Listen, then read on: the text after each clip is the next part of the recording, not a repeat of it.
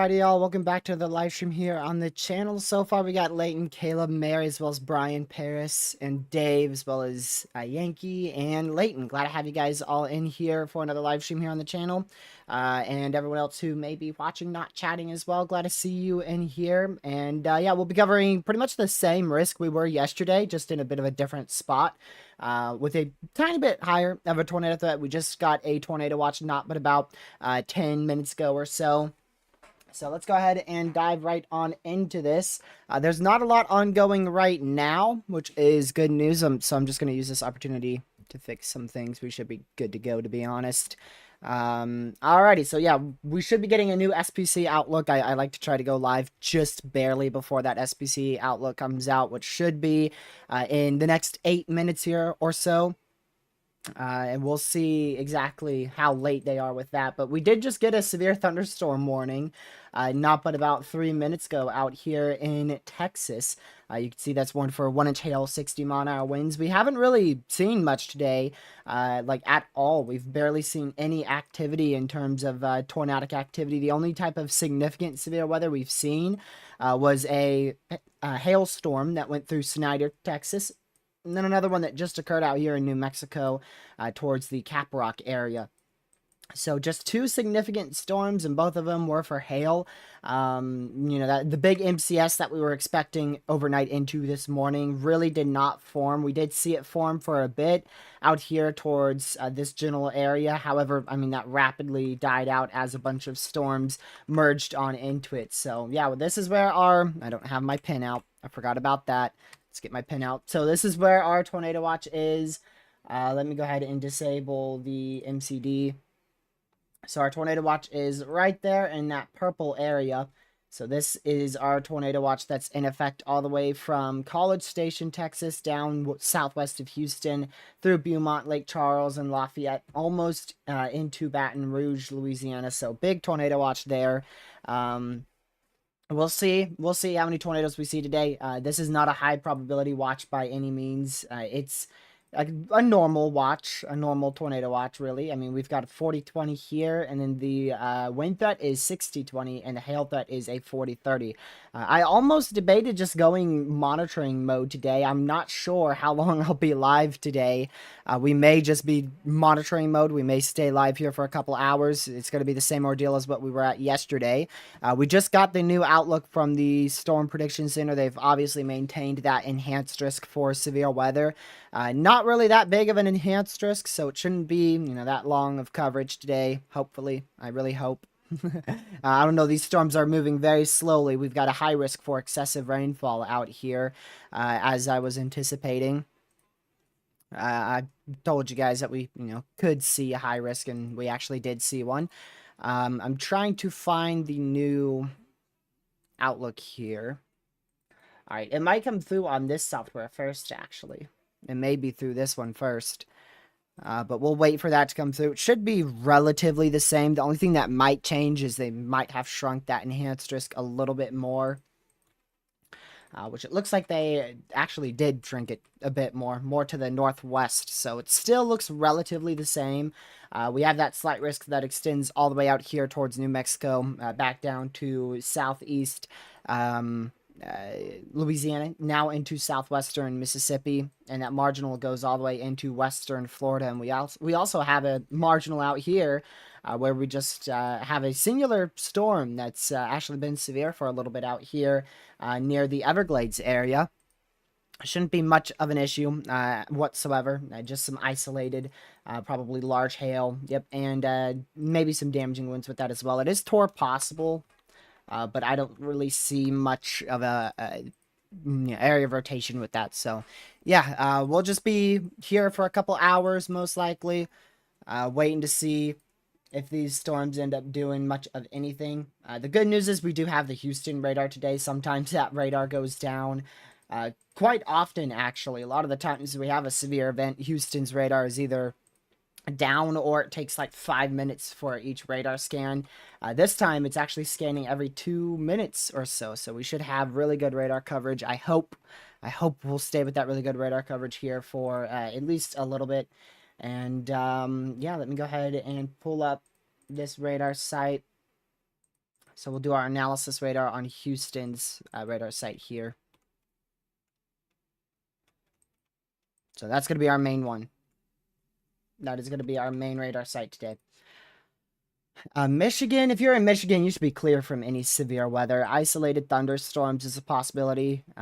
Maybe one severe storm, but it's not expected. So this is our risk area for today. We've got, exactly what I said, that slight risk back towards southeast New Mexico, extending all the way down to southwestern Mississippi. The enhanced risk is right here, so we've got that enhanced risk. It should be for wind and hail. So we've got a 5% tornado risk out there. The hail risk is hatched, and the wind threat is actually not hatched anymore, huh?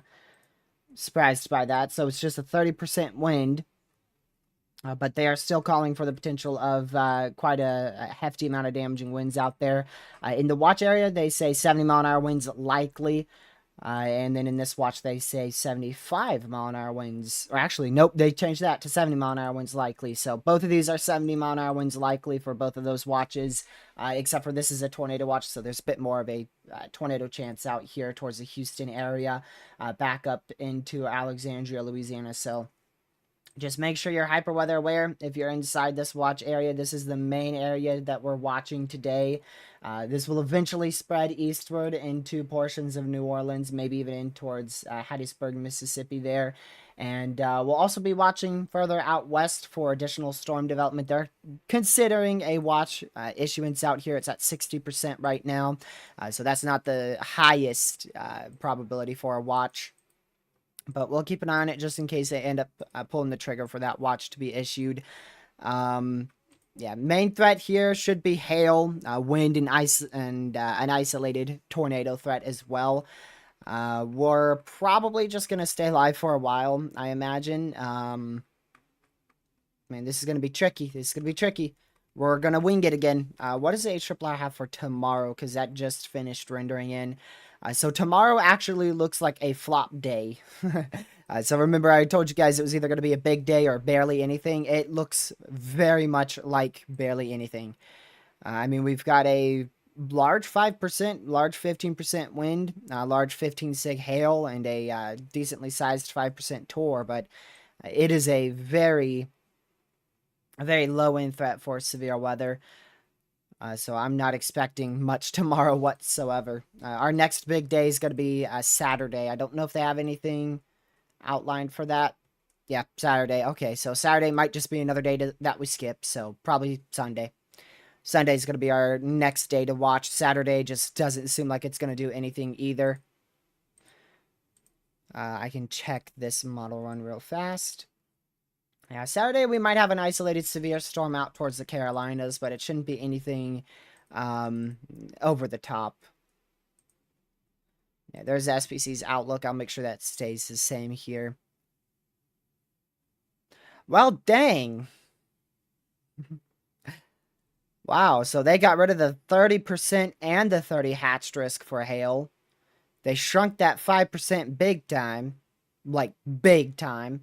And the wind threat has been shrunk big time as well. Well, shoot. That's a lot of changes. That is a lot of changes for one outlook. Let's see here. This is the old outlook. Did that ever have 30 sig wind probs? Okay, so the 30% wind was always like that, but this risk is way smaller now. Way smaller. If you guys remember yesterday, we had that 5%. I'll go ahead and show y'all. You know, we'll use this. That's the day 4 risk for severe weather. We did get that added in the 15%.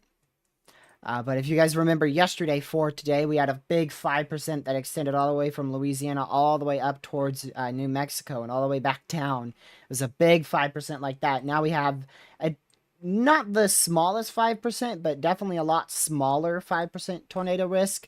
The wind threat is 30% there, and that's changed a lot too, because we used to have that 15% going all the way up towards New Mexico. And then the hail threats changed the most. We used to have a 30 sig out here, but we no longer have that. So really, it's just the wind threat, isolated tornado threat, and isolated large hail event here. They're still calling for large hail, damaging winds, and a few tornadoes. So we'll keep an eye on that. That enhanced risk area. That's our main risk to keep an eye on. So thankfully that has shrunk a lot. But that's still for, 5.5 million people because it's in a very populated area. So now Houston's actually inside that enhanced, just barely. So, yep, we'll just be keeping an eye on our severe storms that we get here. Not expecting anything too ridiculous, but you know, we definitely could see there's a new severe watch. We definitely could see 3-inch hail, 80-mile-an-hour winds, and a few tornadoes, which should be weak today. Let me go check tropical. Let's see here. Pacific.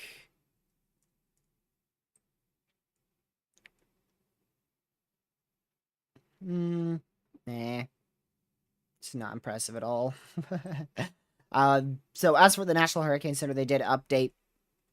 Nothing in the Atlantic still, which I'm not shocked by that. I mean, we're really not looking for anything right now. But in the Eastern Pacific, they actually outlined another area for tropical development. So we now have a 40% chance here, which we've seen that. But this is new. We have a 20% chance for the next 2 to 7 days here for formation to the west of our main system that we're keeping an eye on right here. Still going to watch that closely for the next 2-3 days. No, I'm surprised they haven't upped that percentage for the next 48 hours just yet. So we'll see. Like I said, that system is either going to flop or form. It's either going to form or flop. So we'll see which one it decides to do here. I haven't looked at the models for that today. I would not be surprised if they've downtrended for it. Oh, never mind. Puh. Yeah, GFS wants like a high-end Cat 3, borderline Cat 4 over here in the middle of the EPAC. Like, that's ever gonna happen. Yeah, that's why I don't like using the GFS, because it's very much overdoing on its intensity. I would be blown away if that even manages to get towards a hurricane. So, yeah, we'll see. We'll see what ends up happening with that thing. But I don't think we're going to see a Cat 4. That'd be insane. The first name system goes on to be a Cat 4. But yeah, we did just see a big severe thunderstorm watch get issued out here. Where's my SBC? There it is. So we did just see a big severe thunderstorm watch get issued. It should be from mainly hail. Tornado risk low, wind risk is present, and then the hail risk is the highest. So that hail risk is a 40/40. So yeah, like I said, mainly hail out there. Isolated wind gusts near 60, 70 miles per hour. And a brief tornado can't be completely ruled out. That tornado threat would probably be later on today, closer to 6, 7 o'clock tonight, or later this evening. So that would be the time frame to watch for any brief tornado activity out here in our slight risk area. But as for the enhanced risk area, the main tornado risk, I really don't know when it's supposed to be. If I if I have to be honest here, I have no idea. It's just messy. It's very messy. So I really don't think we're going to see much of a tornado threat today. Big issue should be wind, and as well as hail. If we do see a tornado, though, it's probably going to be within the next couple hours here, of course. Yeah, winds should be the biggest issue. And those are probably going to explode later down the line. So right now they're messy. This stuff's really going to get its act together probably towards 7, 8 p.m. Kind of like the storms to the west. The tornado watch goes all the way until, what is that, 10? Yeah, 10 Central, 11 Eastern. So that is a long duration tornado watch. Storm should be approaching this area about 10, 11 o'clock. And then spreading outside the watch area. We'll probably see a severe watch or some other watch get issued out here. We'll see once those storms form how intense they look here. Let's see here.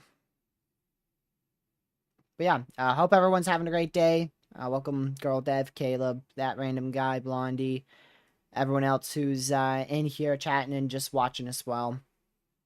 Emma, let's see if that area is going to be hit at all. So you are perfectly fine. You're up towards Dallas.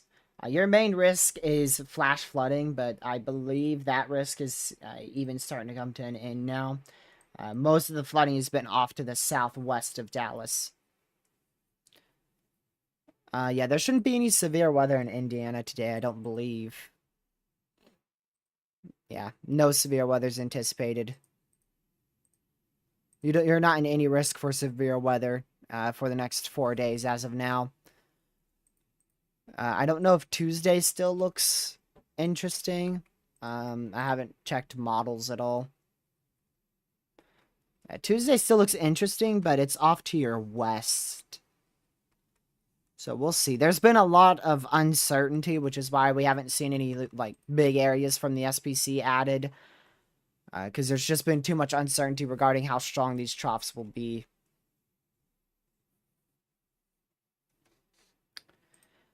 Random, it could be either really big or not that big of a deal. Regardless, it's something to keep an eye on, but it could go either way. So yeah, those watches have already been put out. All of our watches are out. We've got watches all the way across the risk area today, from southeast New Mexico all the way through south central Louisiana. Some are for nearly 7 hours. Others are for nearly 8 hours. This one should be, yep, for about 2 more hours here.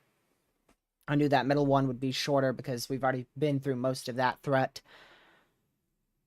Tennessee's good today. You shouldn't be in any risk. Okay, actually, Western Tennessee. Okay, yeah, you're far east, so you're good. Shouldn't be much of a severe issue out there. I do want to see what that 2% looks like, though, because we do have a 2% well off to your west. Oh, that's very conditional later on tonight towards like 7, 8 o'clock. We could see a brief tornado spin up out here. Let me switch my sight here. Out in this dark green area. There's already a storm that's fired there, actually. Yeah, HRRR does have that actually going into a good environment, so we'll keep an eye on that. I mean, that's a semi-discrete storm. You never know. Might try to do something, but we'll see. We'll keep an eye on it. Every now and then, hopefully I'll remember to look back up there.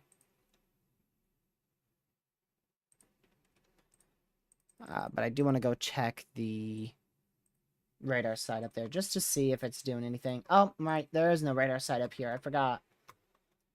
Yeah, because this is where the tornado emergency was issued like 2 years ago. That didn't have a tornado because it was a radar hole and people were reporting a big tornado, but there wasn't anything. Yeah, still haven't fixed that radar hole, by the way.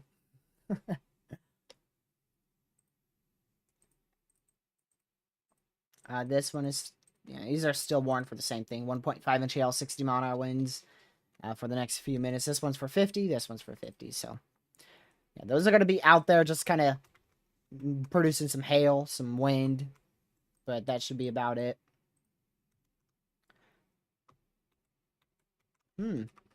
Those velocities are very present. Those are present. I was pretty surprised to see velocities there. That's interesting. That's not where I would imagine velocities being inside a thunderstorm. Yeah, there's just a lot of thunder and lightning out here. So if you're anywhere in this area, I advise just staying indoors. If you're anywhere over here, just stay indoors because there's so much lightning activity, so much lightning, thunder. So you should probably just stay indoors. Better safe than sorry. Is instability a lacking ingredient out here? I wonder. Because there is a whole lot of cloud cover. Oh, no, it's Texas. I forgot. Even with cloud cover, there's still 5,500 instability out here. Man. Yeah, my bad, my bad. I forgot this is Texas. Cloud cover doesn't mean anything for Texas, apparently.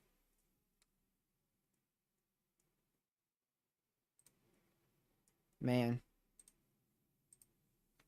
We'll see how today plays out. I'm glad I didn't go live at 10 a.m. because, like I said, barely anything happened. It's just been a messy day.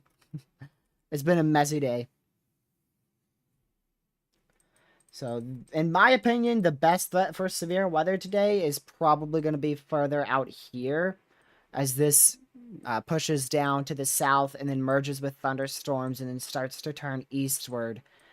So I think the highest threat's actually going to be out here later on today.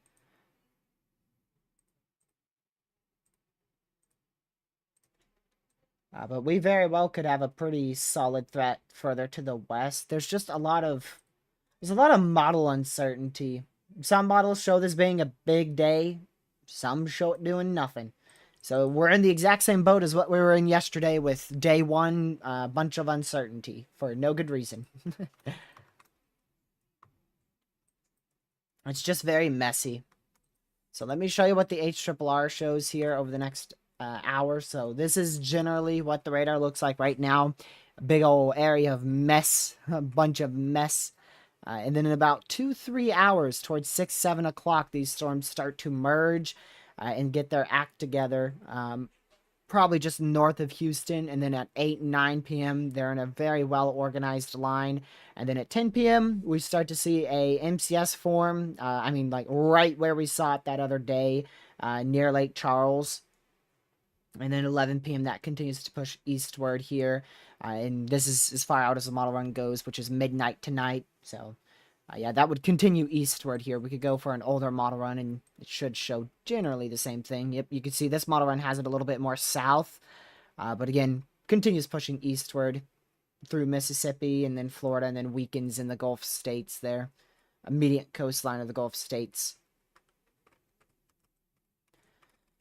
And then tomorrow, we'll be watching for any thunderstorms that form along the coastline out here towards the afternoon hours near 2-3 p.m. up here in Mississippi, Alabama. And I mean, that's just a very hot mess of rain. Legacy's gonna be in it for rainfall out there on her vacation. I think she said she leaves on the 17th, so she'll probably be getting there during some severe storms. Some strong to severe storms, and Saturday's going to be completely rained out, most likely. Today should be Thursday. Or is it Friday? It's Thursday. Haha! I knew what day it was! My word. The days go by so fast when you're live streaming, I tell ya. So these are just all wind and hail makers out here. They're not anything too impressive. At all. Like, whatsoever. I'm watching these velocities because it's just weird placement out here in Franklin, Texas. I don't know if this is going to try to rotate soon or what it's doing, but it's just weird placed velocities. Some of the weirdest placed velocities I've seen. Because, like, typically your velocities are going to be placed generally around this area here. And that red is placed behind it. So, I don't know what that storm's doing. We'll keep an eye on it just in case something manages to do something with that. I don't know. I really don't think anything's going to happen out of that thing. It's just weird placement of winds. But yeah, hopefully before all this stuff kicks off, or hopefully it never kicks off, we'll be able to cover most of it. Hopefully we'll be able to cover most of it, so... Yeah, if you guys are just tuning in, we're covering a enhanced risk, the beginning stages of an enhanced risk for severe weather. If you can, real quick, hit that like button. Just about half of y'all have hit that like button and share the stream with your family, friends, social media. It's greatly, greatly appreciated. And yeah, if you're new, hit that subscribe button. Because we'll be live again probably tomorrow. Honestly, I don't want to make any promises because tomorrow's risk just does not do, like, anything. So I'll monitor it tomorrow, and I may or may not cover tomorrow's risk. We'll see. We shall see. But yeah, we'll just watch it. We'll keep an eye on it. It's very possible for severe weather to be pretty rough. As we go through next week. Like, next week is cram-packed of potential for severe weather. It's just a matter of if storms actually take advantage of that potential and how, good the potential is. Because it looks to be there, but scattered. So, like, we may have good areas of energy in Oklahoma, but we have bad shear in Oklahoma. We may have good shear in Kansas, but the energy doesn't go as far up to Kansas. So, we'll see. But there's definitely going to be a few opportunities for some big severe storms over the next 2 weeks. And that started technically yesterday. All the way through the rest of May. We should have daily severe storms throughout the rest of May.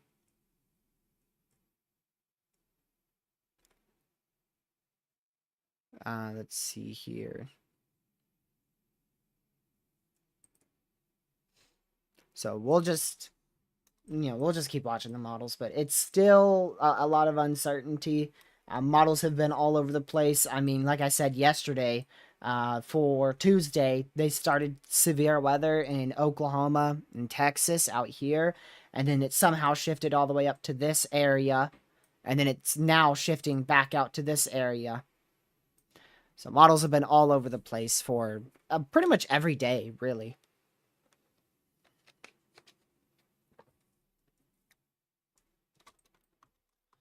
I'm not exactly God, so I can't tell you if any event's gonna be like previous events. But from what I've seen on models, I don't see much, really. I don't see anything crazy. Like I said, I see potential, but I just don't see anything very organized. It's messy. It's very messy. Like, we have a messy negatively tilted trough with a lot of messy embedded short waves with messy instability and messy dew point temperatures. And probably going to be a messy mode, too. So it's just overall a very messy, very messy severe threat. For any days that I see, at least. We'll have to wait until it gets closer to see.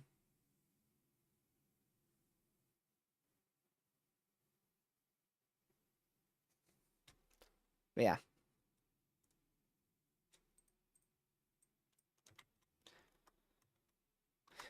Hail and Round Rock. I assume that's going to be Texas. Very heavy rain, yeah. A lot of heavy rain right now, but maybe some very small hail. It'd have to be extremely small. But most likely you're just looking at heavy rainfall right now. And this is probably your main event over like the next hour here. I'm pretty sure that's going to be your main event. It's just very messy today. Today's event is what I think next week's events are going to end up being.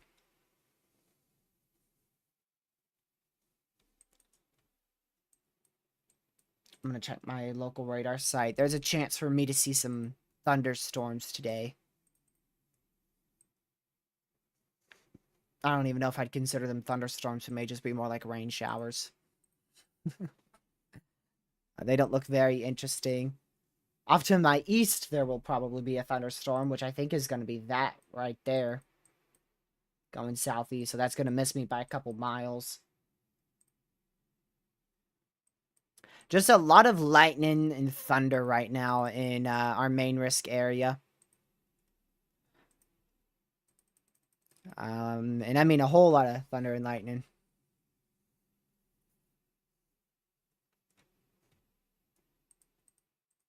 So we'll see. We shall see. There's not really a good environment for tornadoes like there was yesterday. Like yesterday, there was a clear bullseye for tornado ingredients with that one storm in Oklahoma. I haven't heard if it did anything. I don't think it did, tornado-wise. Yeah, no, just ridiculous hail. Ridiculous hail was the main story yesterday.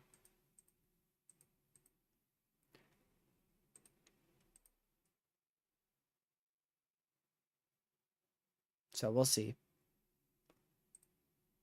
We'll see what today ends up bringing on the table here, but there's no clear area of solid ingredients right now.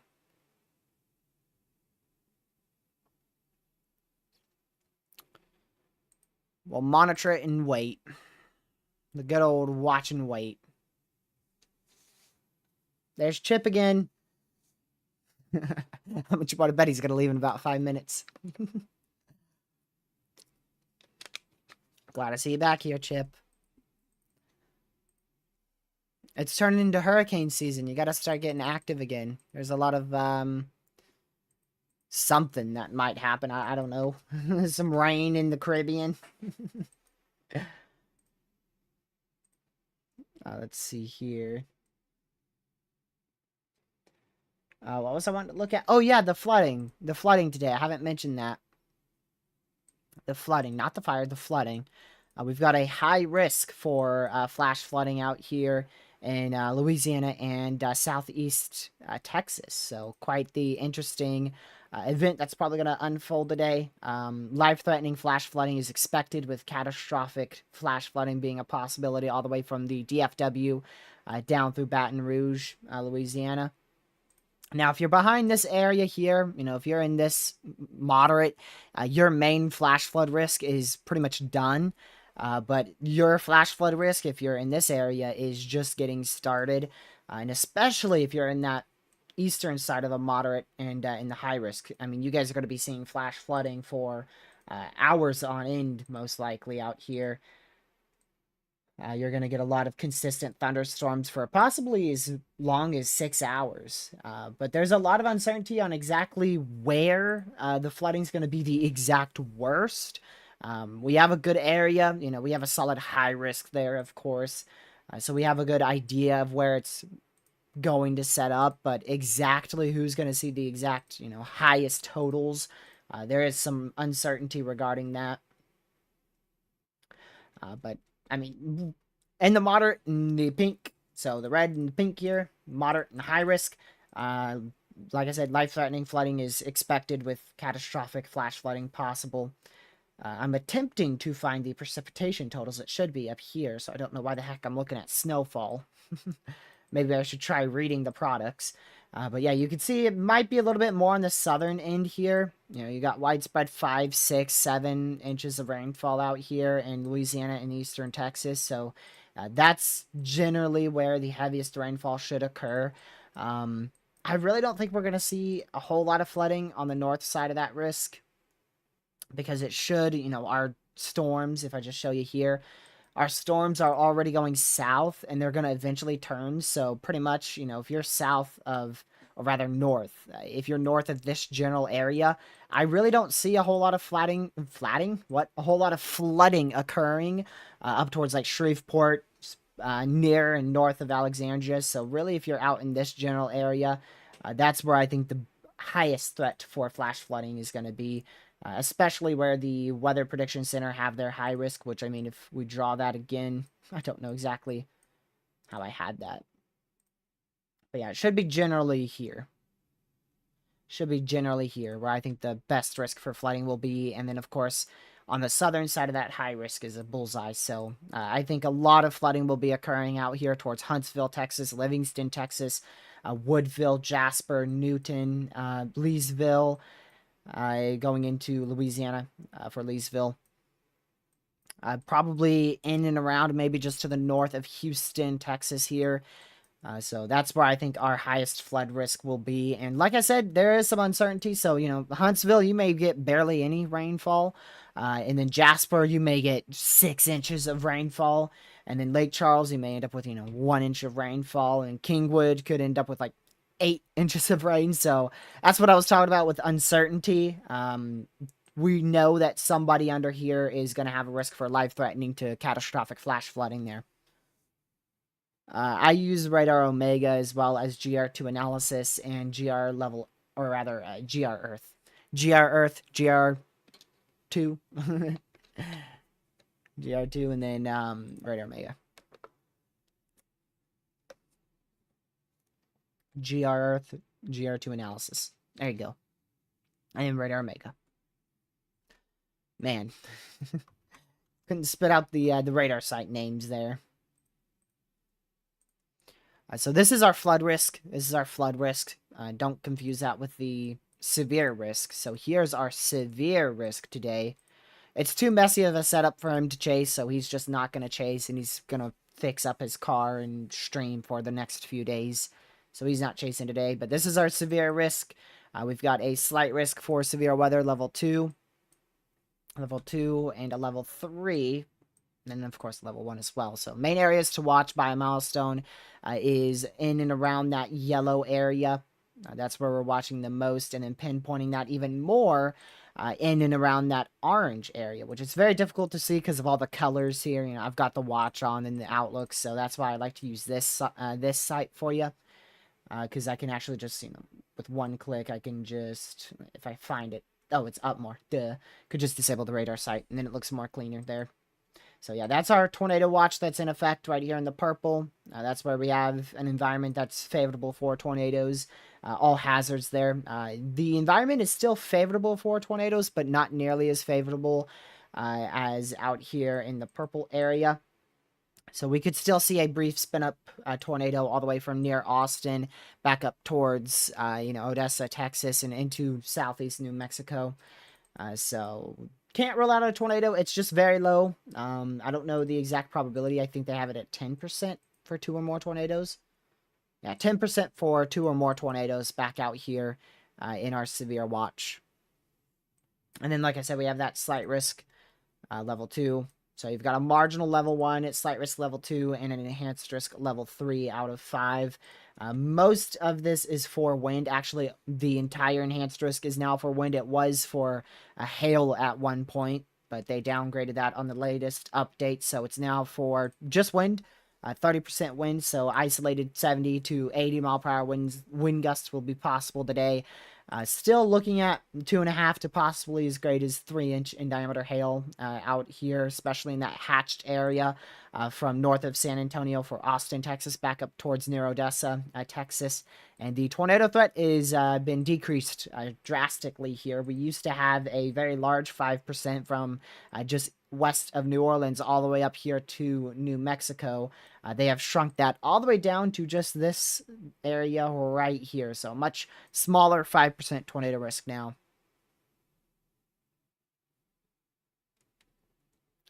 So, yeah. We'll see what happens. Thank you for subscribing, Kevin. Much appreciated. That is greatly appreciated.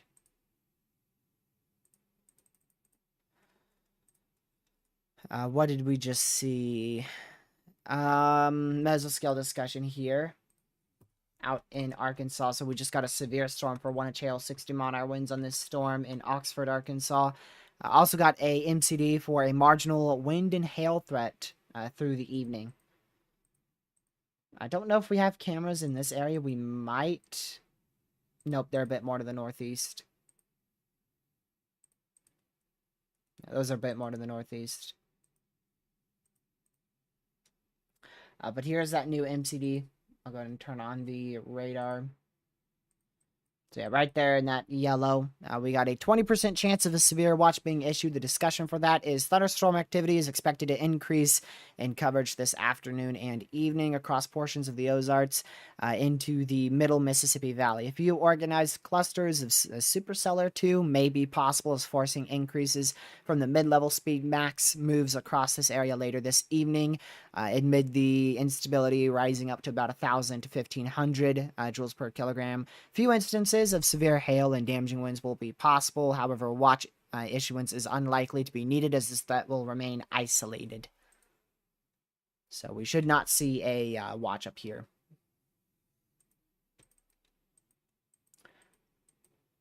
And then we do have a general thunderstorm risk back out here towards my neck of the woods, but honestly, just a rumble of thunder, some heavy rain. That's the main issue out there in North Carolina, Virginia today. If you're in that light green area. Let me go and turn off those MCDs. It gets very messy very fast. This is one of the more messier storm modes that we've seen this year.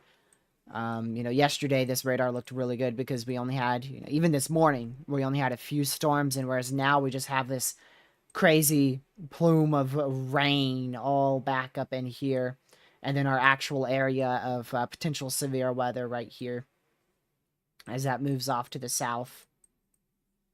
And then, like I said, eventually that's going to start moving eastward too, which is why that enhanced risk is still maintained for, portions of Louisiana and eastern Texas. So we'll keep an eye on it for sure. The main story today is probably going to be flooding. That's most likely going to end up being the main story. The wind threat could end up being a massive issue as we go towards the night hours here.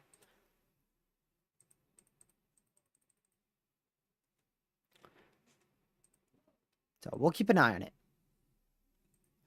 I'm going to quickly see this. I mean, today's threat is it's going to take a while to get going, so we'll see how long I stay alive here, because I'm just like yesterday, I'm debating on just ending this stream and then waiting for stuff to really get going before we start up another one.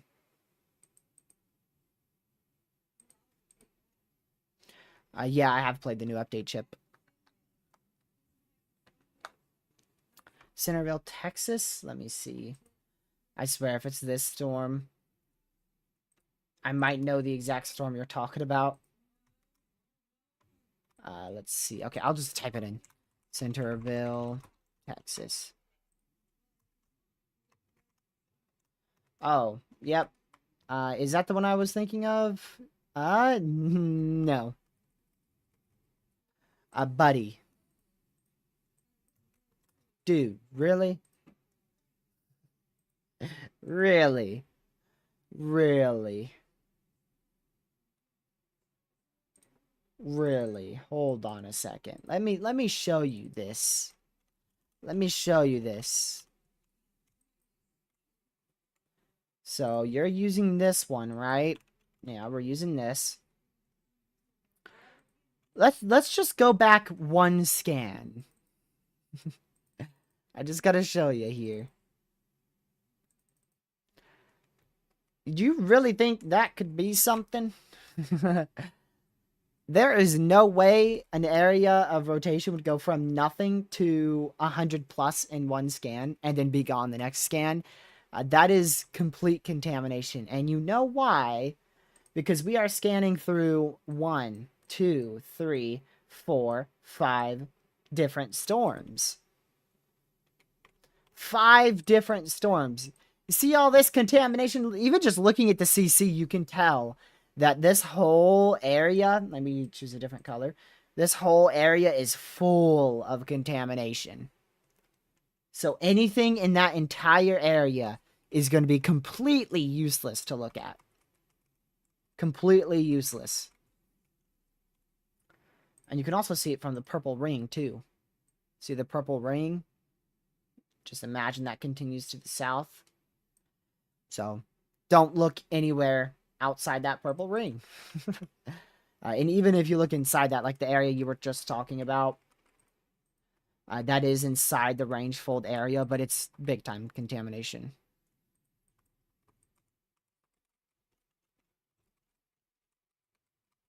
It's all a mess. It's all a mess. That's why I was watching this storm, because it was just, like, it disappeared fast, because it was probably just contamination, honestly, or very weak winds. It was in such a weird spot. So it's just messy. It's full of a hot mess today. If we manage to see any severe weather, it's going to be a little bit later. Which we're expecting severe weather, so we should see severe weather. But it's going to be a bit later. Hello, Linda. Welcome to the stream, and glad to hear that, Legacy. So you're done school, I assume? On the 16th? Wow. That's pretty soon. We'll keep a radar open for that one. I mean, there's nothing to track right now. Like, there's no point in tracking this stuff, but I'll still stay live for a bit longer here. I don't know, Caleb. I do not know. I am unsure.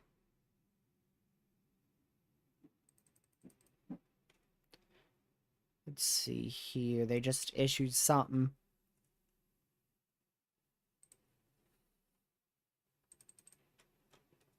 That's a new severe New Mexico. So that is probably a continuation, honestly. Oh, no, it is a completely new severe. Right there.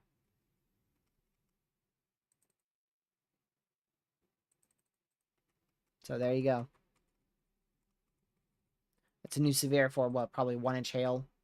Oh, 1.25-inch hail and 60-mile-an-hour winds. So we'll keep an eye on that just in case something ends up happening. But, I mean, it's nothing big. And then everything here is just full of contamination. Later on today, we're going to have a pretty good radar coverage. But right now, we have garbage radar coverage. Plus, I mean, it really doesn't matter. There's not a whole lot happening. None of this stuff's organized at all. It's probably going to get more organized tonight. Most likely.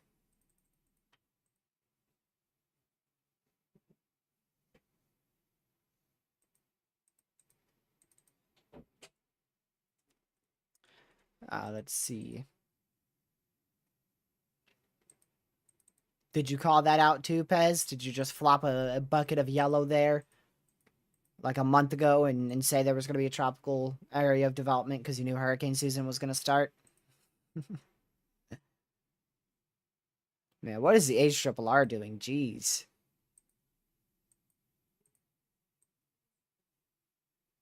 What in the world? I don't know what the HRRR is doing. That is for sure. That is some wacky stuff. Wacky stuff. So just make sure you guys are hyper weather aware out there. Here's our risk area. Once again, if you're just joining, there's a enhanced risk level 3 out of 5 for severe weather there in Texas and Louisiana. We also have a slight risk around that as well. So there's another big level 2. And then we also have a level 1 risk around that as well. So we've got a level risk level 1, risk level 2, and risk level 3. So 3 risks. Main one is this orange one here. That's your level 3 out of 5 for severe weather. We just got a severe thunderstorm warning. Unless this is an old scan. Nope. I have no idea how long I will be streaming for. It's nothing special at all, Caleb. If you just at him, most of the time he retweets. So it's nothing crazy. Let's see.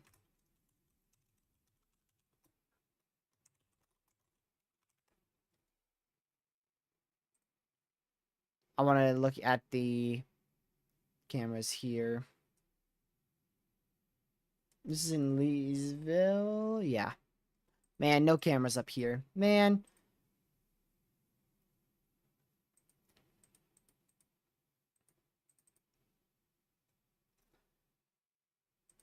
No cameras in Leesville. If we had one, it'd be great, because the cameras are fantastic out there in Louisiana.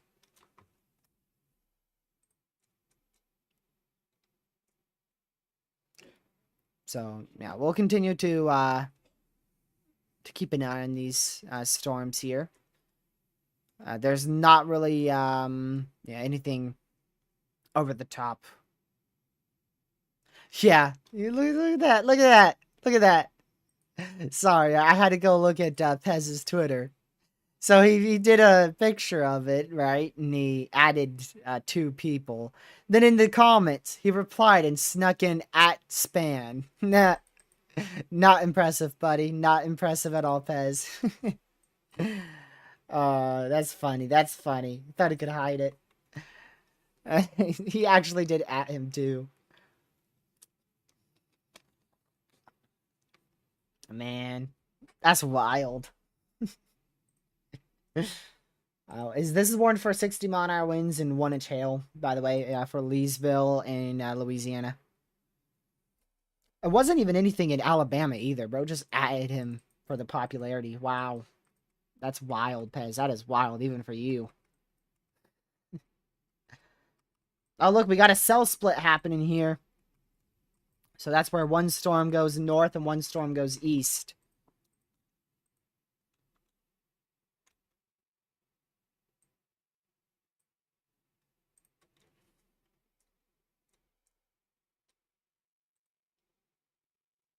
I'm not sure about what.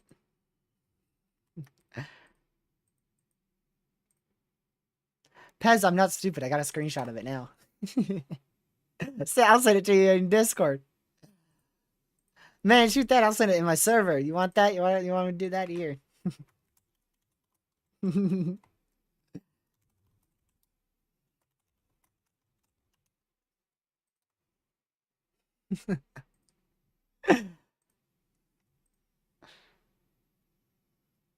I don't want to show it on stream because they'll probably copyright me, knowing him. Alright, I want to go back. I want to go to that cell split. Uh-oh, we just got an upgrade. This is a considerable flash flood warning now. So that is our... I don't know if that is our first considerable one. But that is a considerable severe thunderstorm warning there.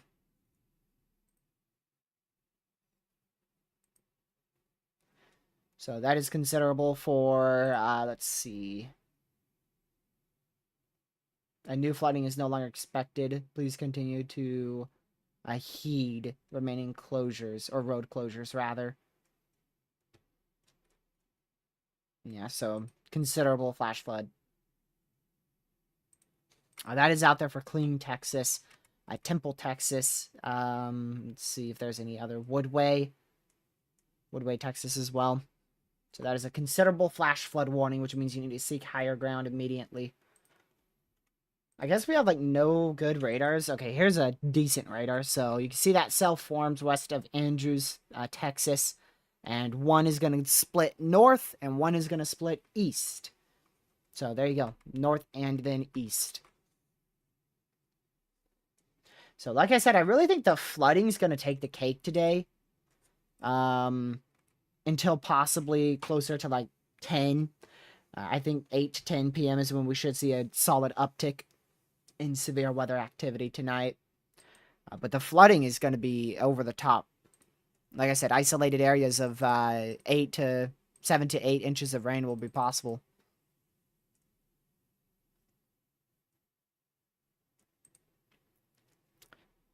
Started flooding here in later. The storm is crazy. Yeah, the flooding is crazy. Thanks for tuning in, Caleb, and hope you have a great rest of your day, and congratulations as well. Yeah, so you're not even in the flash flood warning. That's what's crazy. You're not even in a flash flood warning. So imagine how it is more to the north where there's flash flood warnings. You've still gotten a fair amount of rain, though. Probably around the realms of an inch of rain. But yeah, where we have that, I don't even know. Which one's the considerable one? This one. Yeah, the one that's considerable, we have more than 2 inches of rain that have occurred out here. Between 2 and 3. And then our normal flash flood warning, pretty much the same thing, possibly even areas greater than 3-inch for rainfall. But our main flooding issue doesn't really start until, like I said, later today. That's your level 3 out of 4 threat for flooding. Our level 4 out of 4 doesn't start till later on. We've got this high risk out here. You can see there's already rain in the area, which is ridiculous. That's why they have that risk out. And those storms are probably just going to stay there for a while. You can see they've already been in the high risk area for a hot minute. Few minutes there. And they're just going to stay there. I mean, they are literally just going to sit there for 3-4 hours or so, training over the same areas until finally the cold front pushes through at about 6 o'clock, 7 o'clock, about 7 o'clock Eastern, so about 2.5 hours. Then it will finally move.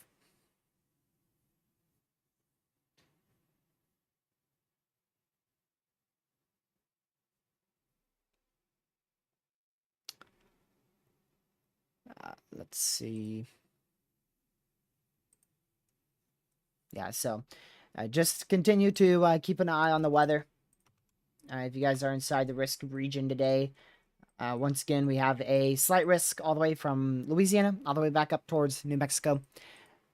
So we'll keep a very close eye on it for sure.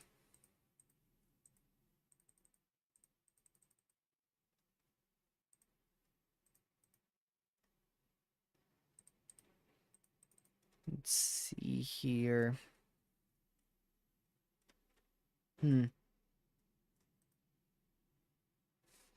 Yeah, I'm trying to figure out when this stuff really kicks off, because, I mean, if we're going to be...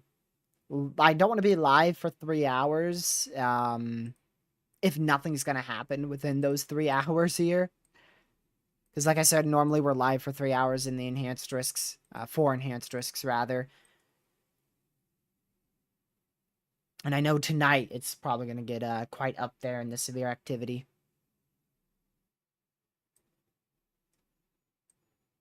Yeah, main threat probably kicks off towards 8.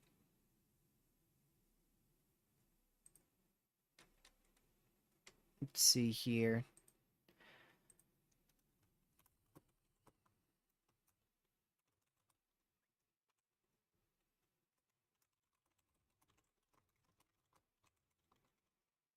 Oops.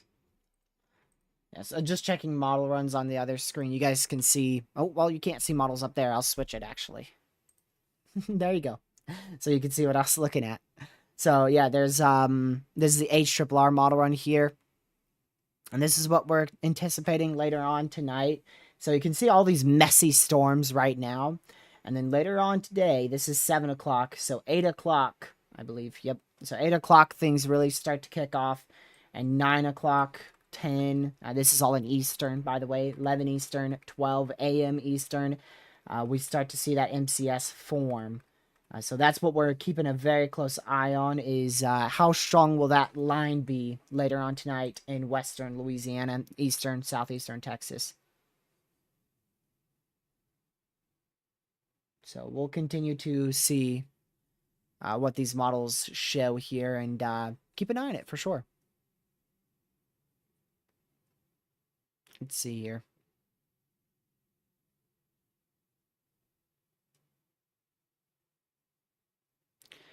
What do you think for tornadoes in... is that Texas, or is that meant to be a name? Do you mean just like the state of Texas as a whole, or...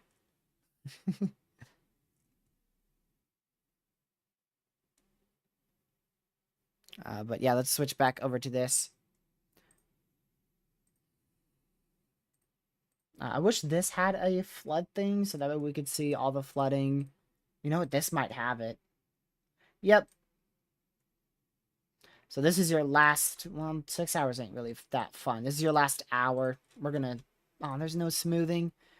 So this would be more accurate for rainfall as opposed to the singular, radar sight ones. Man, I wish this was updated more. Well, this is your 6-hour precipitation over this area. You can see there's not really any solid concentrated area for high totals for rainfall. So that's the good news. But like I said, it's really going to kick up very shortly here. Especially for the flooding side of thing. But as for tornadoes, we're expecting very weak, very brief tornadoes later on today being a possibility. That could start any time at any given second. The peak tornado activity and the peak severe weather activity will probably be from about 8 to 11 p.m. Eastern tonight. How about Port Arthur, Texas? Let me see here. So you're inside the tornado watch, so definitely want to be hyper weather aware. Your main storms most likely won't impact that area until about 9 p.m. local. So I would be, regardless, hyper weather aware, but I would anticipate storms in about 3.5, 4 hours from now. It shows you how slow they are. We just got another severe storm up here for, this time, Woodville, Texas, and Jasper, Texas. These are the storms that are kind of training over the same area. They're currently undergoing a cell merge. Storms from the south have impacted these storms, and it's helping to intensify them just a bit. Nothing like ridiculous, but enough to warrant severe thunderstorm warnings, at least from the National Weather Service there. Let me zoom in. Yeah, so look at this. Let me go show you. So this is how you know these storms are strengthening. So right off the bat, you can clearly see our thunderstorms out here in New Mexico, western Texas. But over the last couple frames of satellite, see those overshooting tops right there? Basically, the clouds are growing. They're going higher and higher up in the atmosphere. So that means those storms are strengthening. I wish there was a better product. There might be. Nope, not that. That's cloud temperature. None of that stuff's gonna work. Ooh, rainfall rate. None of those products are working right now. Fun. There's the cloud tops, but that's not gonna work. Yeah, look at that. That's just a blob of storms there. There you go. That's why we're not seeing really much severe weather. We're starting to see severe storms now in our main area. But they're just so clustered up. They're very clustered, which means they're just really kind of stuck together. So the most favorable environment, if we turn on our meso-analysis here, the most favorable environment for severe weather is probably out here towards southern Texas. We shouldn't have much storms enter that environment, so there's a very limited Very limited environment out here, at least as of now. Tonight, that should increase at least somewhat, at least a little bit. But it's probably not going to change too much. Like I said, yesterday we had a clear as day area of really good ingredients and a solid environment. Today it's not as clear, not even close to as high as yesterday's ingredients. But the temperature dew point spread today is better. It's 79 temps over 74 dew points. So that's only about a 5-degree temperature dew point spread. So that is better than yesterday. So, if we manage to see a discrete storm or, a line of damaging winds, we could quite easily see a spin up tornado or two.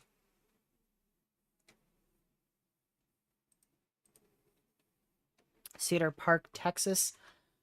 So that is going to be out here. Rain right off the bat. You just got through the heaviest round of storms. I don't know if that's going to be your last round. I think it will be. Yeah, that will probably be your last round of storms. And honestly, I think you'll be all right. Right now, just stay indoors, away from doors and windows, and you're good. You're good. So just stay indoors, and you'll be perfectly fine. It looks like flooding might be an issue in that area shortly. So I would continue to monitor your local National Weather Service just in case a flash flood warning is issued. So if I'm in a flood-prone area, I would probably be seeking higher ground if I'm in that area. But yeah, we'll keep an eye on it. The good news is thunder activity is going off to the east. So this is your strong storm, what you just went through. I'm sure the last 30 minutes were full of loud lightning strikes. So that stuff's all moving east. Right now, you're just left with heavy rainfall for probably the next 15, 30 minutes here. You're welcome. You are welcome. Houston, Texas. So right now, Western Houston, you have an isolated thunderstorm. Shouldn't be much of anything except for heavy rain and a lightning strike. Your main storms are going to impact Houston at about 7 p.m. Central. So you're looking at about, 3 hours from now? About 3 hours from now. And main hazards by far will be wind. Wind is going to be your biggest issue. And then isolated small to large hail. And brief tornado can't be fully ruled out, but I see the tornado threat being very low today. And the SPC does too. I mean, they have just a 5%, which that's not a high chance. It is a chance, but it's not that high. So, I mean, throughout like the whole city of Houston. So, you got 25 miles here, that blue circle, which is difficult to see because of the watch that's in place. But within that whole radius, you've got a 5% chance of seeing a tornado. So, very low.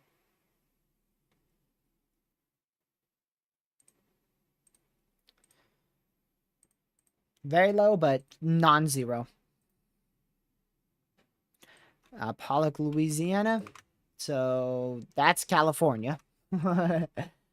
You are outside the tornado watch. There's a severe storm to your west, so I would keep an eye on that. If it starts heading your way and you get hit by it, main precaution would be stay indoors, away from doors and windows, and you'll be perfectly fine. And that will probably be about it for today, to be honest. Hopefully the storms will stay south of you. It's going to be a very close call. You're either going to see severe weather or you're barely going to be missed by it. So I would be weather aware. Main risk will be damaging winds. If a storm manages to hit you, damaging winds around 60 miles per hour. Hail near half inch to an inch in diameter will be a possibility as well. And that's your main risk.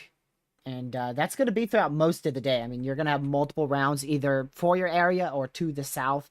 We're expecting to the south, but, I mean, severe storms are kicking off now just to your west. So from 5 o'clock Eastern, which is 4 o'clock Central, all the way till, I mean, you're looking at the main line passing you at about 11 Eastern, 10 Central. So from now, next 5 hours. How about that? There you go. Next 5 hours, stay weather aware. 5 hours, stay weather aware. Let's see.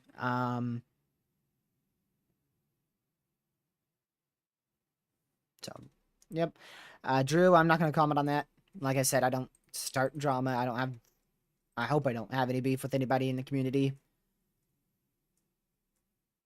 What is that? Special Marine warning. Okay. So, most, if not near all, weather YouTubers are good because most of us are at it for the same thing, which is just saving lives and helping people be weather aware.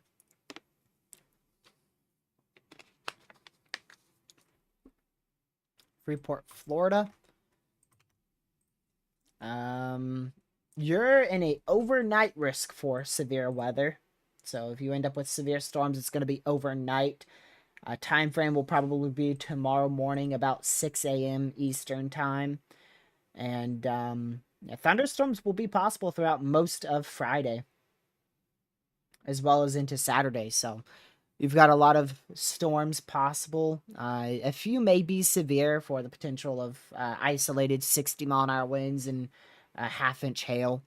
So I would stay weather aware for the next 3 days, just keeping an eye on the radar and making sure you're staying close to a weather radio or close to your phone.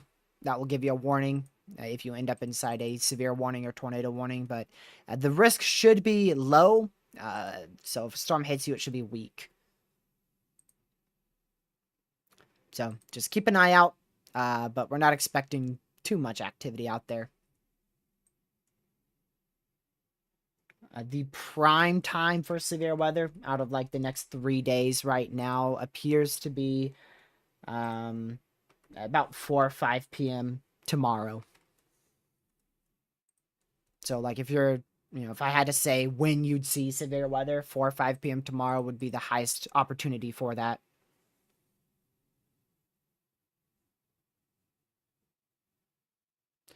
Any thoughts on why it's going down in the middle of the night or early morning in the Panhandle? The trough is currently out here in like New Mexico, your cold front. So that thing's got to push all the way over to Florida and Alabama. Actually, I think it's more east of that. We have, I believe, 2 different fronts. Come on, load up. Trying to look at surface analysis here. Okay, no, I was right. Yes, your cold front is in this western, right here, western Texas. So that's where your low pressure is, and we have a cold front, warm front that goes all the way up to La La Land up there, and then back out east here. So we're seeing storms fire right in front of that low pressure and along that boundary of the low pressure. And that's why we have a flood risk. And until that passes, I mean, that won't pass for multiple days. So the reason why it's overnight is because these storms are going to move slowly along that front. And the main risk currently is out here. I know we have severe weather in Texas, so these storms are going to slowly move south and then start turning east very slowly tonight, and then they'll eventually move through that area. They'll either impact that region or be offshore, which is why, there's a chance for thunderstorms if they're onshore. Thunderstorms with isolated wind gusts near 60. If not, then just rain. And then tomorrow you're in the same boat too, and then Saturday you're in the same boat. So 3 days of consistent possibilities for severe weather, but none of them look significant. But I would watch all 3 days, so they're slow. Main answer to the question, they're slow. Slow storms. Slow storms.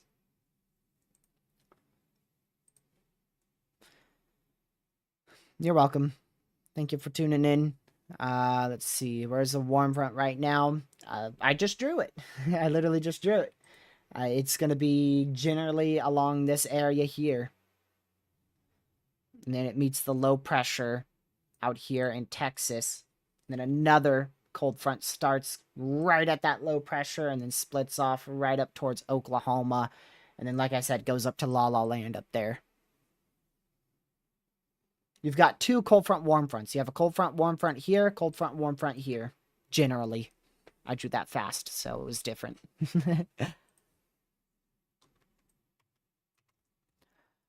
So Youngsville, Louisiana, that could get pretty rough tonight. They're already in a tornado watch. They're on the edge of it, so it's probably going to be about 5 hours before severe weather gets to their area. There is some timing issues out there, but it's probably going to be about midnight Eastern, 11 p.m. Central for severe weather. Damaging winds will be the main concern, as well as a brief spin up tornado potential. The tornado threat is very low but present. So if you do manage to see a tornado out there, there's a very high chance it's going to be very brief and very weak, and it's most likely not going to hit that exact area. So, we've every 25 miles of a given point. So, if I just do for Lafayette within this blue circle, if I can get it to 25 miles. So there's a 5% chance within this blue circle that there's a tornado, but the chance that a tornado impacts your area, I mean, that thing's like I said, we did the math one time, and it's like 0.0 some chance that it actually hits your town. Now, the chance you get inside a tornado warning tonight is, higher because if there's an area of rotation, they issue tornado warnings. Tornado warnings are typically big rectangles for a given area, whereas a tornado is very small inside the actual rectangle. So, they may end up in a warning tonight. It's impossible to know, but the risk is there.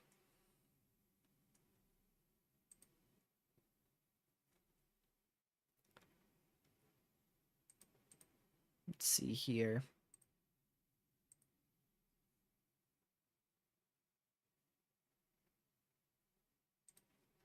All right. Anything for South Central Oklahoma anytime soon?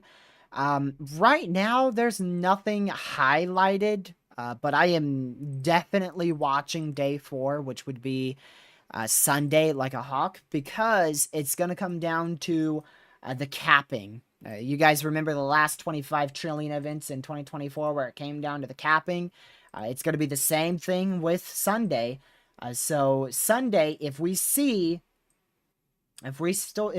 storms when that capping's not in place out here, it's going to be a big issue. But if that capping holds, nothing's going to happen. Nothing's going to happen. So I keep an eye on it. But I mean, you can see that capping's at 300, which if that's the case, you're not going to see anything. So I'd watch Sunday closely in South Central Oklahoma.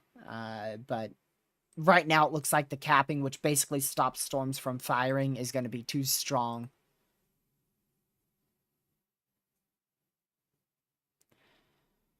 You're welcome, Maddie. Thank you for the kind words. Glad to see you in here. Welcome to the stream.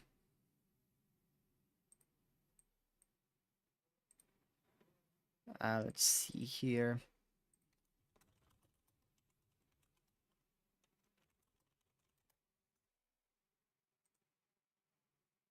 All right. I'm going to quickly just check the watch here. Okay. We just got a new severe thunderstorm warning out here in southeast New Mexico for 1.25-inch hail, 60-mile-an-hour winds.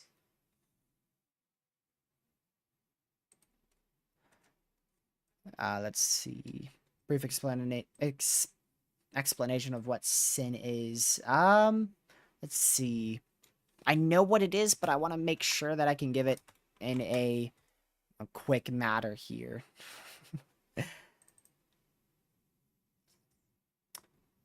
It's, I believe... Man, I just don't want to give you the wrong thing. Let's see here. Give me just a moment.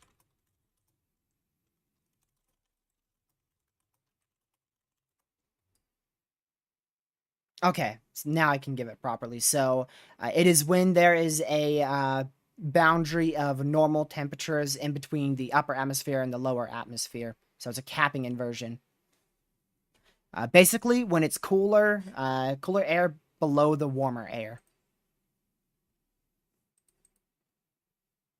So, in order for storms to fire, you're going to have a moist environment and warm temperatures throughout the environment. So it's basically just where it's colder beneath that moist environment, and it stops storms.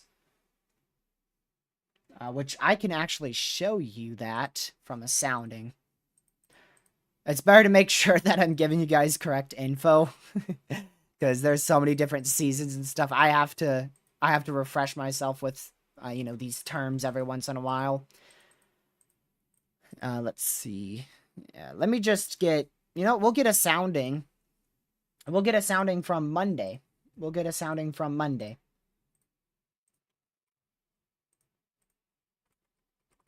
So let me just take a sounding from Monday here on the GFS where there's capping in place. Okay, let's go a little bit later when the capping is going to be strong. That way it's easy to see.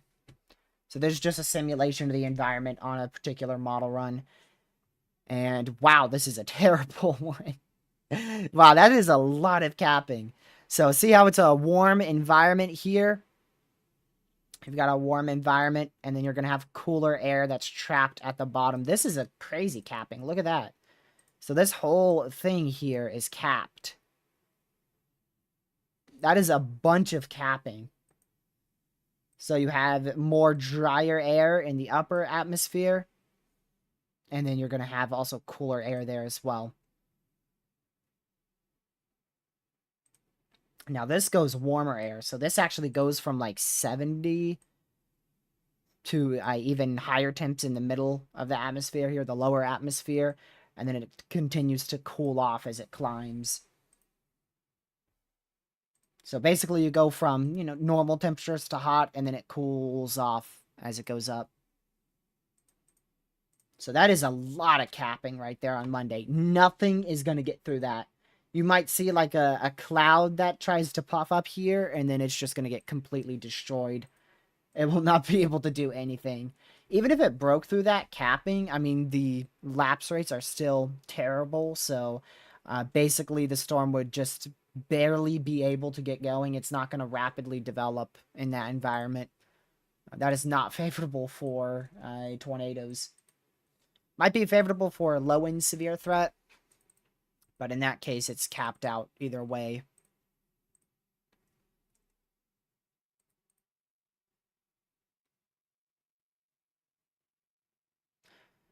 So we'll just watch this ongoing severe threat here. There's another flash flood warning that just got issued out here for Jasper, Texas. So if you're in that area, that's Woodville, Jasper, Chester. Make sure you are seeking higher ground there. That does have a lot of lightning activity, so I'd be very careful seeking higher ground as well. You don't want to go climb in a tree, because that's a lot of lightning.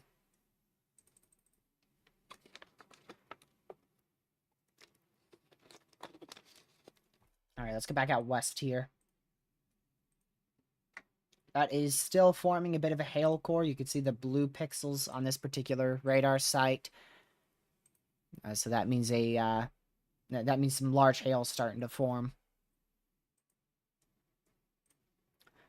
Well, wait a second. Okay. I thought it was warned for something else. Alright, let me clear off this because we had the meso-analysis on. So yeah, if you're just tuning in here, we're covering a risk for severe weather today. We have 3 risks today. We have a level 1 marginal risk, a level 2 slight risk, and a level 3 enhanced risk out of 5 for severe weather.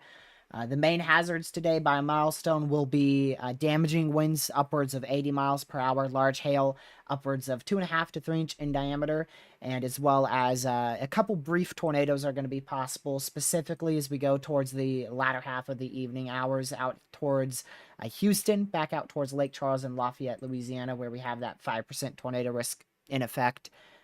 So yeah, we'll watch that very closely, all the way from pretty much Houston to Lake Charles.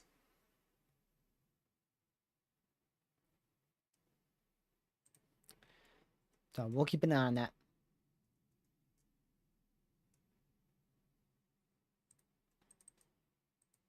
And then back here, we just have this mess of clusters of hail and wind that's formed in southeast New Mexico. They just did a flash flood warning there as well. I'm not surprised considering how long those storms have been over that area. I mean, they've been sitting there for 2 hours now. And we could have a brief spin-up tornado from storms that try to get going out here over the next 3, possibly 4 hours from Crane back down towards near Junction, Texas. We have a pretty solid 2% tornado risk out there. So we'll see if that manages to do anything. But like I said, today's environment is not nearly as favorable as what yesterday's environment was. So today's more favorable for wind and hail, whereas yesterday it was favorable for all hazards, except the mode stopped the tornado threat. So yesterday we saw that messy mode of just a cluster of thunderstorms. So we barely even saw anything tornadic in Texas and Oklahoma. And we did see that one tornado in South Carolina when we were live yesterday. So this is looking like the same case where we've just got a mess of thunderstorms, but this will eventually organize into a line of damaging winds. Probably, like I said, sometime around 8 Eastern in about 2.5 hours here. That should grow upscale quite quickly, so we'll make sure to keep an eye on that.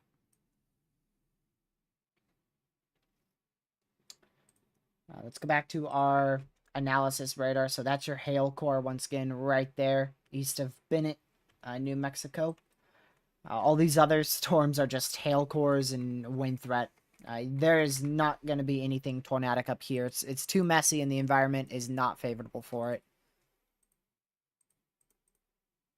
We did get a new mesoanalysis, which means we have new surface observations, and they still look favorable for tornadoes.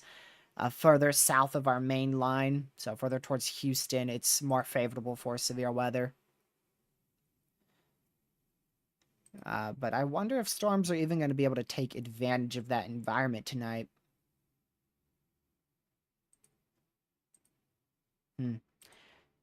Yeah, there's no lower level shear, so there's no winds in the lower levels. That will change tonight, just like it did yesterday. Which is why I think the greater tornado threat is after 7 p.m. We did just get a tornado warning. There is a tornado warning now for up here in Alberta. Oh, Lord have mercy. 1 hour and 27 minutes. Jeez. And that is a very impressive storm. Clear as day. Hook there. Is that anticyclonic? Hold on.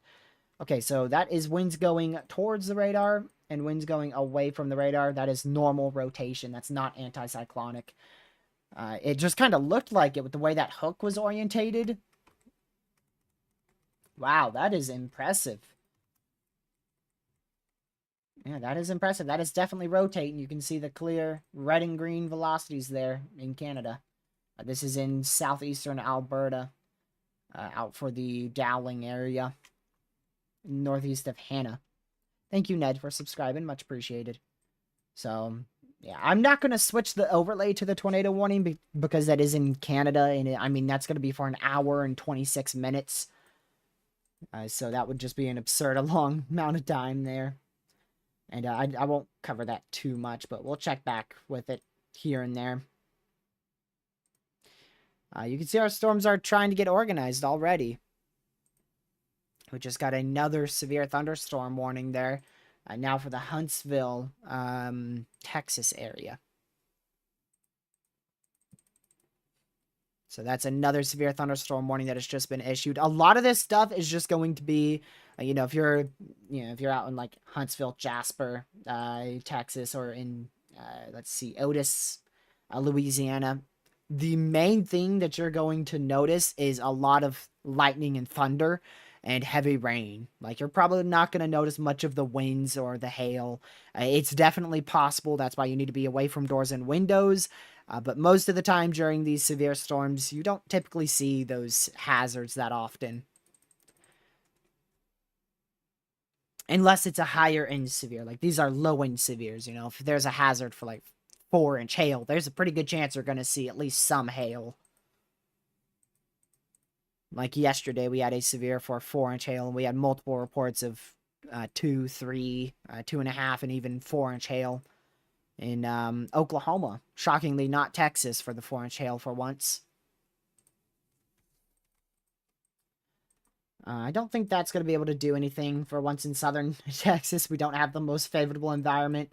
Like I said, the utmost favorable area for tornadoes right now is in this region here. More specifically on the immediate coastline for like Houston to the south. Back out here, I think there's let's see what's in place here. Yeah, I don't think there's any much wind shear that's going to be able to get those storms going. There's not a lot of wind shear, but there is a lot of instability. Does a model and show that going upscale? Because typically you don't need, a ridiculous amount of wind shear for that storm in that area to get going. I mean, I wouldn't be all that surprised if that storm in Texas tries to get going, because it is in a decent environment, just not for tornadoes or anything. For maybe some small hail and isolated wind gust, but not for like tornadoes or anything crazy. Not for the typical 3-4 inch hail. College Station, Texas just got under a flash flood warning, so we are up to a whole lot of flash flood warnings now. 7 of them. 7 of the flash flood warnings. College Station now included in that for the next hour 54 minutes. Make sure you are seeking higher ground if you are in College Station, Texas. That is a flash flood warning. Yep, we saw it. We saw that tornado warning in Canada, up here in Alberta. That air rotation is already starting to fade. So it was rotating there, rotating, and oops, gone. It's either going to come back next scan or it's already going to be done. I saw that it was added, like on Twitter. I saw that someone said it was added, but I did not see it myself. I'm imagining that's from like the store in Barnesdale, I believe.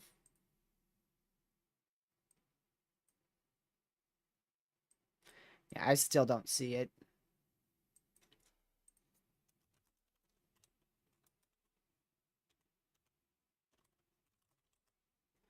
Let's see here. Yeah, it doesn't appear up for me.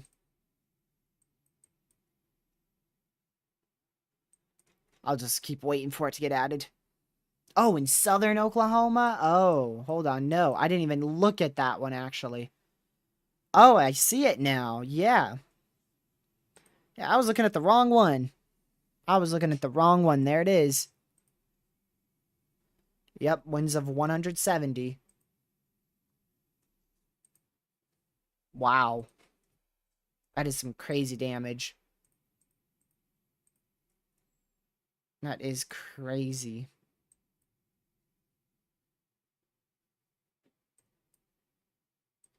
Man.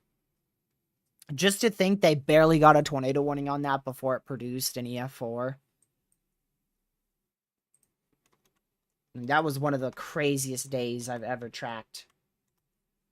Like, at all. That was just over the top. Overall.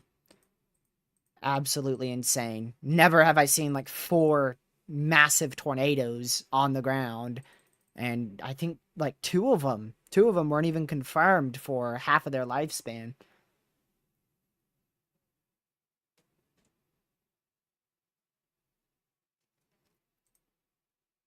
Yep, 27th. Man, I wish we had better radar coverage over here. I don't see anything over the top as of now with these cells. It's very hard to tell if these storms are doing anything in Huntsville, but we'll keep an eye on them. Huntsville, Texas, of course. We'll see if anything happens there. Yeah, I was just looking at that, Gary. Towards Huntsville. I mean, I'm debating if that is rotation. It's just too far from the radar. I don't want to say it's rotating. It's definitely severe for wind and hail. But I can't say anything about that rotating. It's just too far from the radar. But yeah, that is something I'm watching. They're just so pixely that it makes me think it's probably not much of anything, but uh, those storms do interest me the most right now. At least for, later down the line, possibly being tornadic. What in the name of Almighty? Where am I? The heck is this? Let me go to San Angelo radar site real quick. Yeah, okay. It was the orientation of the radar site. I knew it. I was like, what in the world is going on here? That can't be right.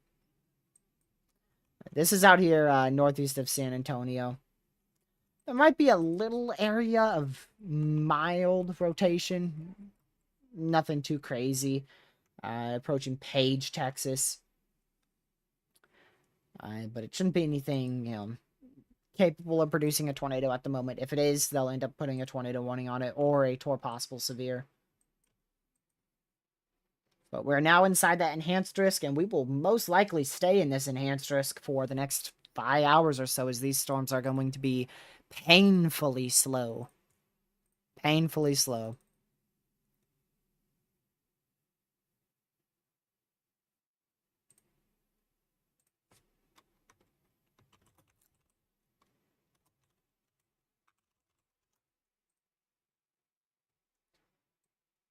So we'll keep an eye on it. Yeah, I mean, models don't even have this stuff leaving the enhanced until like 6 a.m. tomorrow morning. Man. Yeah, I don't think that's correct. Probably closer to midnight would probably be more accurate. Thank you for subscribing, Andrew. Much appreciated.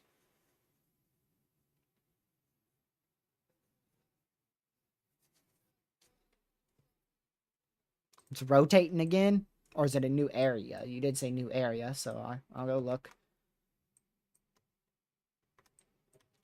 Yeah, so the original area fell out fast. That fell apart really fast. That's probably just a hail core and not rotation. We'll see what that looks like next scan in the... when we get that next scan in 25 billion years. We actually get them every 5 minutes in Canada. So the next one should be any second, actually. Should get a new one any second. So here's our storms in Missouri, Arkansas. Not impressive at all. But we'll keep an eye on them just in case they manage to try and do something. But they're not impressive right now.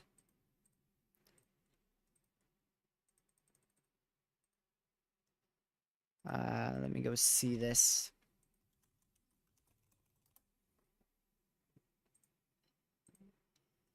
All right. So yeah, make sure you guys have hit that like button. Close to all of you guys have. We're just 7 likes away from the like goal for this live stream. And if you can, share the stream with your family, friends, social media. It is greatly appreciated.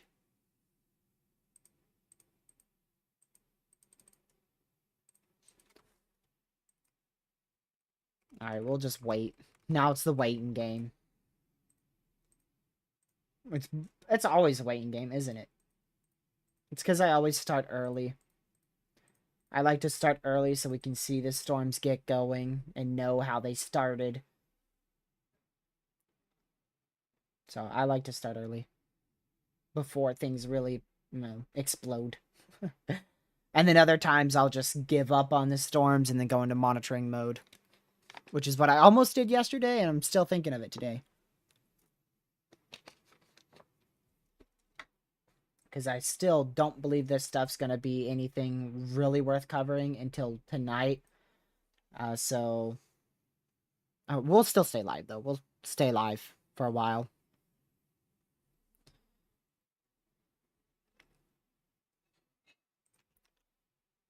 Let me go over here. Now, this stuff's just not able to do it in Western Texas. I'll quickly check if there's an ingredient holding them back here. Okay, why did it take me to California? Not exactly looking over there. So it's probably the instability. It's present. I don't know, 1500 instability is good. I mean, that is very much present. The lapse rates are great. So there's really not a lot holding this back. And now, tornadic-wise, the lower level wind shear is garbage. So, no, that's going to prevent any of these from being tornadic at the moment, which is why later on tonight, when that jet stream increases a bit towards sundown and sunset, we'll probably see them attempt to increase in severity there. So we'll watch it. We will keep an eye on it, but we did see the new outlook from the SPC get issued, so just in case you guys haven't been here for a little while, here's our outlook for today. I like to go over this every once in a while here. We've got that level 1 marginal, a level 2 slight risk, and then another level 3 enhanced risk out here for severe weather. So the main area we're watching is Louisiana and Texas. But we are watching the entirety of that slight risk area because we could see all hazards along that entire stretch of the slight risk and the enhanced, and as well as around it too. We could see severe weather outside that slight risk, and we'll probably end up with a couple of instances of the potential for tornadoes outside that enhanced risk as well, wherever that may be. Now, we did get a damage report here, I believe.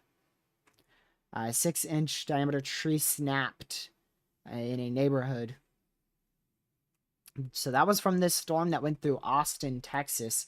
That was the one that we were looking at for an area of rotation, and then it was corruption. Caught us off guard, but it wasn't rotation, thankfully. It might have been a small area rotation, but it wasn't anything notable. So this is producing damaging winds behind it. So the leading edge, the main storm is right here, but the damaging winds are actually behind that in this area. So that's where your damaging winds are. So you can see as we go forward with time, now it's really weak though. See how those velocities are just green now, indicating about 20, 25 mile an hour winds. Beforehand, when they were over Austin, they were actually at 50, near 60. So I'm not surprised we had a bit of damage out there. That thing's hauling too. Like, that is moving. Oh, you know why it's actually not that fast? It's because this radar's only scanning every 5 minutes. It's scanning every 5 minutes. That's why. Whereas, our other radars like this one in New Mexico and Texas is scanning every 2 minutes or so. And then our other one in Houston is scanning every 2 to 3 minutes. All right, I want to go back up to that tornado warning. That has been canceled. Yeah, not surprised by that. But it actually is trying to redevelop an area of rotation. That is trying to redevelop an area of rotation. It might be in the hail core, so I'm skeptical if that's actually rotation or not. It's hard to tell because of Canada's very low resolution radars. But there might be a small region of rotation in that hail core. If there is, it's very weak. It's not anything too crazy. But this was tornado warned. Now that was canceled. It was warned for like the next hour and 17 minutes or so. Oh, damage report in downtown Austin. Large tree down north of Austin via... I don't know what the heck that is. But it's from the public. And they did go toward possible with that. I'm not surprised. So that's the one I was watching for the last few minutes. I'm not shocked they went toward possible with that for Huntsville. So if you're in Huntsville, Tennessee, make sure you are indoors, away from doors and windows. And stay close to your safe spot, just in case this ends up going tornado warned here shortly. Because that is now toward possible. There's a few areas of green and red along here that are interesting, but it's far from the radar to the point where we really can't tell if it's doing anything. So they just went with the precautionary route, which is putting it as toward possible.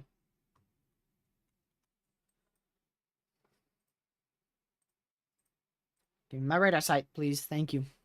The storms out west. Where do they and when the jet stream picks up?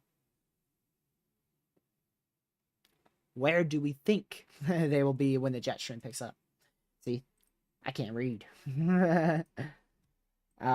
So probably it's probably going to be when they merge. So most likely when this cluster moves east, southeast, and hits these storms. So you're probably looking at about 7, 8 o'clock Eastern. 7, 8 o'clock Eastern, and they will probably be approaching near Midland. But I don't think it will be a big uptick. It's probably just still going to be isolated severe storms. It shouldn't be much of a tornado chance.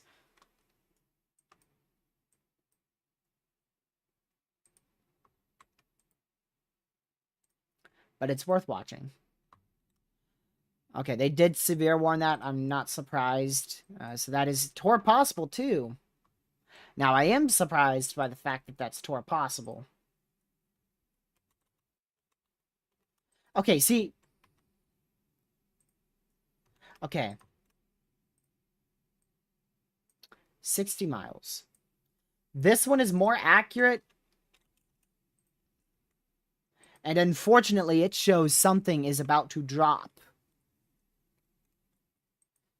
So we were looking at this before, and I thought it was contamination.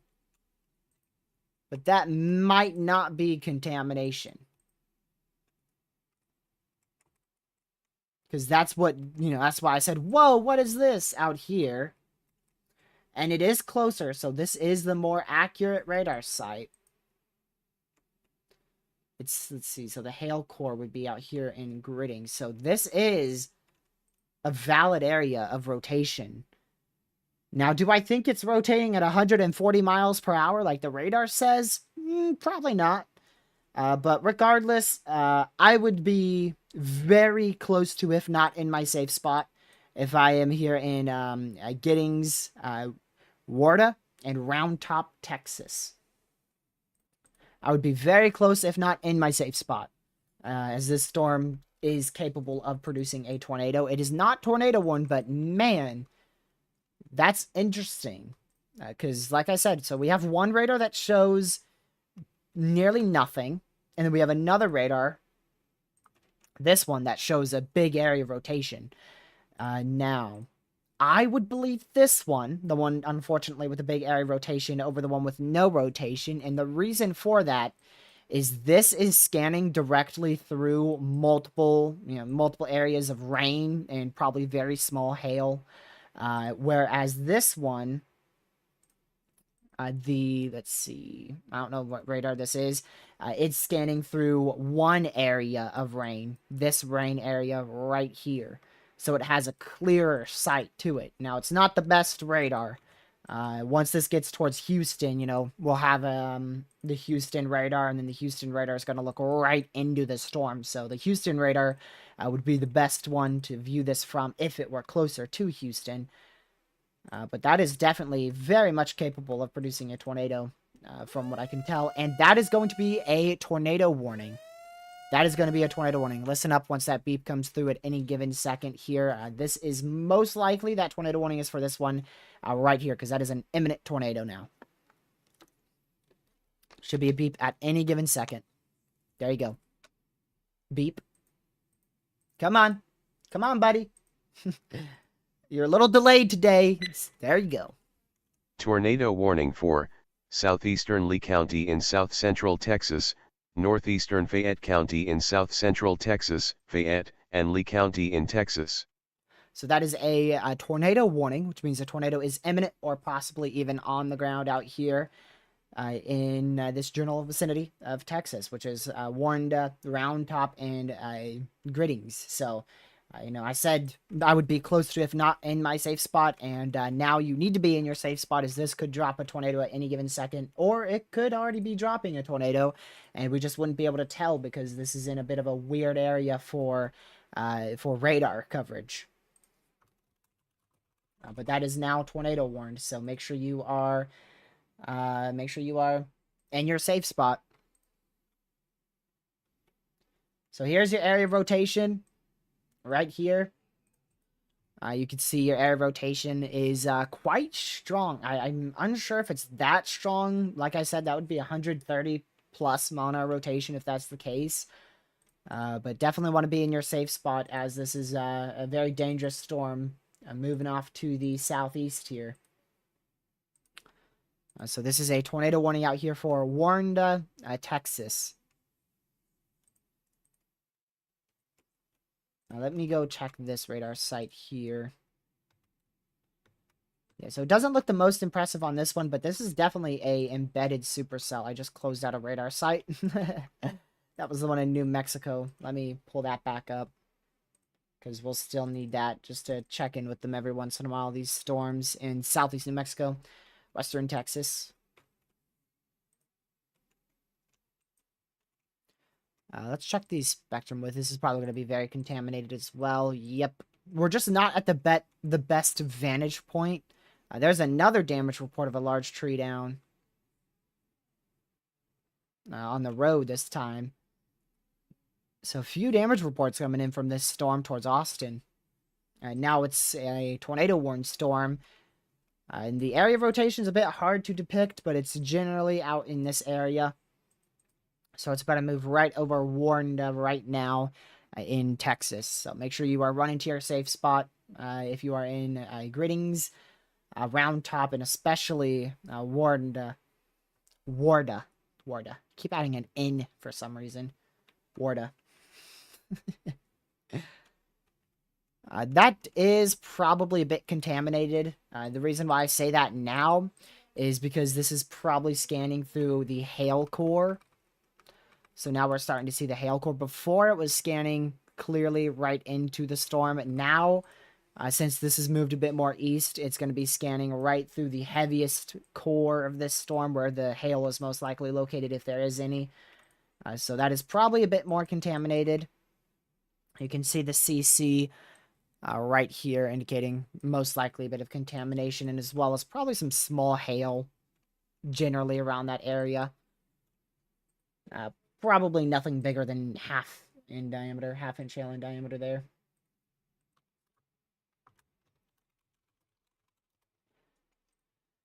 No, it's not, Pete.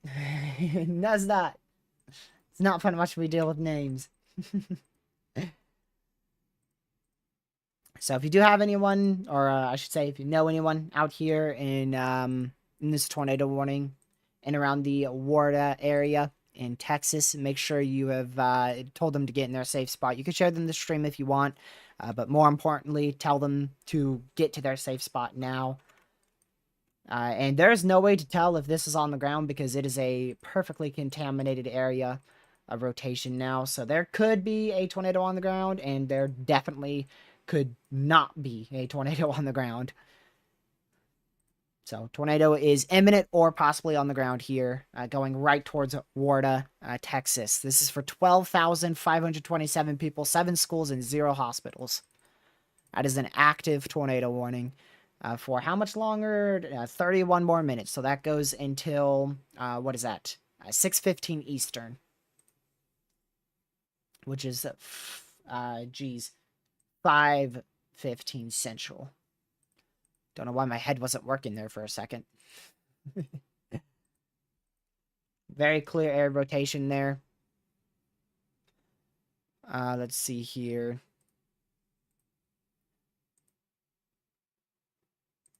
There's a few chasers out here. I don't think any of them are on this particular storm. Nope. Nope.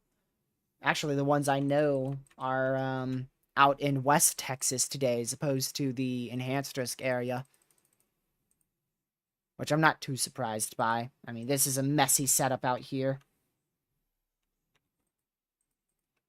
So that is, again, a tornado warning now. If you're just tuning in, we have an active tornado warning for Warda, Texas, in this red polygon here, which means a tornado is imminent or possibly even on the ground. The air rotation is generally in this vicinity here. It's far from the radar now, so it's difficult to tell, exactly where the air rotation is located, but generally in that area. You can see the NROT 2 believes it's generally in that area. So right around the yellow and red spots here. Somewhere around there we have an area of rotation. It's, again, hard to pinpoint because we are in a bad radar coverage area. Hello, Catman. Welcome to the stream, as well as Haley. Welcome to the stream. And Wilkinson, welcome to the stream. So we'll continue to keep a very, very close eye on that one. So you see me switching between all these products here. You know, I switch between this one, this one, this one, and this one. I'm looking for different signatures on each one. So this is the reflectivity. Basically, long story short, it detects rain. The higher the DBZ, the bigger the object. So, for instance, up here we have 55 DBZ, so that's probably very small hail. Whereas down here we have closer to 40, 45 DBZ, so that's probably very heavy rainfall. Then we also have the velocity signature. So this is the winds. This is the winds in a given storm. And the green are winds going towards the radar, and the red and yellow are winds going away from the radar. So we've got an area of rotation just like this in this general area right over Warda right now. Then this is your NROT. Basically, your NROT also detects rotation as well. It's a combination of the reflectivity, I believe really just the velocity actually. So basically the NROT is kind of like velocity in a way. And again, it just shows you where generally there's an area of rotation at. And then you have CC, which detects objects that aren't supposed to be there. So it scans up in the atmosphere, and if there's like hail, it's going to show up on CC as a lower percentage. If it's like rain or whatnot, it's going to be a higher percentage. So right now we have CC into the 90s, high 90s, low 80s, which makes me think there's probably a bit of hail occurring out here towards the Giddings area. And then in Warda, why do I keep adding A in? Warda. We also have CC. However, because there is hail up here, the radar is actually scanning through that hail, and it honestly thinks that this whole thing's hail. So that's what we call a hail spike in some instances. It depends on exactly where it's located. So if it's further to the south, like out here, you could call that a hail spike right here. And then this is just simply contamination more to the west towards the Giddings area. So we'll keep an eye on that one. And we'll wait and see.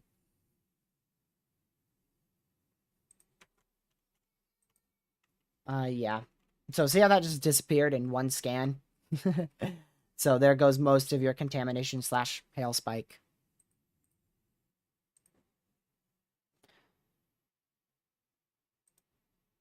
Now, obviously, they'll start getting bored soon enough, so...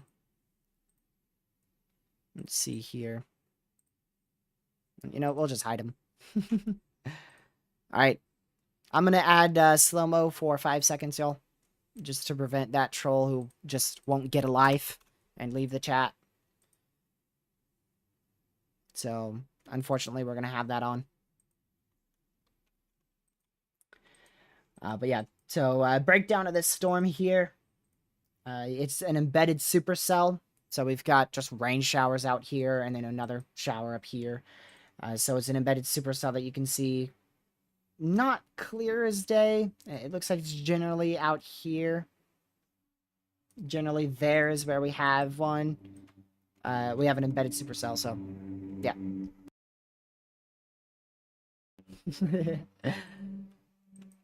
Alrighty. You're not affected by that, Catman.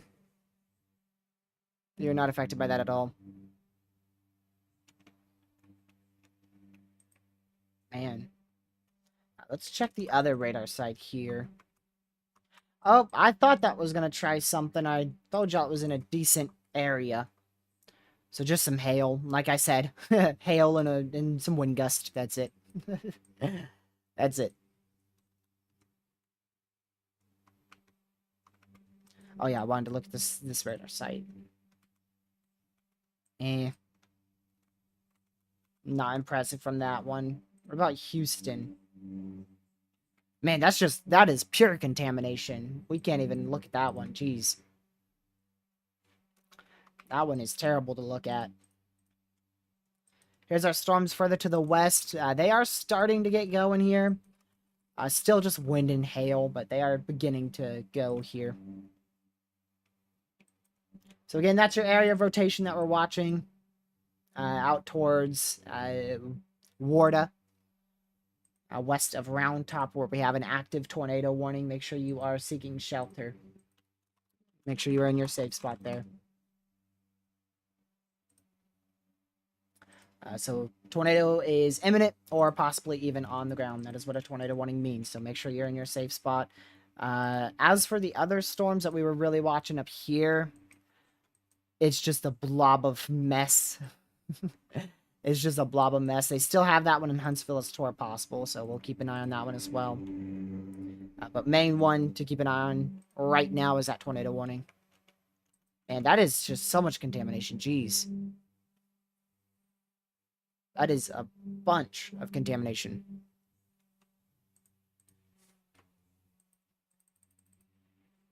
Man. Alright, do we have a new HRRR in yet? I like to just wait for every HRRR model run. I don't know why.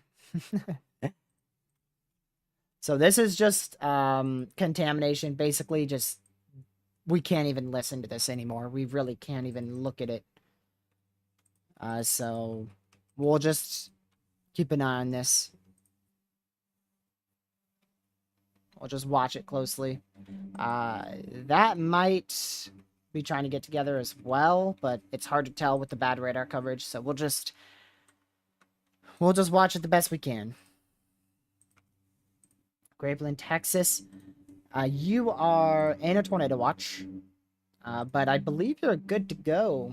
I think you're done for the day. I believe. I'd still remain weather aware until you're completely dropped from that tornado watch. But I'm pretty sure storms are now off to your south. So the main area to watch, you know, we have storms here. They're going to eventually grow upscale and be severe further to the east.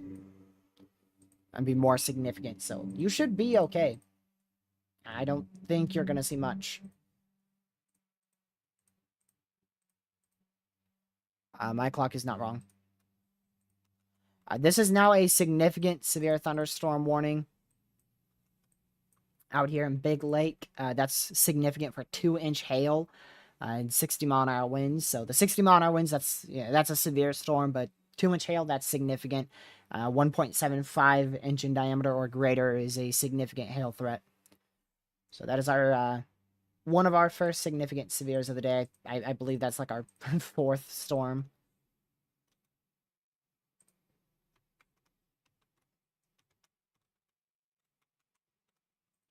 Let's see, not that one. We'll just wait for the next contamination scan to come through and see what it shows here.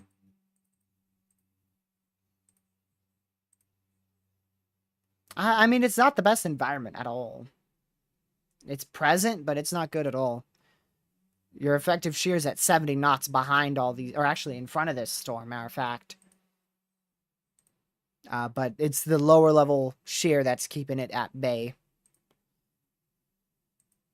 But like you said, I mean, it's present for sure.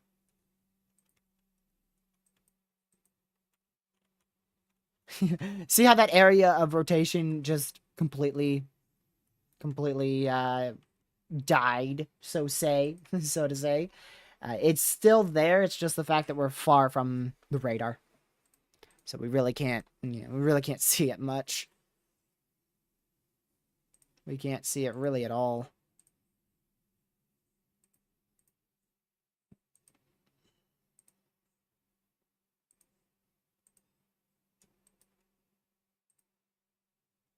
Let's see here.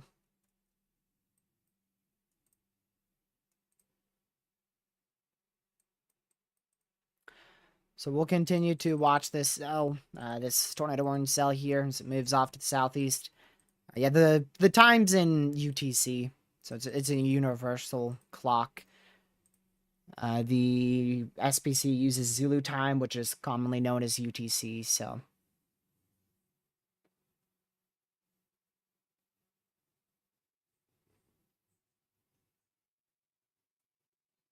If you don't spam, I won't hide you.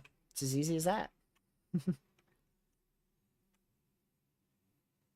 Let's see here.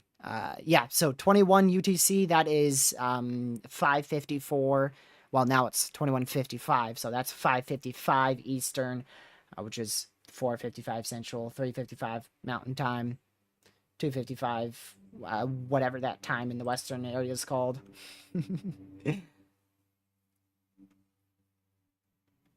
So yeah, it's a universal time.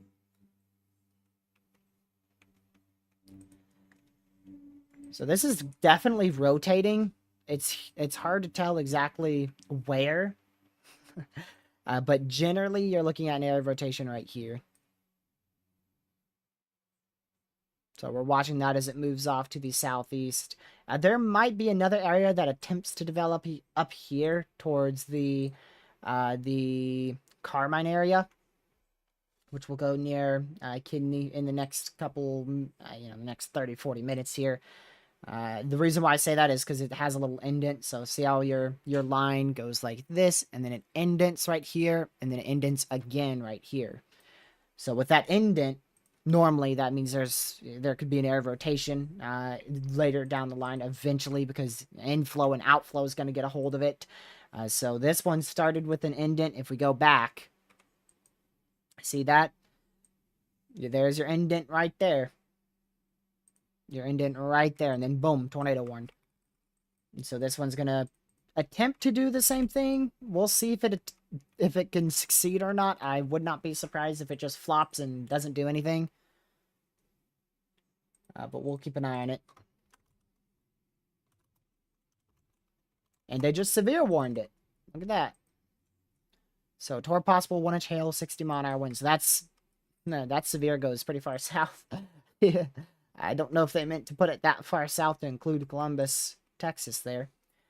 But yeah, that severe is not only for the northern part of the storm, but also for, the continuation of this severe storm.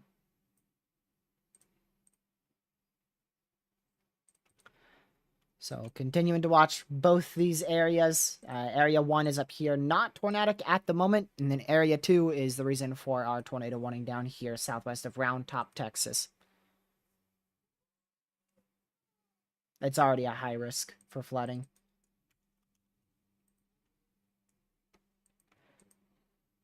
Let's see here. Okay, that one's been there. So this is the main area that we're watching right now. Eventually, this is going to continue off to the southeast. This is probably going to be one of the bigger storms for the next 2, 3 or so hours here. And then eventually we'll start focusing on this cluster up here towards 8, 9 o'clock tonight. But right now, this is the main one to keep an eye on. It's tornado warned for 16 more minutes here, so a tornado is imminent or possibly even on the ground. And we'll continue to monitor it as it progresses eastward. We just got a new mesoscale discussion from the Storm Prediction Center for this area here. The remainder of the enhanced risk, or most of the enhanced risk, I should say. An expansive MCS has evolved over much of central and eastern Texas this late afternoon. The leading edge of this activity, and I'm just not going to try that word. It has multiple robust updrafts extending from holy moly. I don't think anybody's going to know what that is. Gracious day. Okay, so it extends from ACPJASCLL3T5, if anybody knows what that means, because I sure as heck don't. But long story short, the severe storm's going to continue to progress to the south and then eventually move eastward, and the squall line may grow upscale as it becomes more efficient in producing damaging winds and progresses into the more warm and stable environment, or unstable environment.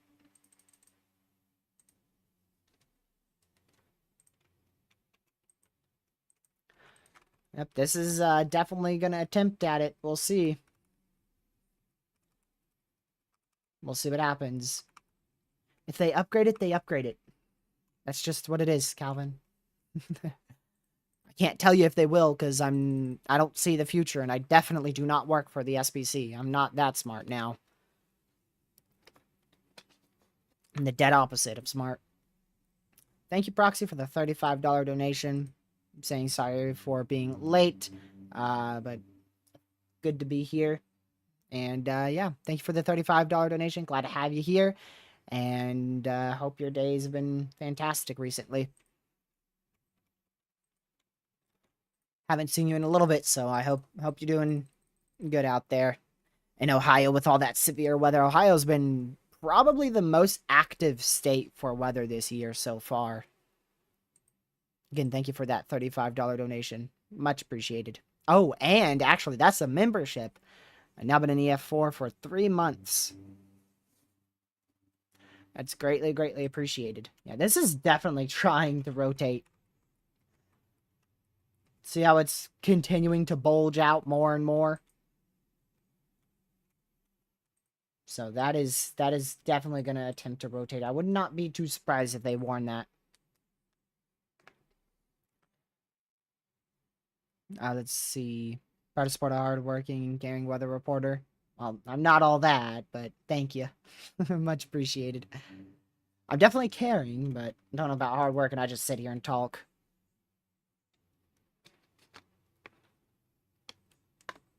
Believe me, I care for everybody in the chat. I'm just here doing what I love, and you guys are tagging along for it, I suppose. It's because your subscriptions aren't set to public, Calvin.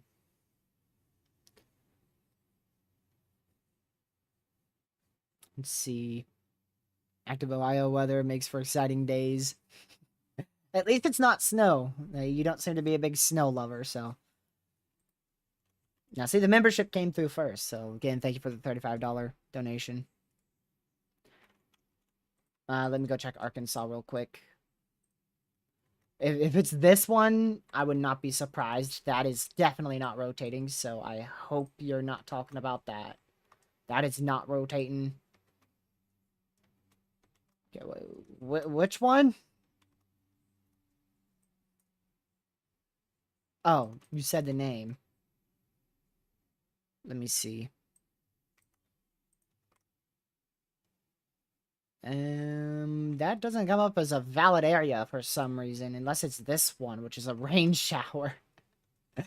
Missouri. Okay, thank you, thank you. Oh, I see it. That's too far from the radar, so you can't tell, but I do see what you're talking about there. I see what you're talking about, but that's too far away. That is very close to our cameras. Here's a camera in Poplar Bluff from White Oak. It's from Radar Mega app. Not much out there from that camera view. This one's from Heartland Express out here. Once again, Radar Mega app. Not a whole lot there. And then I don't think we have, yeah, we don't have any cameras out here. Oh, we actually do have one in Houston, so we'll be able to see something as this approaches southeastern Houston. Maybe. Maybe we'll be able to see something. That's definitely starting to hook. Look at that. That is trying its hardest to hook. We got some cell mergers coming in hot for this storm. Look at that. So we've got a bunch of rain showers that are about to merge with our main line of storms here. We'll see how terribly this goes for the storm. But this is still a tornado warned here. Oh, and yeah, there you go. So this tornado warning, they canceled, and they just added a new one right here. And yeah, there's the beep. Unmute. Northwestern Austin County in southeastern Texas, southwestern Washington County in southeastern Texas, Austin, and Washington County in Texas. There you go. Yep, I'm not surprised with that at all. Because that is really starting to hook, so there you go. Ta-da! Pays off to be in this field for 3+ years, because I saw that one coming from a mile away. Look at that. There was the bulge, that's when I mentioned it, and here's the hook echo. There's your hook. So that is a new area rotation now. Out towards Shelby, south of Breham. And like I said, heading right towards Kinney. Right towards Kinney. So if you are in this tornado warning, seek shelter. This is in, where is this in Texas? I guess you would consider this, see, this is western, northern, southern. I guess this would be southeastern Texas. It's not far southeastern Texas. It's not at Houston yet. But I guess you would consider this southeast Texas. There's so many different portions to Texas. And that's a hail spike again, going right through our radar scan. So, yay, that's going to be very fun.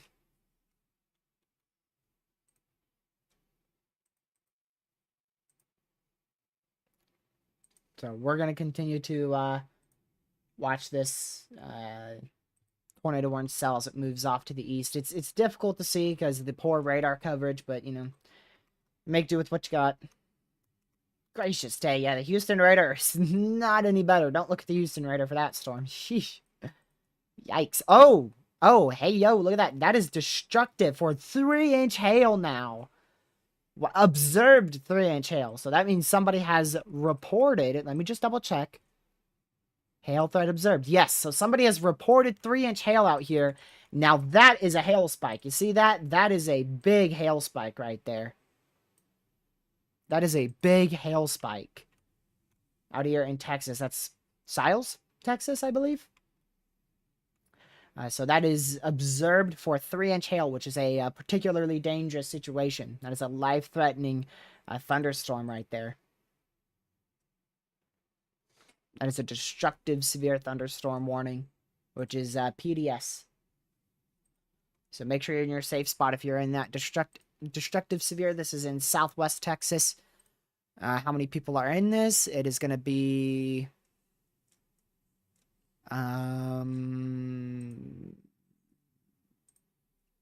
hello. Whenever it wants to come through, that'd be great. 3,114 people, 3 schools, and 1 hospital. Warned for apple-sized hail. Oh, my bad. Large apple. A large apple sized hail there. Welcome, Carl. And that's just Texas for you. That is Texas for you.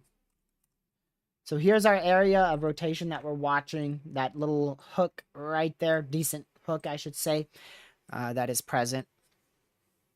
So we'll continue to watch that as it moves off to the east. So we'll continue to watch that very, very closely. And it's going to go through a cell merge, so the hook's moving, you know, the storm, I should say, is moving east as a whole. The whole thing is moving east here. East, southeast, like this. And this storm is moving northeast. So it is about to probably directly hit the hook echo. So this is, yep, now hitting the hook echo. We'll see if that strengthens this storm or completely kills it. We'll see what happens. Man, that is a lot of flood warnings. Look at all that. Thanks to the new update, we can disable everything except for our flash flood warnings here.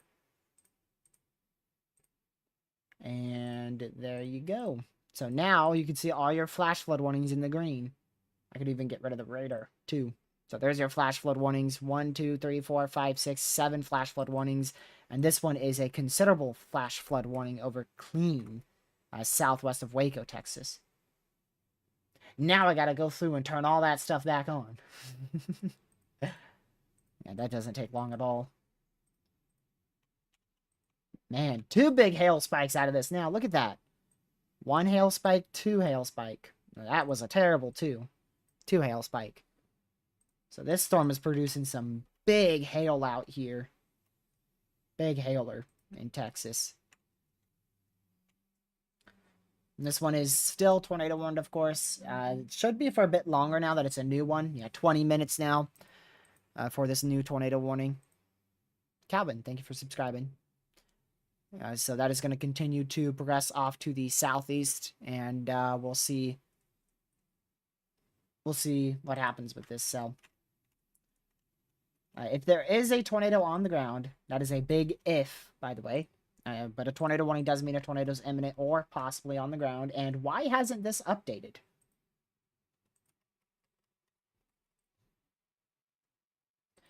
This is gone. Okay, Radar Omega is having a glitch. Note that. Because this is now warned for 3-inch hail. And this tornado warning is no more. And it doesn't show there being a tornado warning here, which there is. But the radar still updates. Fishy. Let me just turn these all off and turn them all back on. There you go. Normally it works. There you go. So that's your updated polygons there. And then there you go. This one should be for 3-inch hail. Yep.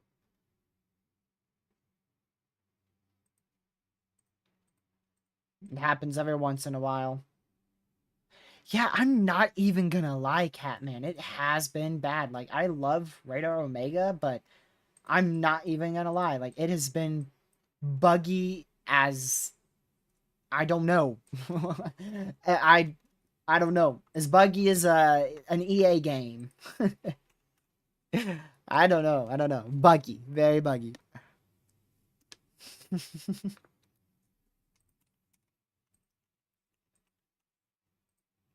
Man. Yeah, this is about to go into a perfect radar hole now. Oh, there's a damage report. A report relayed via the public from National Weather Service HGX, if I'm reading that right, of wind damage of numerous limbs along Highway 21 and Private Road 80 northwest of Giddings. There's a small chance...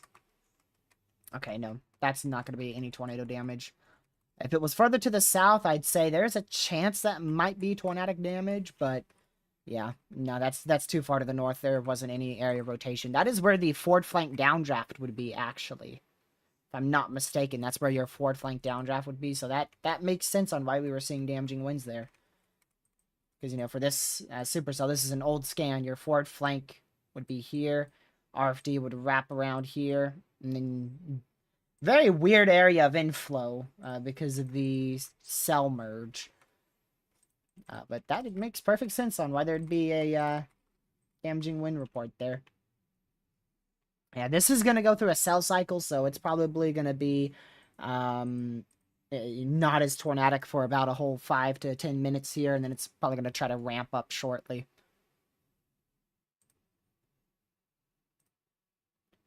So we'll see.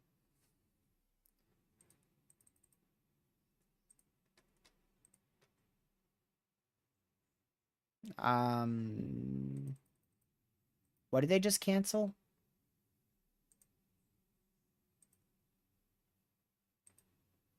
They just canceled some watch. Oh, look at that. Actually, one of the chasers I know reported a 3-inch hail report out there. Or 3-inch hailstone. I know a chaser who reported 3-inch hail on this cell. Wow. I didn't know he was out there today.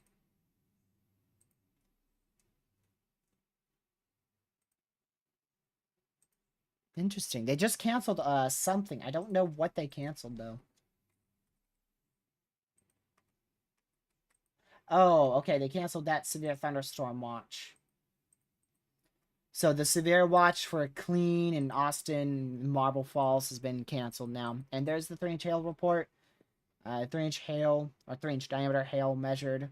Photo via Twitter/X. Hey! I know exactly who reported that. I know exactly who reported that. I know the exact person who reported that one.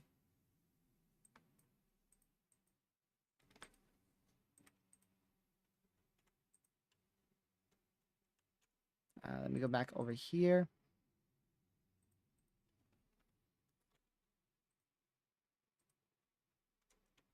Yeah, it's in the perfect radar hole, so we're not going to be able to see it for probably 20, maybe even 30 minutes before we start seeing it from Houston's radar. So we'll wait. We'll wait and see what that ends up doing here.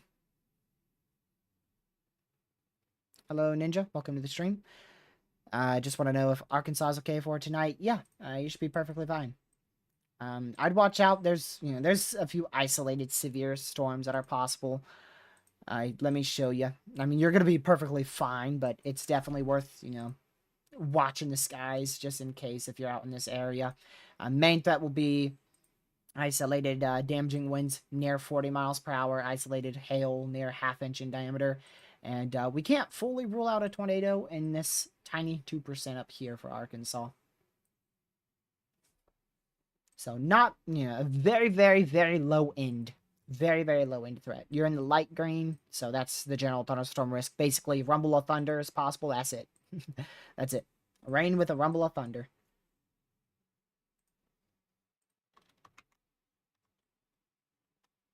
Oh, I knew it was too. It just said I wasn't going to spam, so I wanted to give him an opportunity, but nope. Ended up spamming.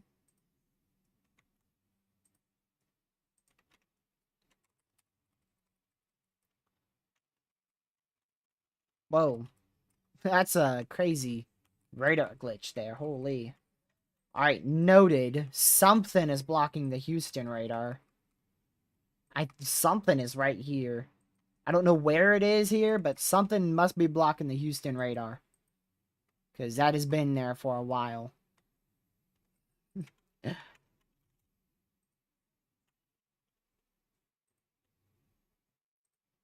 Wow.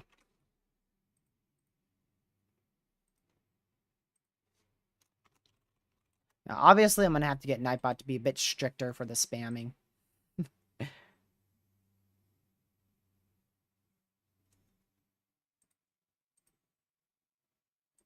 So we'll continue to watch this tornado warning here. It's in effect for the next 13 more minutes. We will see what this ends up doing here. Let's see here.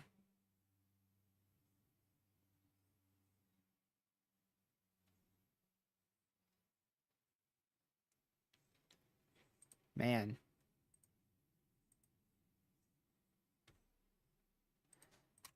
Alright. Back to the Houston radar.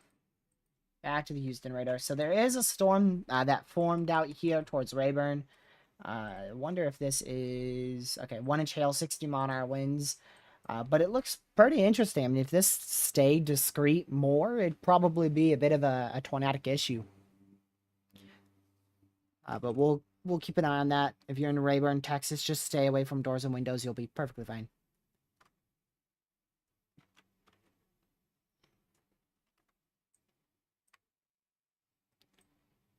Let's see here.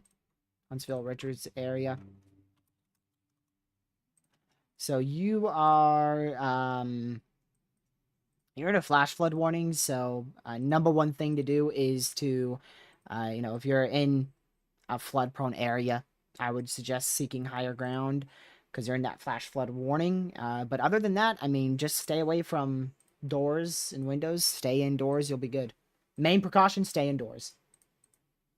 And if you're in a flood prone area, seek higher ground. So those are the two things. If you're in a flood prone area, seek higher ground. And then, if you're not, then just stay indoors. It's a lot of lightning and rain. But the tornado warning is very, very far off to your southwest. It's all the way out here towards Kidney, west of Kidney, Texas. They might expand that. It's about finished its cell cycle, so we're probably going to see it start hooking again right here. As it moves to the east, it's most likely going to start hooking again, and this is most likely going to be the best chance of it producing a tornado here. Right after it finishes that cell merge, this is most likely going to be its best opportunity to produce a tornado. If it manages to rotate again. They did put a considerable severe on that, so it's now significant for 70 mile an hour winds. Also warned for 0.75-inch hail and a tornado possible. Good evening and welcome to the stream. Johnny, glad to have you back in here. What was I going to see here? Oh, this question. Yes, do you expect any tornadic activity in Houston Woodlands area tonight? So there is this one storm, and it's probably going to go right through downtown Houston. So Woodland, did you say Woodland? Yeah, so this brought me to northern Texas, so I imagine that's not if you're up there, you're perfectly fine. But I imagine you're talking about this area here, the Woodlands. So there is this storm that we're watching the most here. And it's going to go right next to your region. So I would definitely be weather aware. There is a good chance that is tornadic by the time it goes towards Houston. So uh, I would definitely be weather aware. It's going to be on your doorstep in probably about an hour and a half. And that will be your main storm. So it's definitely possible if the storm hits you. If that strong portion of the storm hits you. Southern edge isn't that strong. Northern edge isn't that strong. It's the middle area of the cell. And right now that is, I mean, that's gonna barely hit you or barely miss you. That's going right for Houston, man. Like that storm has its eyes set on Houston. Like it is chugging right to Houston. Power outages. Let's see how many we have out here. 50,000 already? Man. In one county, we have 5,500 people without power. I'm not too sure what county that is. Bastrop County. That's probably a county that's in a flood warning, if I had to guess. Let me see. How do I spell that? Okay.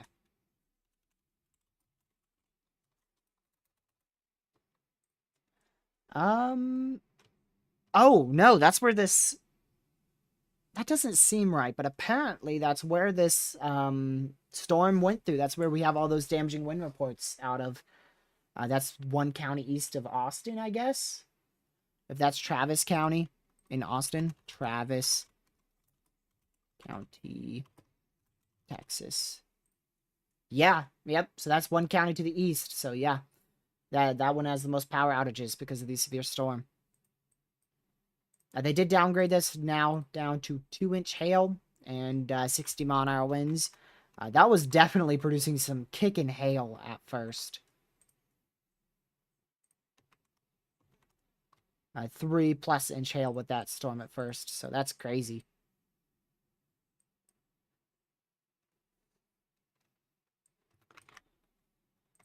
Magnolia, oh, not Arkansas, Texas. Again, it's gonna be either you're gonna be hit or barely missed. Regardless, you're gonna have to stay indoors and away from doors and windows. I highly suggest doing that as this storm rolls through. Whether or not you have to be in your safe spot, hopefully it goes to your south and weekends. That would be the ideal thing. But I would definitely stay weather aware just in case. I'd definitely keep a very, very close eye on it.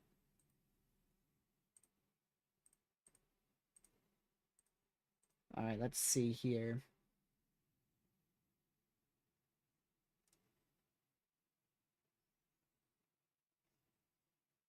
Yeah, we're still expecting an MCS tonight to form right about...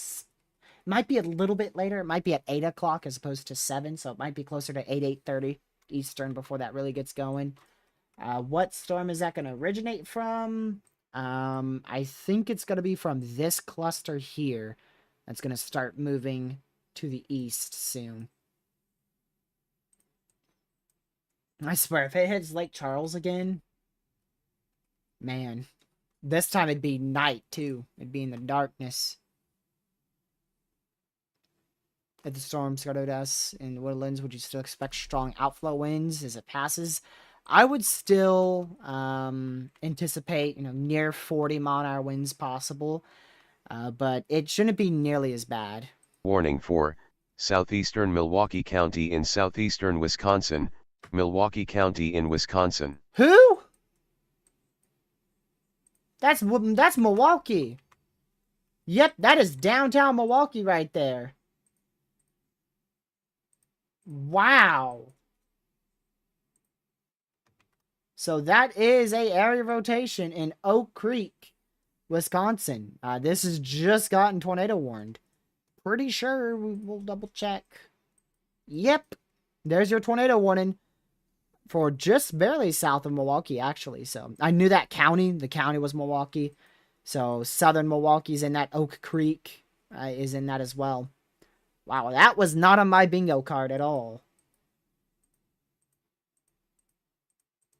They did have a wind and a hail threat up here, but no tornado threat. But it was a marginal risk, so... Man, those marginals, I'm telling you, gotta watch out for them.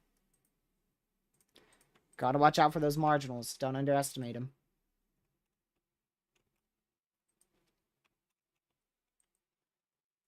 Yeah, this thing might be becoming a big wind bag, so...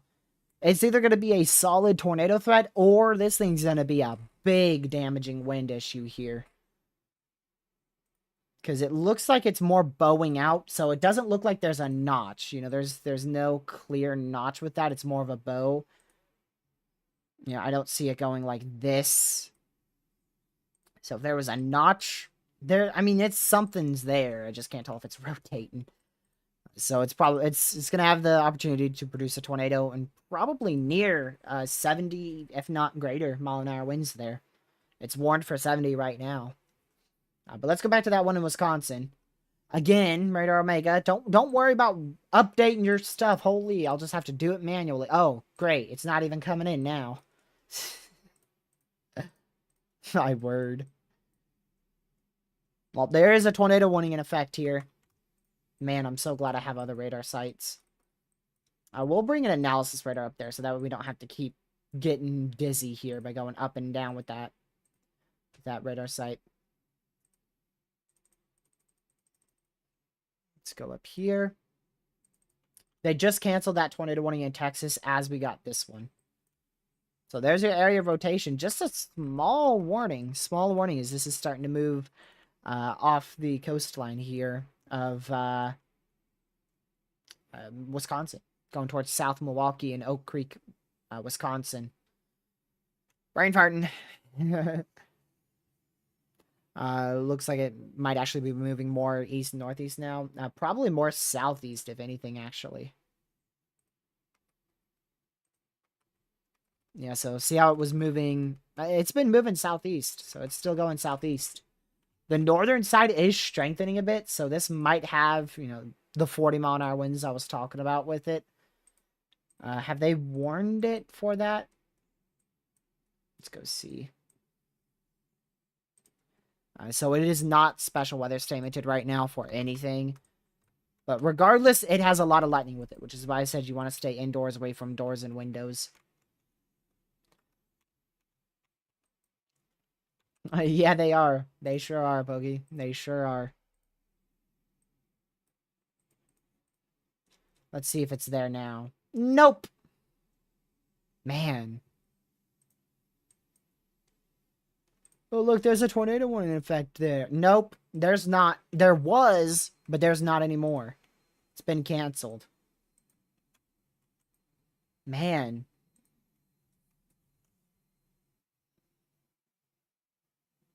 I'm surprised by that one. Yep, there is a tornado warning in Wisconsin. There sure is.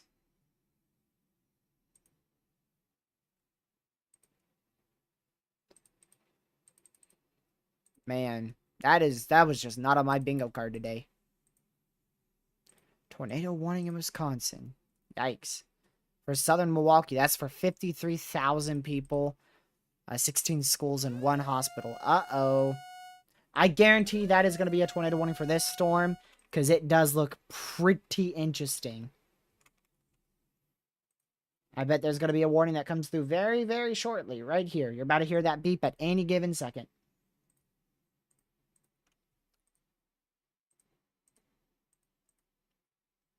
Alright, I need to change my chat. My chat ain't loading.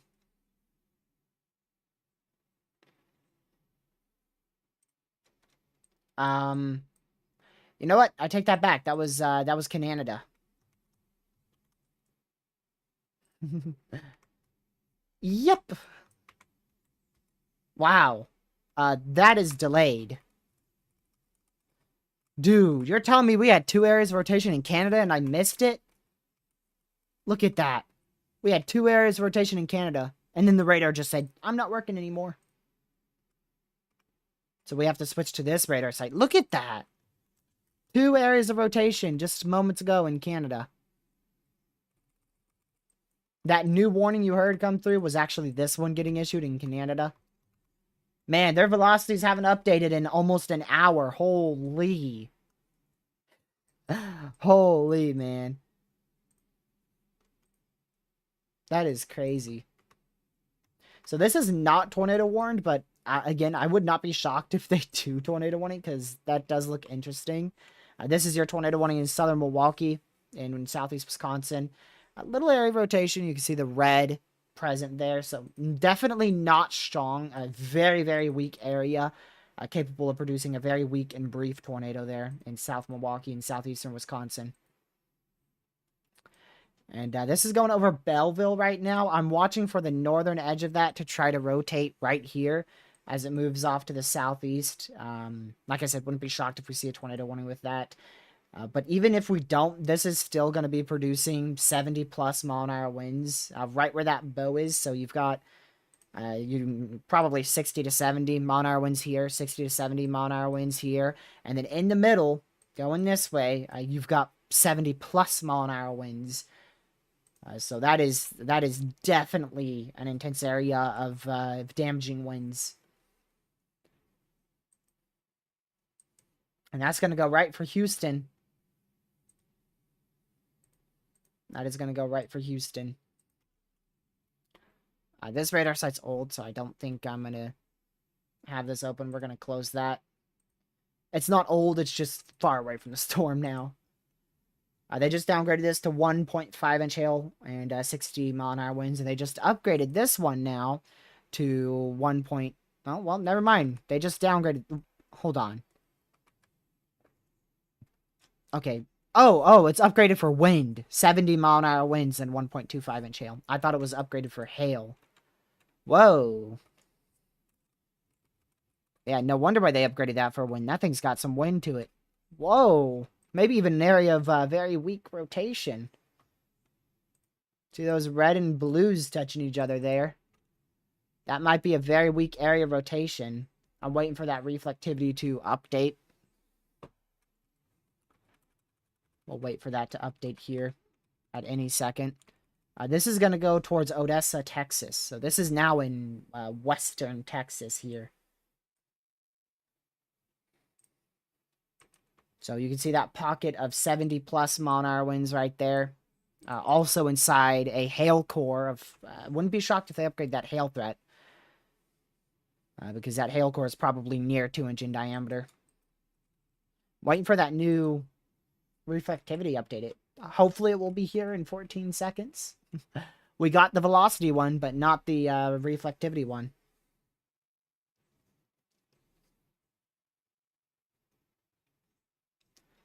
Please, right now. Ah, dang it. Yeah. I wouldn't... Is this tour possible? Okay. Keep an eye on that, because that is mighty interesting.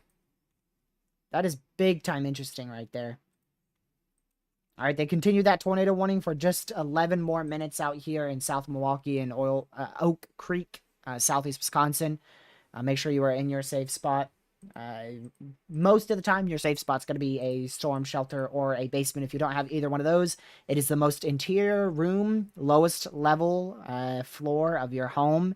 And make sure you bring a helmet or pillows, blankets, a mattress that could cover your head. So that way you don't get hit by, if there is a tornado, any debris. Because remember, a tornado warning means a tornado is imminent or possibly even on the ground.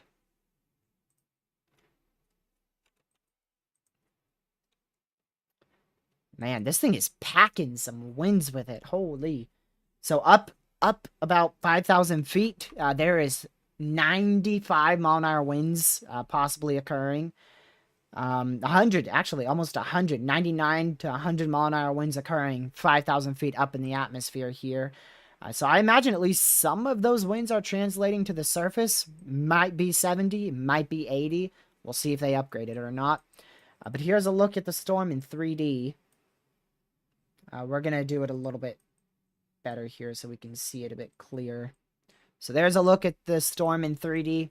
If you're in Houston looking to the northwest, if you don't have a bunch of buildings around you, this is probably what you'd see, a monster supercell that is starting to approach Houston. That is a big old thunderstorm right there.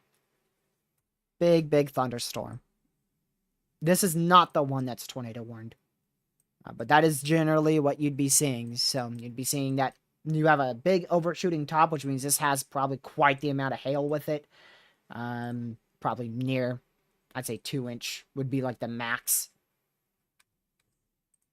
They have it warned for 0.75, so yeah, you can see that hail core starting to form though in Chapel Hill. So that's what this is. Is that right over Chapel Hill? I can't tell because the storm's so big. But I imagine that is near Chapel Hill, so that's probably your overshooting top where your hail is falling. If there's big hail, it's going to be right over Chapel Hill, Texas right now, northwest of Houston.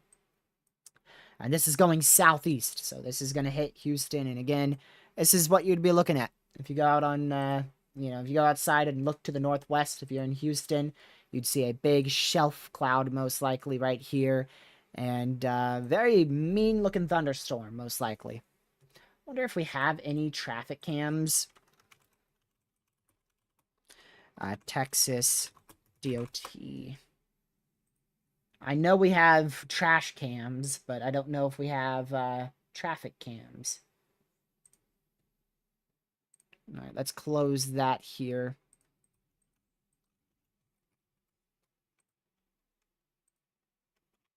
Okay, yeah, this is really rotating. This is very much capable of producing a tornado northwest of Odessa in Texas. We have moved to western Texas. We went from Houston to western Texas to keep an eye on that storm because that is very capable of producing a tornado. It is not tornado warned right now. It's not tornado possible. Personally, if I'm in Odessa, especially just north of Odessa, I would be in my safe spot. Because that is definitely attempting to rotate. And the reason why I'm confident in that is because it's right next to the radar. This isn't like, 10,000 feet away from the radar. This is barely even 1,000 feet away from the radar site here. So that is very capable of producing a tornado. This one also is now upgraded to 1.75 inch hail, 60 mile an hour winds, southwest of San Angelo, Texas. But that one is getting very concerning. That is a tight area of rotation. We did just lose the area of rotation, or rather the tornado warning, I should say.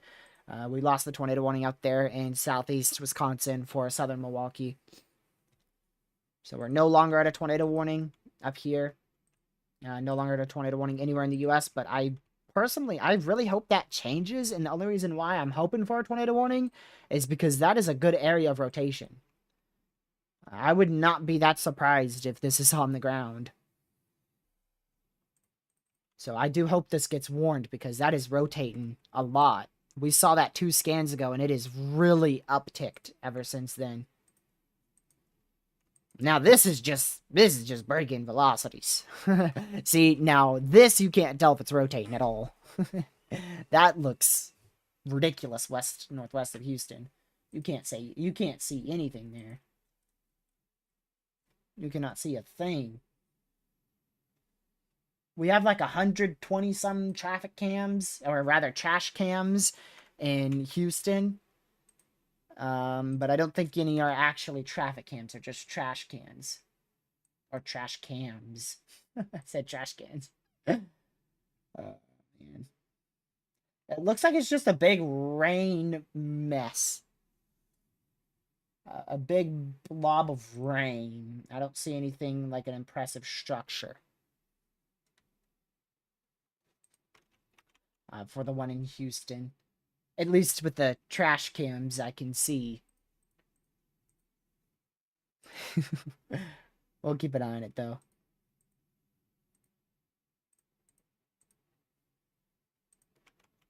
I'm waiting for the next scan because I don't like this storm.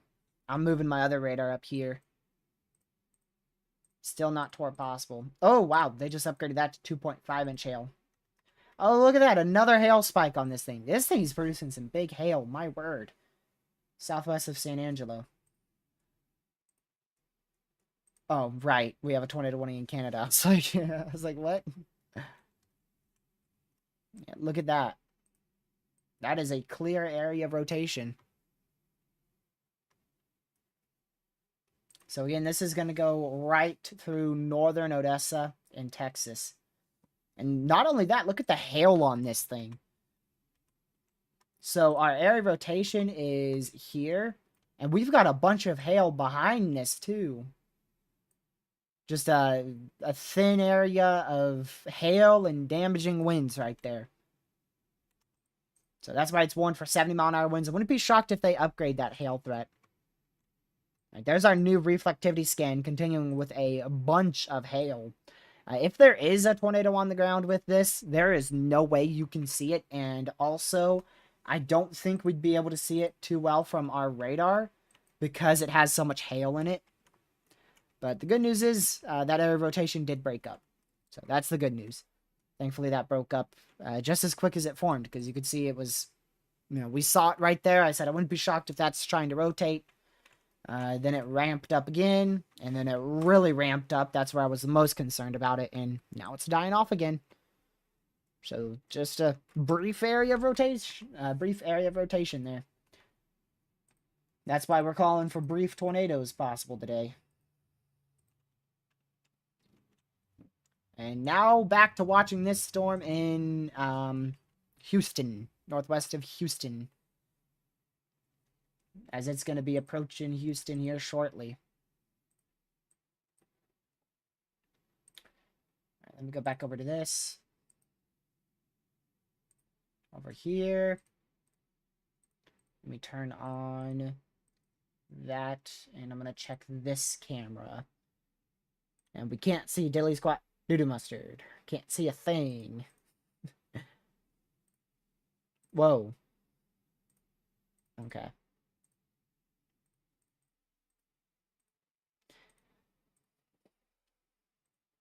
I was just checking some cameras there. We'll move this back over here.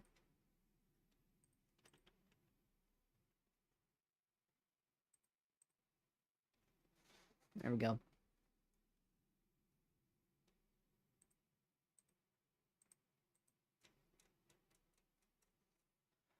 Alrighty.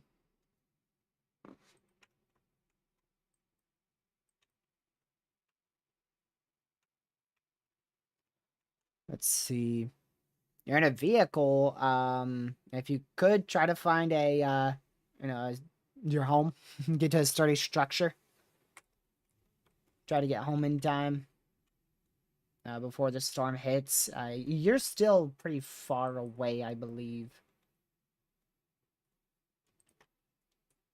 It probably has that tornado vibe to it, right? I know exactly what you're talking about, because I've experienced some storms in it. It's weird how some storms just have that vibe to them. Yeah, it's still a good solid hour away here. About an hour away.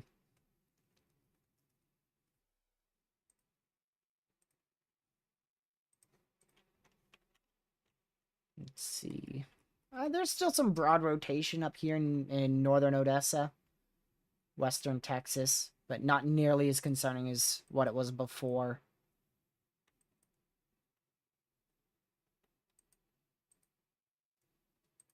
The parking garage seems sturdy enough. If it's indoor, yeah, but if it's open, it's probably gonna act as a bit of a wind tunnel, I'd imagine. Kind of like an overpass. What the heck? Oh. Hi, tornado warning. How are you today? Where did you come from? I said what the heck to the tornado watch being possible in New Orleans, but hey. Hi. There's a tornado warning now. Tornado warning for northeastern Austin County in southeastern Texas, central Waller County in southeastern Texas, northwestern Harris County in southeastern Texas, Austin, Harris, and Waller County in Texas. So there is your tornado warning that just got issued. Honestly, I'm surprised they held off that long for the tornado warning. I thought that was going to be issued a long time ago. We had it before. I thought they were really going to continue it. That is not for anywhere to the north. It's for Walter, Pine Island. So that's just barely to the northwest of Houston.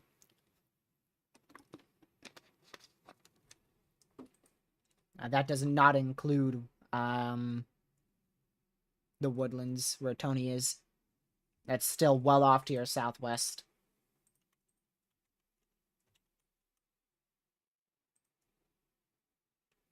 Wow.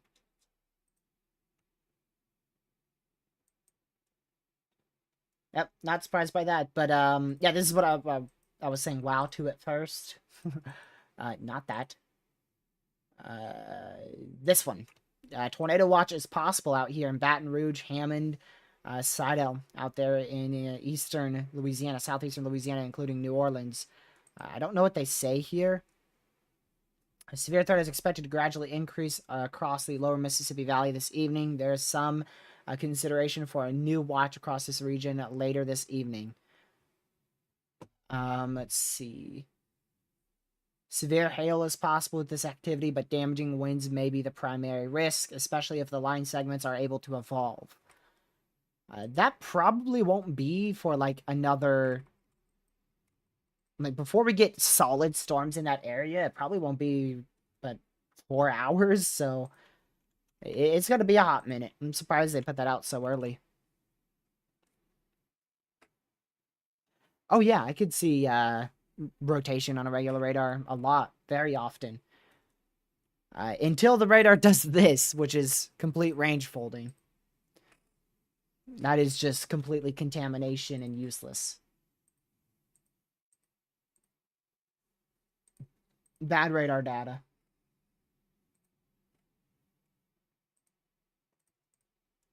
Which I'm not too sure why we have bad radar data here, because we should have really good data. Like this should be...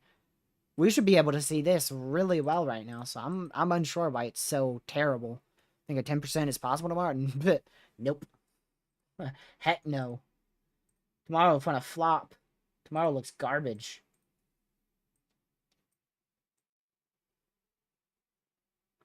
Now watch us wake up to a 10%. I don't even know why there's a big risk tomorrow. Like, I see barely anything. I really don't see anything. CC drop? Yeah, CC drop of pure contamination and bad radar data. Yeah.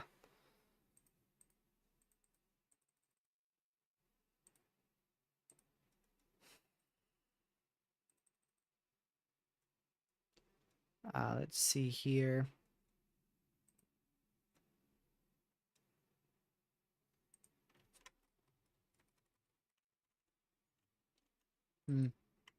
So the main, we probably have 2 areas of rotation here. It's difficult to tell because of the horrific radar data that we are receiving here.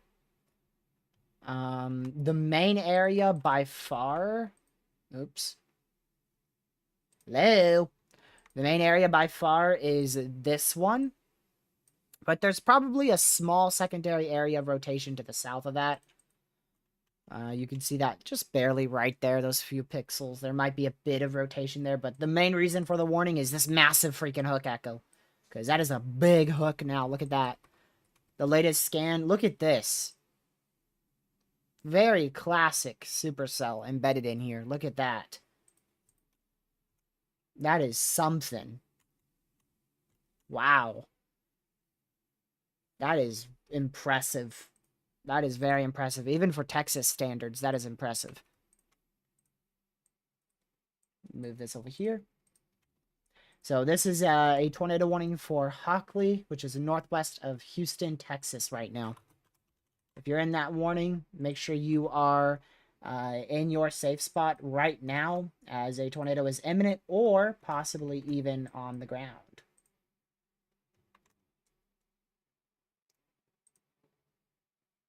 Lord have mercy. Dude, that is wild, Caden. Wow. Doobie. Want to say a hook echo? But you want to know what a hook echo is? Here you go. Here you go. Here you go. That is a hook echo, people. Wow.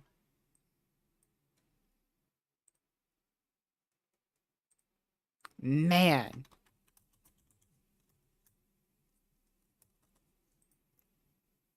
That is a hook and a half. Jeez. So very classic Supercell. Very, very classic Supercell there. Embedded Supercell. My word, I don't even know how to dissect this thing because it's so classic. I know exactly how to, but geez, like, wow. That is crazy. Man, you can't see anything on the velocity at all. That is just terrible to look at on velocity. Wow. That is the most impressive hook echo I've seen in a very long time in Texas. Well, yeah, we saw that donut one back when I didn't cover the threat because I was away. But that was a donut, not a hook. This is a hook. Man. Look at that. Look at that. 1 minute updates. I feel like I'm looking at the Dow or something. Y'all want to know how a hook echo forms? There you go. There you go. Let's do the last 7 frames. That is how you get a hook echo. My word. Let's do the last 14 so that way it's cleaner. Man. How a hook echo forms 101. Jeez. That is just jaw-dropping. How does that look on velocity? I imagine it's not that impressive on velocity. Yeah. It's just completely contaminated. Wow. And let's look here. No CC drop just yet. Nothing on that one. Check this, check this, check this. Okay. Doesn't appear to be on the ground at the moment. But wow, was that impressive.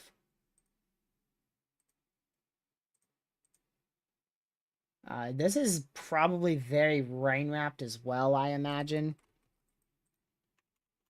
Imagine that is extremely rain-wrapped. I'm going to get a new radar for this so that way we can pull it up. But I want to quickly check. Did they put that torque possible? Observed 1.25-inch hail and 70-mile-an-hour winds still up there in Midland, Texas now. That's northwest, or rather west central Texas. No, I don't want that. I want this radar.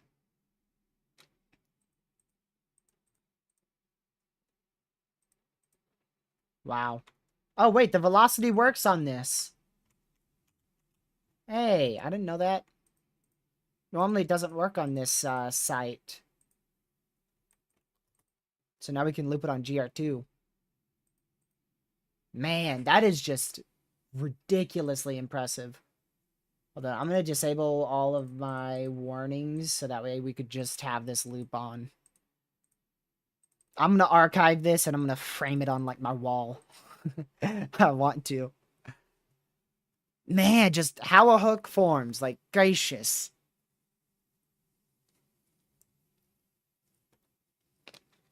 That is Houston, Eddie. That is Houston that it's going towards. Downtown Houston, Texas.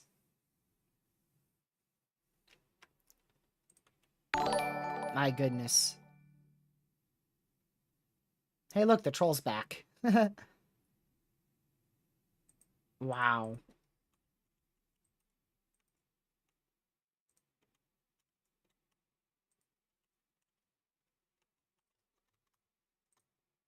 Did you guys know that this is tour possible, by the way? Yeah, they continued that tour possible. I don't know why they would continue that tour possible. I have no idea why they would. Gracious. Nah, they probably should tornado warn that. I'm no expert. I mean, I'm trained, but I'm no expert. But I think they should continue that tornado warning if it looks like this.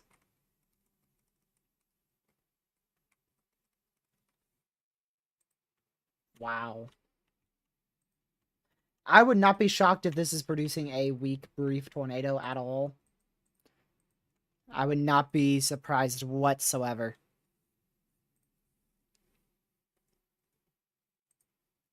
Man.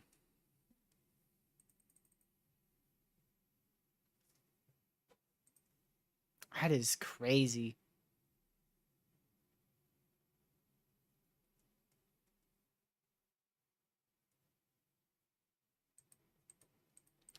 We'll continue to keep an eye on that.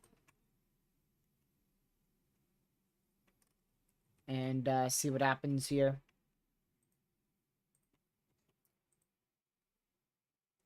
Let's see.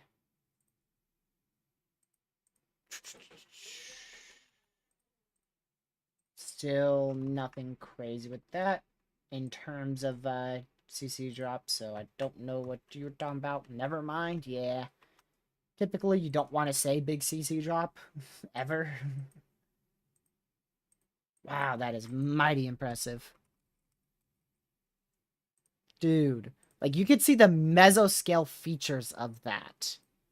The micro scale, skip mesoscale. Like, just wow, man. Just wow. Uh-oh, there goes the resolution of our terminal radar. I don't know why it went long on me.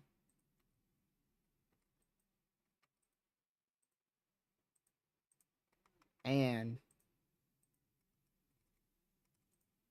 Alright, hold on a second. Bear with me whilst I screenshot this, because there ain't no freaking way I am not screenshotting this, so just bear with me while I disable a trillion gazillion things.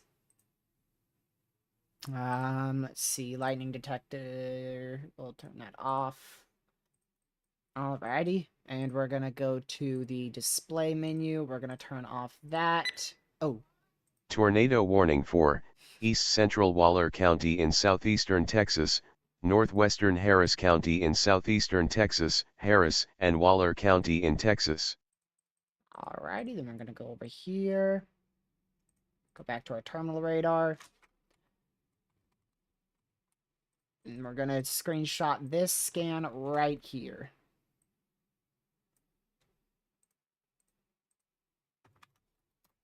Bang! That is impressive. Holy. Lucky's gonna open his DMs and be like, what the heck am I missing? Alright, let's turn back. Let's put everything back on here. There's that. There's that. Is that observed? Not yet. Turn that back on, turn that back on. Alrighty, there we go. Just had to grab that screenshot, because holy cow. Wow. Wow, that area of rotation. I don't know if that's valid or not.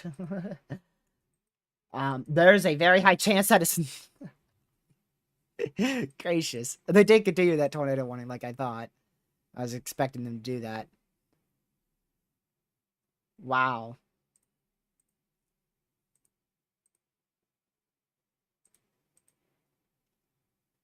That is crazy.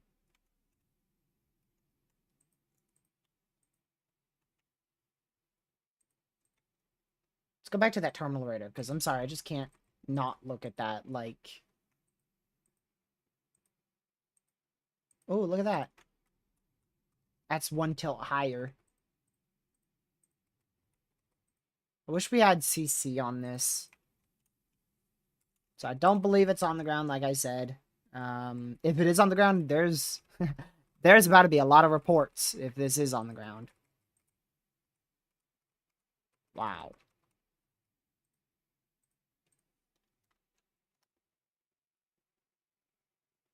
Just a nice, good old solid wow. Classic 2024 moment right there.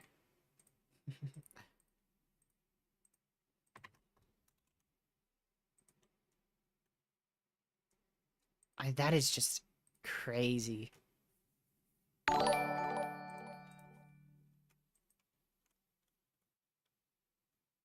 That is just crazy.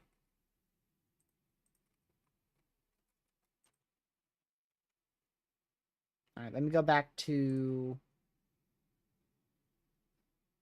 this one here.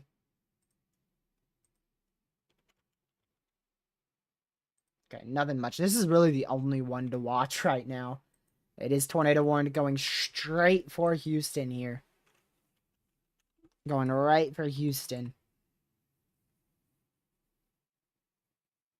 Also watching some other areas. There's one to the south here near Katy. And I don't really see any to the north, so we'll just keep an eye on it though.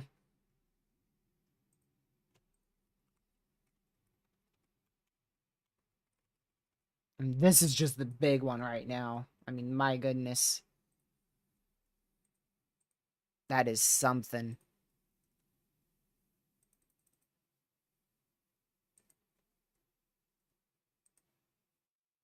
Gracious.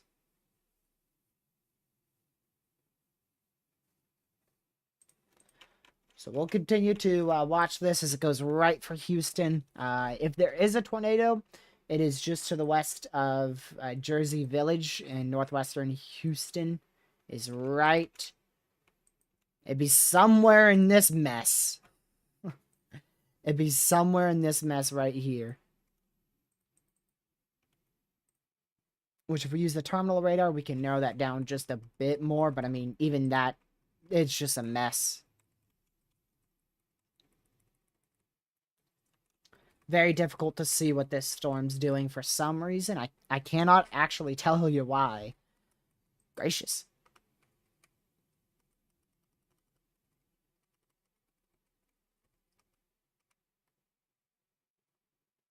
I feel like that RFD is about to get cut off. This might not last too much longer. Also keeping an eye on this one near Gardendale, Texas. That's west of Midland, Texas, and western Texas. Not nearly as impressive as this storm going towards Houston. I can barely even see if it's rotating. Very hard to tell if it's even rotating.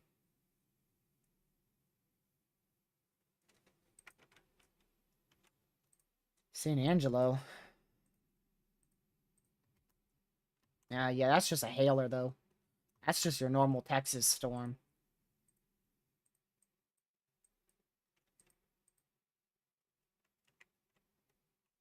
Let's go to the newest scan there. Still a big hook. A big old hook, not nearly as classic as what it was before. I don't know what that thing's doing.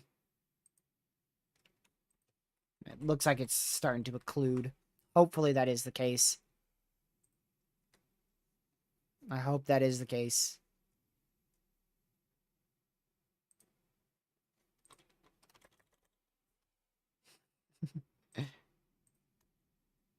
Gracious, man.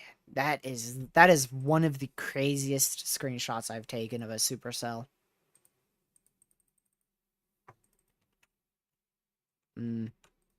I still don't think this is on the ground. There is 663,000 people inside this single tornado warning. 663,000 people.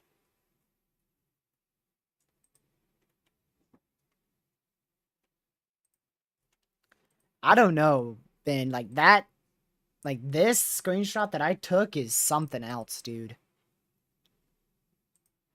Now, the Omaha one was really, really crazy, but just the structure of this is something, man. It is just ridiculous.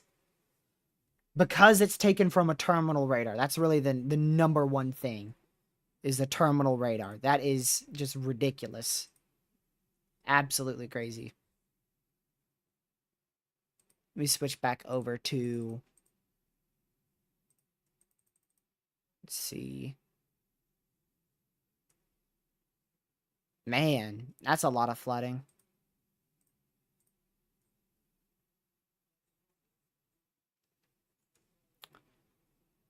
All right, let's see here.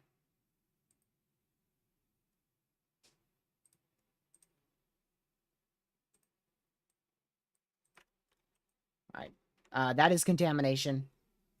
Don't believe that, even though radar says it's on the ground. That is contamination. It's clear air. That is clear air.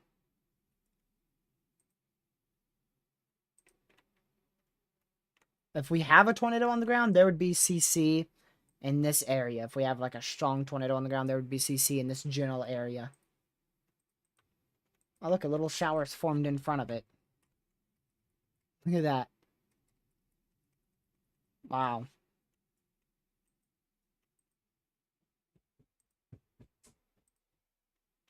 Back to the terminal radar. I mean, it's still very much there. It is still very much there. It just doesn't look as good. It looks like it's kind of gotten larger here.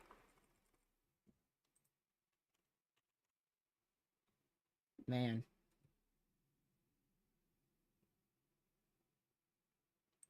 That is something. Haley, ignore the troll. They'll go away. Just ignore them.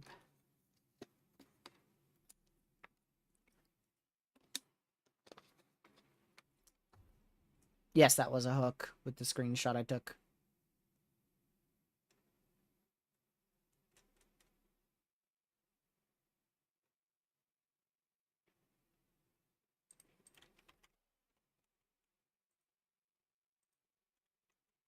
Alright, this one is starting to weaken hail-wise here towards Gardendale and Midland, Texas. But we'll keep an eye on that one still. Man, I really don't want to leave this one storm because it looks so impressive. Okay, that hook is big time back. Gracious. It just doesn't look as ridiculous as it did before.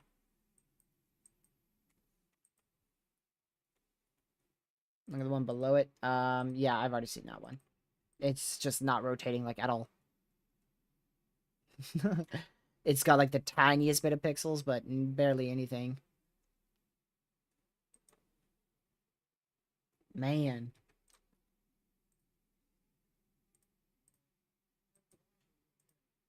Look at this.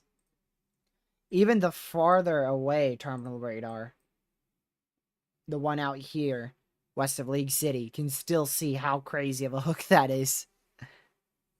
Terminal radars don't have that large of range, so the fact that it's showing that is ridiculous. Man, thank goodness this is not dropping a tornado, because my word, it would be very strong.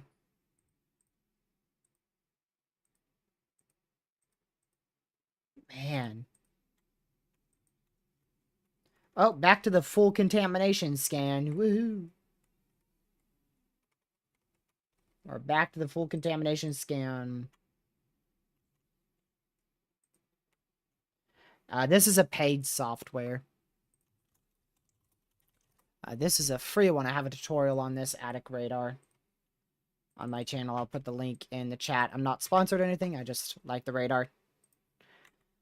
You can actually see the terminal radar from this. So if you click the terminal radar, this color table is not the best radar.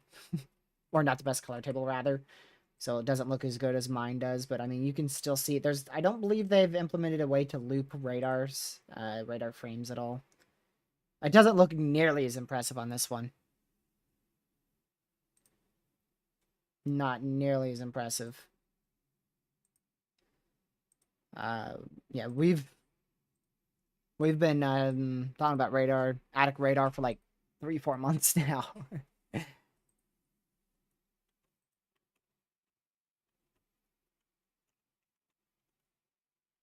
I didn't do that tutorial but like 2 months ago though. Yeah, I know you can change the color table. Radar scope, that's paid. That is paid.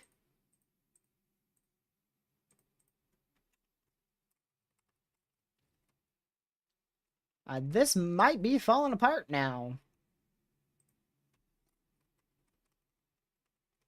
That hook is just so large, but I don't see a concentrated area of velocities.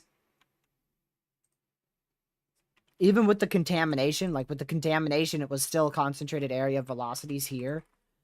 And now those velocities are just spread out. Even though it's contaminated, you could still see it spread out.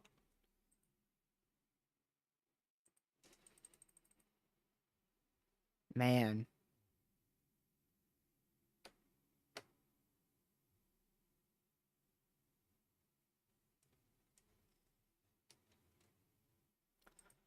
So if you are in that tornado warning, make sure you're in your safe spot. They did update it, so I don't know how many people are in it now. Still 371,000 people inside that small tornado warning. There's 371,000 people. That is crazy.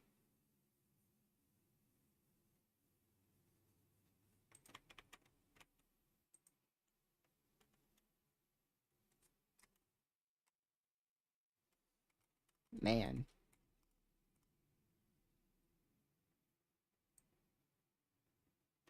That is something.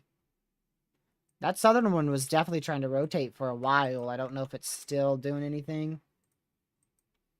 It's very weak. It is very weak. Alright, how's our MCS going? It's not going, like, at all.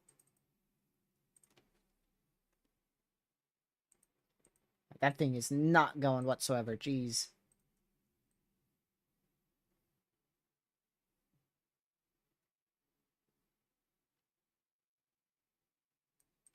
We'll continue to watch this as it moves off to the southeast here.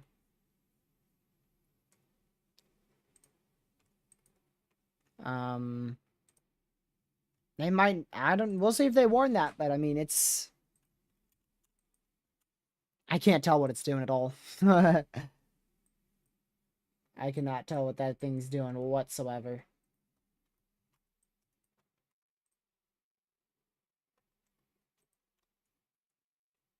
Man. Weird storm, but impressive.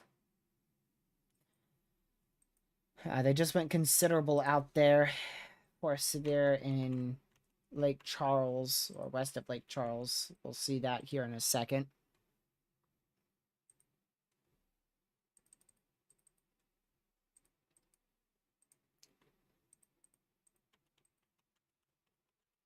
Zelma, Missouri has broad rotation. Let me see. I'll be the judge of that. Alright, radar hole. There's my conclusion. So they upgraded that to 70-mile-an-hour winds here. For Dry Creek, Louisiana. And I think that's going to be another warning. Now, I don't know if that's going to go into Houston. Or if it is for the Houston one. It is for Houston. That is for downtown Houston. Tornado warning for Central Harris County in southeastern Texas, Harris County in Texas. Wow. It is not often you see a tornado warning for downtown Houston. Alright, before I look, my guess on how many people are in that warning. Let me just try to get an idea.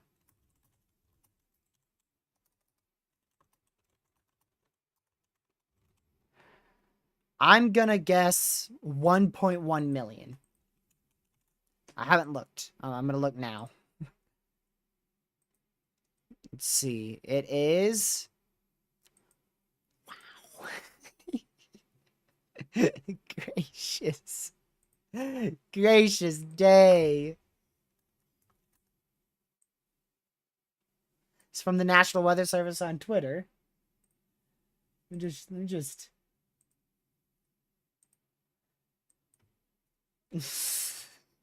Dude. That is a lot of people. Yeah, if it was for all of Houston, I'd be, yeah, like 2.5 million. But look, it's for downtown Houston and to the northwest. If it was for like this area here, I'd say 2.5, 3 million. Yep. 1.9 million. That's a few people. That is a few people. Just a few. My word. That is ridiculous. My word.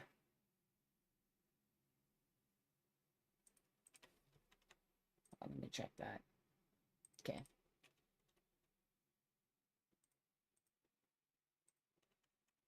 Let's go back to the terminal radar. See. Wow, that is so impressive on the terminal radar. Ooh.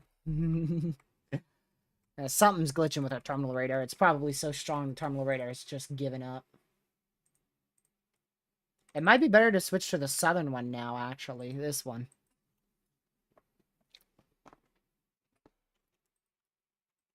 Man.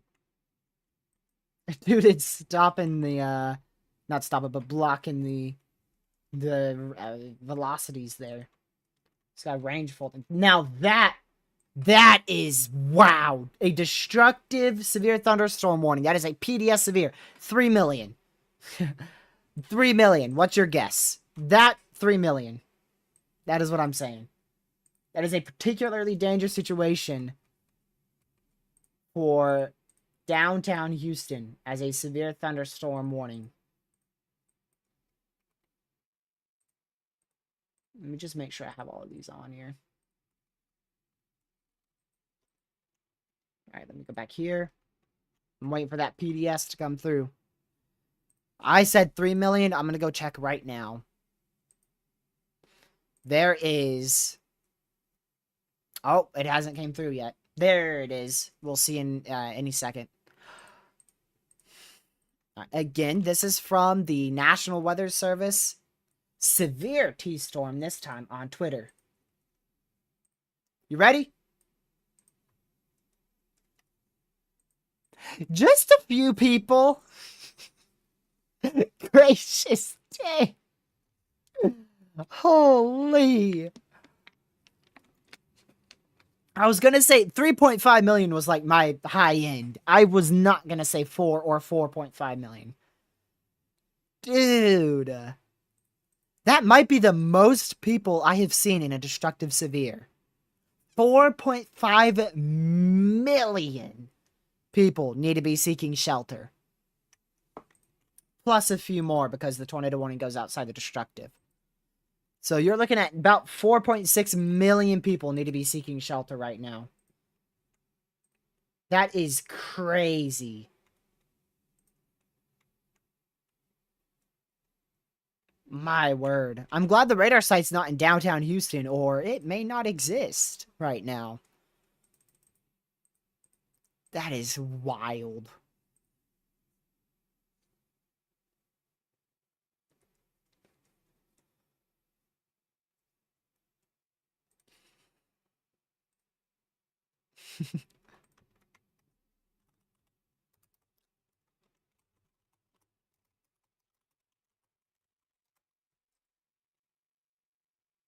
I still don't see a CC drop with this, so I don't anticipate a tornado's on the ground right now, but a tornado is imminent or possibly on the ground. So you do want to be in your safe spot.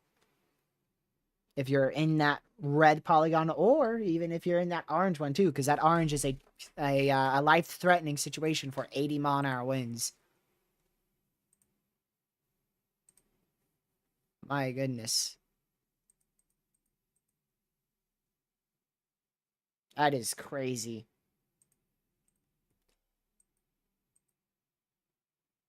Are you in that destructive severe? You might be. Hold on. You are barely outside that destructive severe, Tony.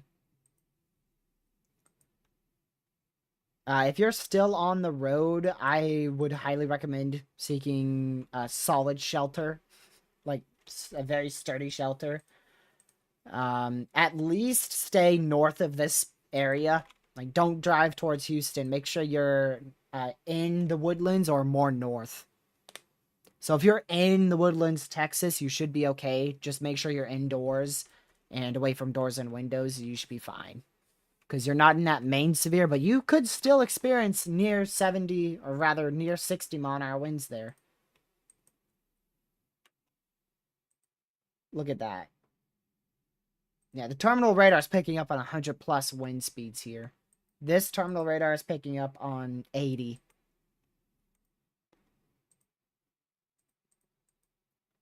Man.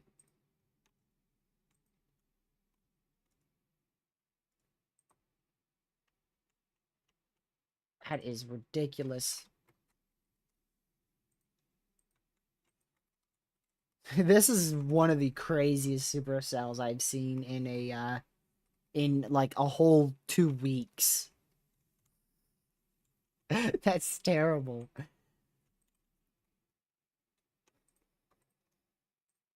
Man. Let me fix this so that way it's not contaminated so bad. Ooh, I think I made it worse. Ooh, I think I made it even worse. Jeez, that is very bad now. Holy.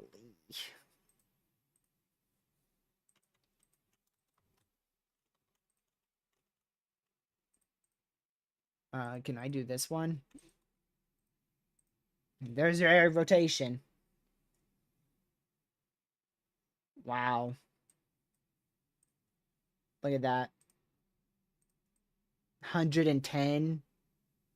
Or was that 107? 110. That is just crazy. All up and along that destructive severe.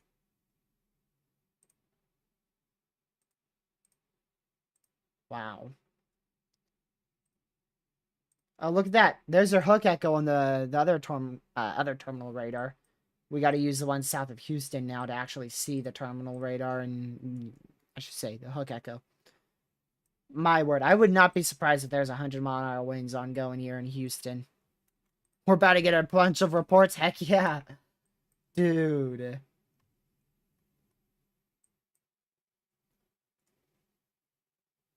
This area is getting slammed with damaging winds. Widespread 100 to 120. That is insane. And this isn't even that far from the radar. This is not that far from the radar at all. Ooh. Uh-oh. Uh-oh. Uh-oh. Uh-oh. Uh-oh. That's a debris signature. Uh-oh. We gotta close the radar and open a new one fast. That's a debris signature. Hold on. We gotta look at this better here. Uh-oh. There's 2! Wait. Is that actually what? I don't believe that one.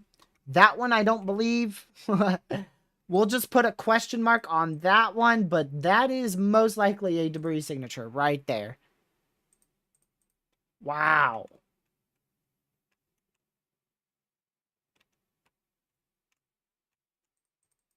That is probably a tornado on the ground. Is that confirmable from ZDR?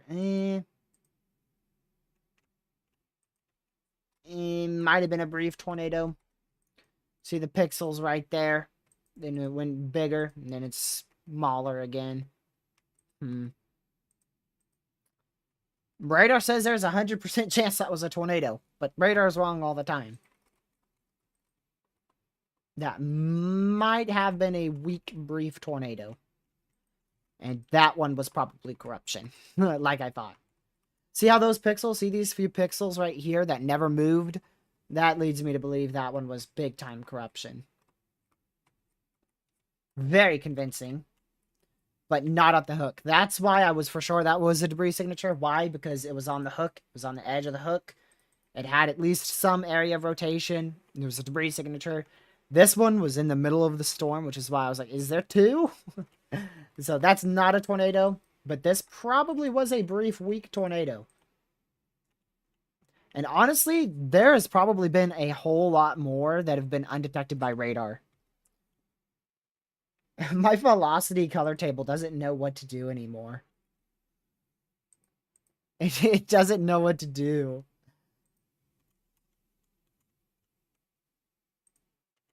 Alright, where's that other... Yeah, this one.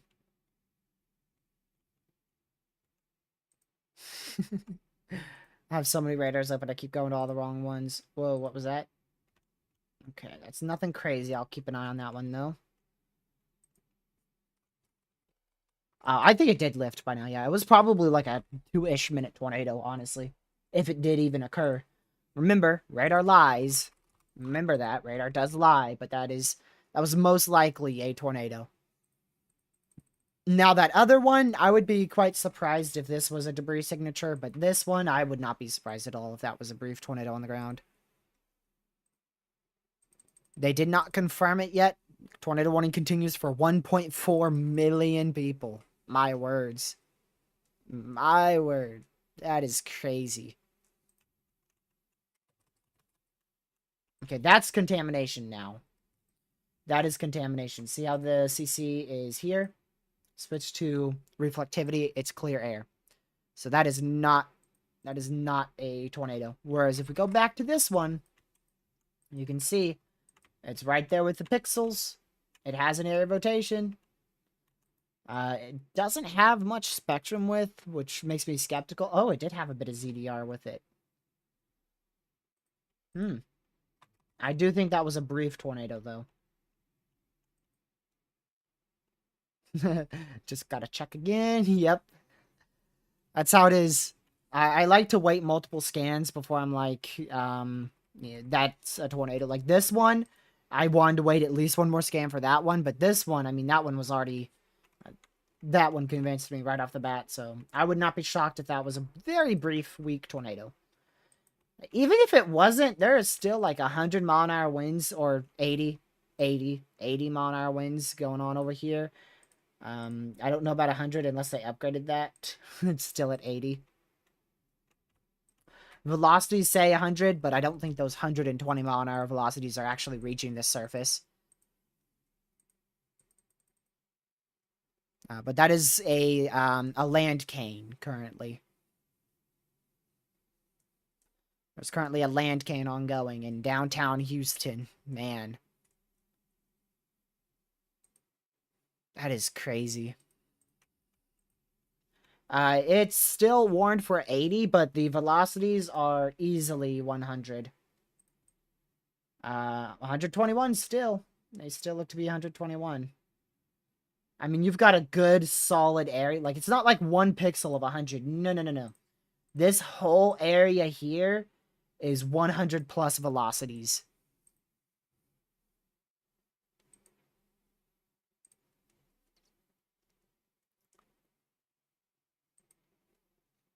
Man.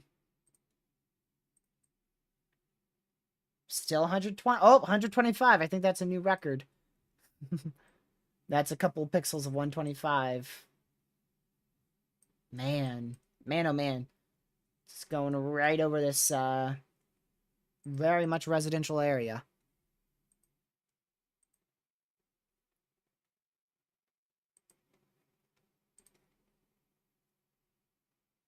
I want to go check some of my traffic cams. Pez is sending me 2 links to a random traffic site. I don't want to use that.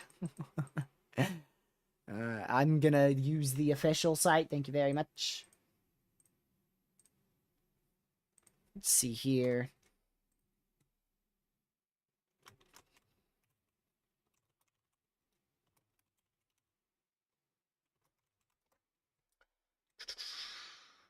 Oh, my word, man.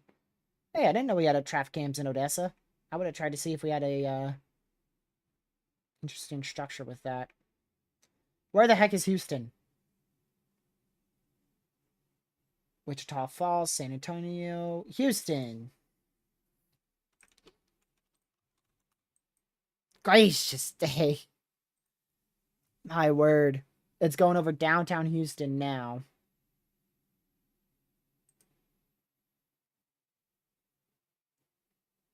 Image unavailable, image unavailable, image unavailable, no display, no display, no display, no display. Oh my word. Old camera, old camera, old camera, old camera, no display, no display, no display. No display, no display. Old, old, old, old. Oh my word. I don't know if we're gonna be seeing any cameras.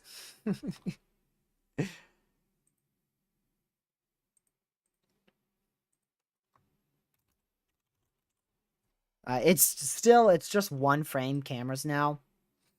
There is already 15,000 people without power in this county. And the storm is not even halfway through. We are now up to over 150,000 people. Oh, my bad. Over 160,000 people without power in Texas. Man. This area is really increasing. We could have a really good area of rotation on our hands here shortly as this exits downtown Houston. See the broad area of red here now? So before, we had barely any red and a bunch of inflow. Now, we're starting to see that ramp up. And it's probably really going to ramp up after that cell merge occurs. Woohoo, downtown Houston is about to be slammed. Gracious day.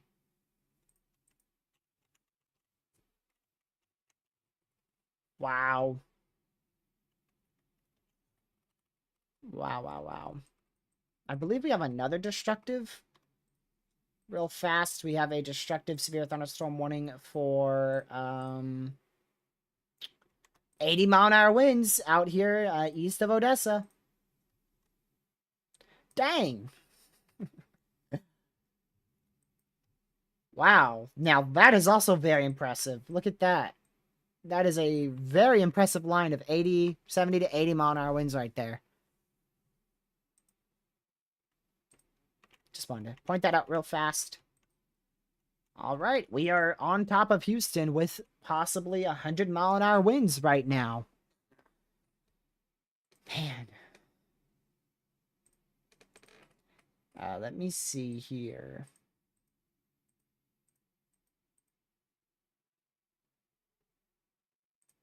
Let me check the... I'm looking for a mesonet here. There you go. So far, 26-mile-an-hour wind gust. I am very surprised by that. But that was 40 minutes ago, so... I'm not surprised by that, because it was 40 minutes ago.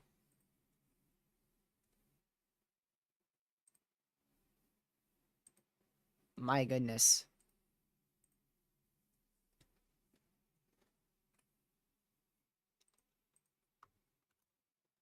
Houston...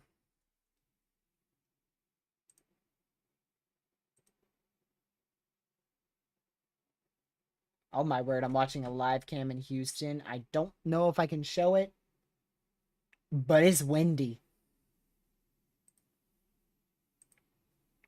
Gracious day. How many people are watching this, I wonder? It's got to be a couple thousand, to be honest. Tight, so it might... My apologies for that. How many people are watching this? That was news, not the camera. Oh, only 100. Wow. I'm surprised by that. Thought there'd be a couple thousand, honestly. That's clear air, not a debris signature. Of course, the radar thinks it's debris.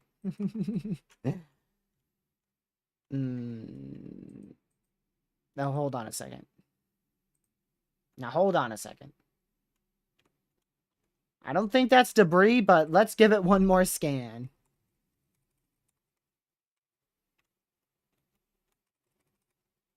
Let's give it one more scan. Holy crap. I just turned on this news station and all I see is wind. Gracious day. Man, there is a ridiculous amount of wind going through here. Okay, hold on. I gotta mute that so y'all can hear this warning. Not confirmed, so that's the good news. Tornado warning for northwestern Galveston County in southeastern Texas, northeastern Brazoria County in southeastern Texas, southeastern Harris County in southeastern Texas, Brazoria, Galveston, and Harris County in Texas. Brazoria. Alright, back to watching this camera now. That's probably for another 1.5, 2 million people.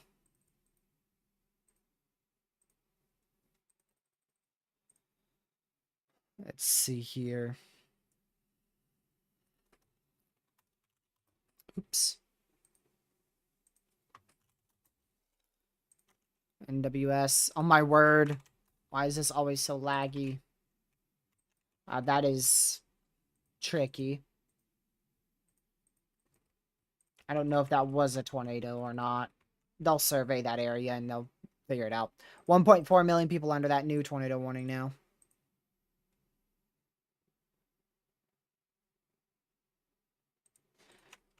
My word.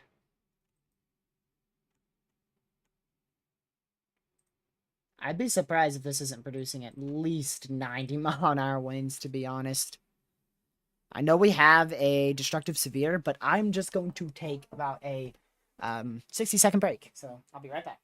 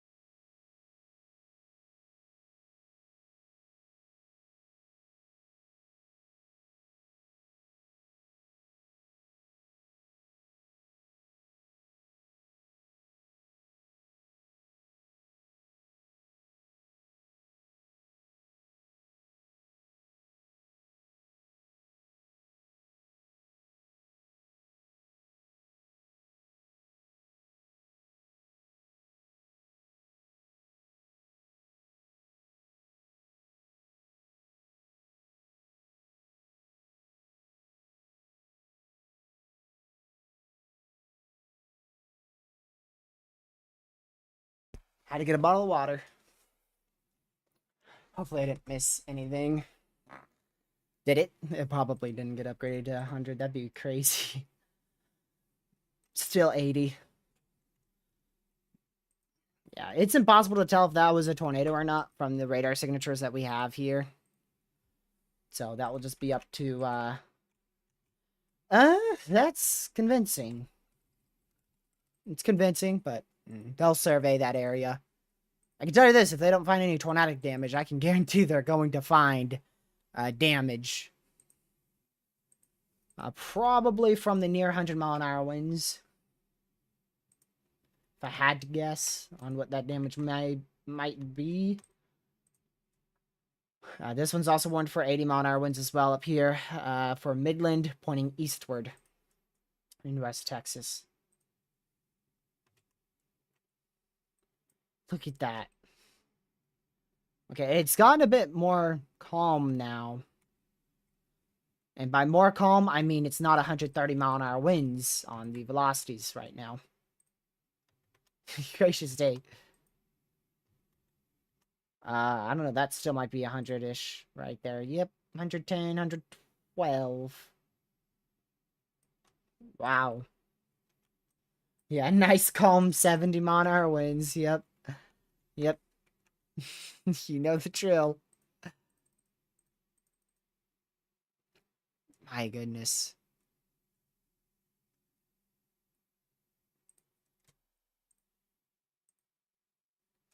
Make sure you guys are muted again.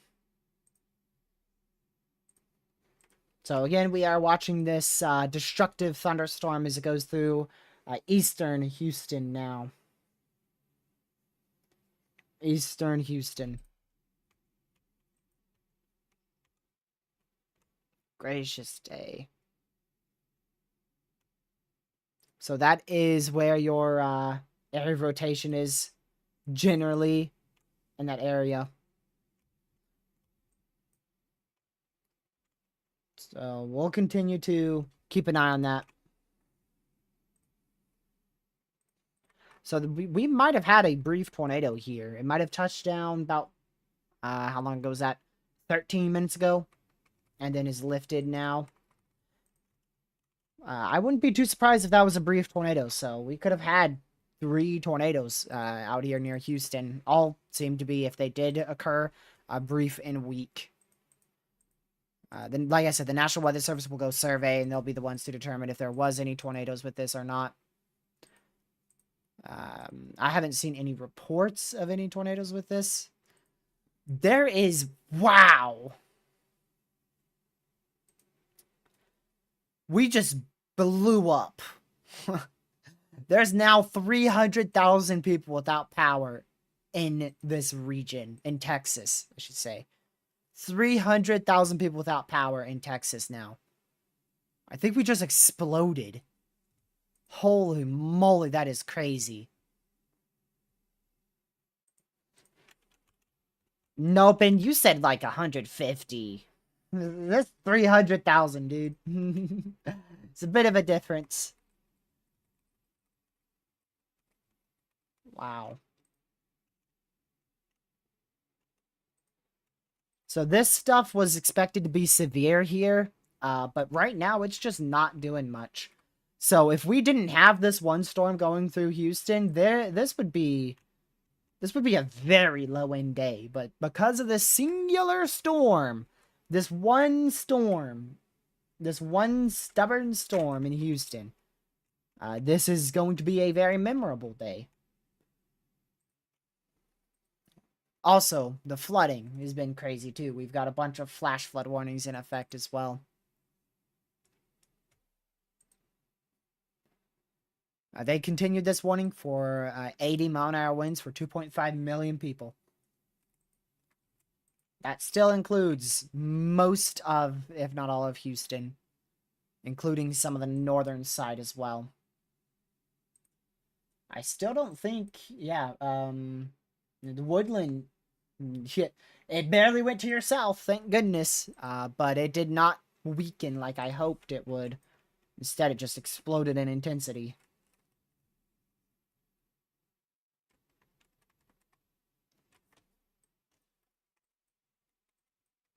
You're probably not experiencing anything greater than about 40-mile-an-hour winds up there, Tony, so imagine how the 120 may be, 3 times more than what you're experiencing possibly out there in downtown Houston.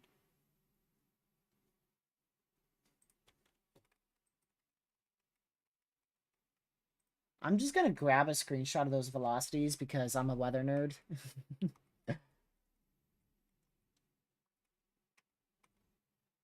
Let's see here. Yeah, that one right there. Those velocities right there. Oh, is that a tornado report? Hold on.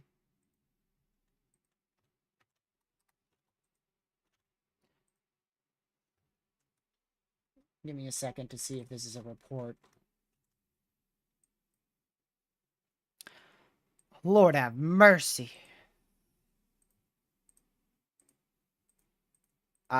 Wow. Trees uprooted, roofs blown off. That is one of the reports that I just saw. Roofs blown off in western Houston. It's not something you see every day. Wow. Downtown Houston. Trees uprooted and roofs blown off as well.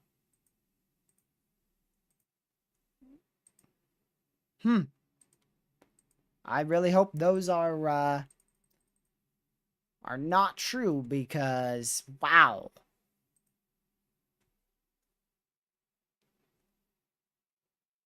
Gracious day. Yeah, there's reports coming out of everywhere now in Houston. It took a whole 2 minutes, but we're starting to see them now. I don't know if any are showing up on these radar sites at all. Not yet. So I believe if they were official, they'd be showing up here. If they're like notable reports, they'd show up here. So take those reports that we're receiving with a grain of salt until they start to be, validated by the National Weather Service and then put into the database. Today's the 16th. Yep. Yeah, there's still 90, possibly 90 to near 100-mile-an-hour winds occurring here over eastern Houston. Just a ball of wind. Absolutely crazy.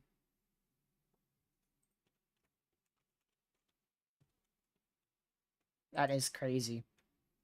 I wouldn't be surprised if they just put a big old tornado warning and not do a severe, because that whole thing is producing tornadic-like winds. They actually did that at one point.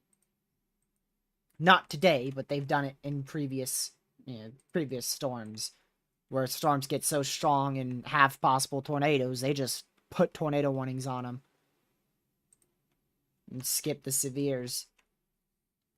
Only 300,000 people, Eddie. Only 300,000 people. Only 300,000.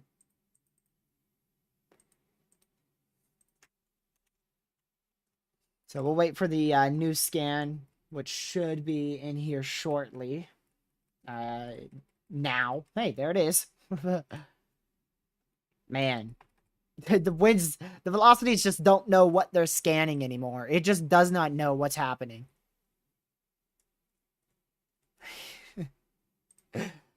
My word. The radar is starting to give up. So one's back out here in Lake Charles. They're starting to become severe. They're starting to become severe out here near Lake Charles, Louisiana. We'll keep an eye on them. Not much there. All right, let's go back to our main storm in Houston, where we're just seeing a whole lot of damaging winds right now. And I mean a whole lot of damaging winds. I'll see if we've received any more reports. Nothing crazy like what we were seeing just a second ago, but there's going to be a lot of reports that come through pretty fast. Pretty fast. I don't think we've seen a tornado watch issued yet out here. And still no watch out here towards New Orleans, Baton Rouge. They're likely just waiting for that. It will be issued at some point, most likely. Whether it be a tornado watch or a severe watch, I don't know. They've continued that destructive severe for 27 more minutes for 80-mile-an-hour winds, tornado possible, and 1-inch hail.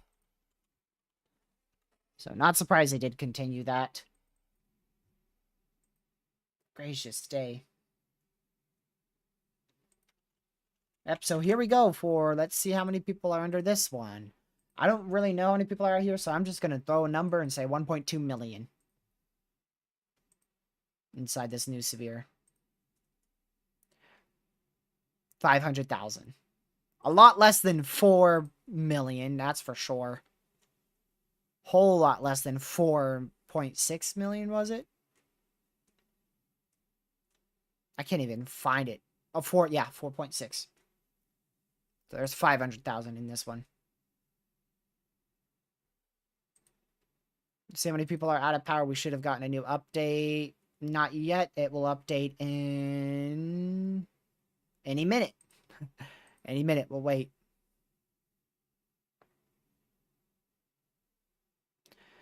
Yeah, that's definitely a power flash, Pez. Doesn't look like a ridiculous one. But that's definitely a power flash in Houston that occurred earlier.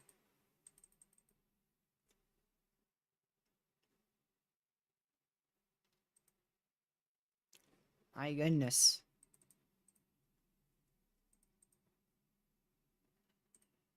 We'll continue to track this PDS severe thunderstorm warning until it eventually moves off the coastline in about 2 hours here. I hope it will be sooner. It should be about an hour, hour and a half. And yeah, I'm not surprised with that. They just put a Tor possible on this storm. You saw me looking at the velocities over here. This is now warned for a tornado possible, 1-inch hail and 60-mile-an-hour winds west of Lake Charles. That's probably the start of our MCS. Does this area look familiar? Oh, yeah, right. We had the exact same scenario unfolding not but a couple days ago. Interesting. Come on, man. Doing a repeat?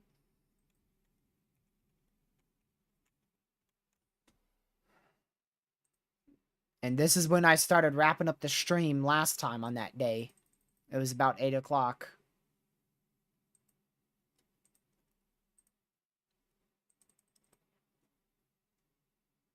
There's like no power in Houston. There is like no power in Houston. I see some lights.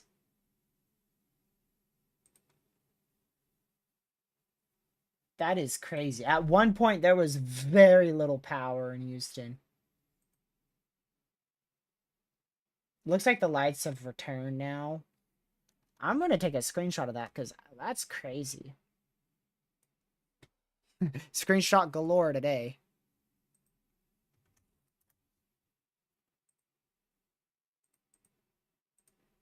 Man. I'm waiting for the next power outage update because that's when it's probably going to jump up the most. It jumped from 140 to 300,000. I don't know if it's going to jump more than that. Because that's a pretty big jump, if you ask me. It's a pretty big jump.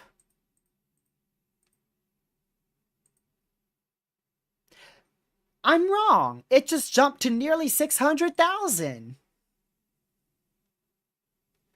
Almost the entire county of Walker is out of power. And nearly 445,000 people are without power in Houston. Gracious day. You know what this reminds me of? This reminds me of one of the first winter storms I tracked, which was the massive ice storm back in 21, where there was like millions without power in Texas. That's what this reminds me of. Seeing that many people without power in Texas. And now Louisiana is starting to go up. Yep. Louisiana is starting to go up. Louisiana is up to 12,000 now. 600,000 people. Almost 600,000 people without power in Texas. Gracious.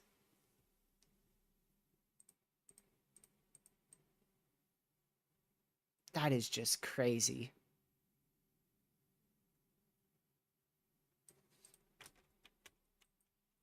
The storm's still continuing. It doesn't look as intense. It looks closer to the 80-mile-per-hour mark now.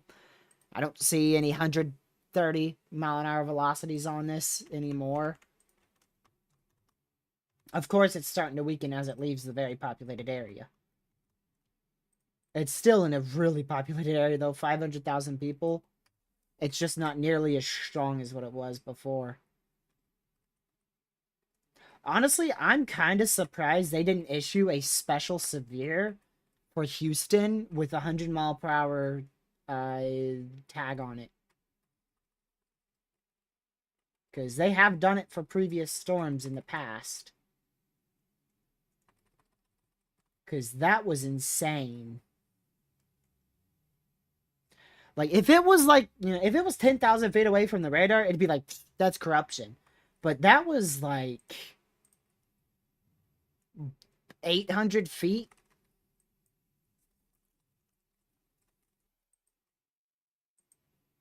That was close to the radar. I've seen, I think 100, no, that 110. The most I've seen, I think, was 110. Or it might have been 120. One or the other.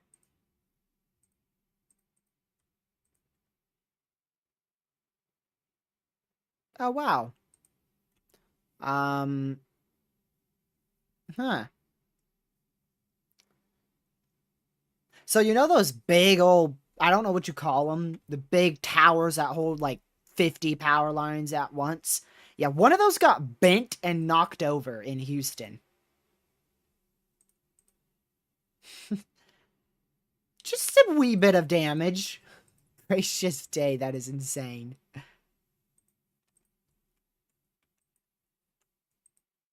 That is insanity. No wonder why so many people lost power.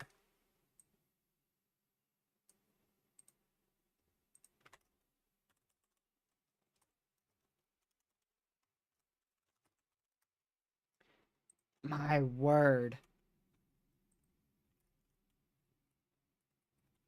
That's crazy. Um, yeah, I think the risk verified. We saw 3-inch hail and 80-mile-an-hour winds, and I'm pretty sure that's what the I think that, yeah, 80-mile-an-hour winds, 3-inch hail. That's exactly what I put on today's live stream. Wow.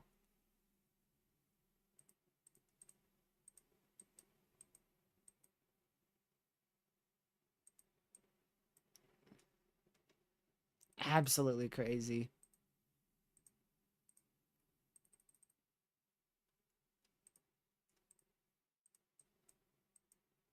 Now we're starting to see videos of it. I just found another one. It's windy out there.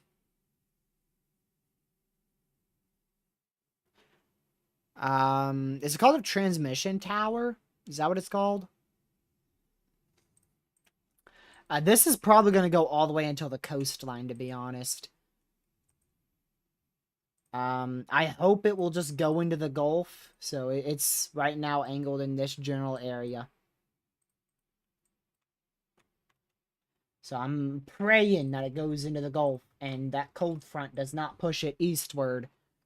And then we get exactly what the HRRR said. The HRRR had 1, 2, 3 MCSs, and so far it's right. So far it's right, except for all 3 of those MCSs were supposed to be in Louisiana, not 1 in Texas, 2 in Texas actually, and then a 3rd one in Louisiana.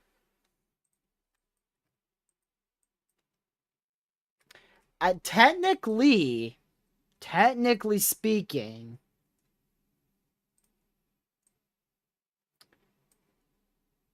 this has gone 150 miles. So if it continues and if it makes it to the coastline as a severe storm, like if it does not drop beneath severe limits, this is in the books for a qualification of a derecho.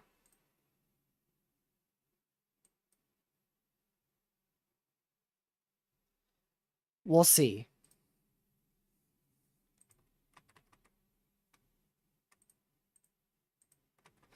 We shall see. Half the things that seem like a derecho just don't get confirmed as a derecho. And then the stuff that you don't expect to be confirmed as a derecho ends up being confirmed as a derecho. So if this stays with a severe thunderstorm warning the whole time, it's going to be in the realm of being considered a derecho. And it just got downgraded, I believe. Yep, downgraded to 70-mile-an-hour winds. Now, it's got to stay severe. It doesn't matter if it's 60, 70, or 80-mile-an-hour winds, or 90, or 100, or 110, 120, or 130. Never know what we saw in Houston, right? It's got to stay above 58-mile-per-hour winds. Oh, hi. Oh, wow. I would expect a tornado warning at any given second out here in Deweyville, Texas. Because that is a strong area of rotation that is just flopped out of nowhere. I think it's safe to say that lower level shear is in place now.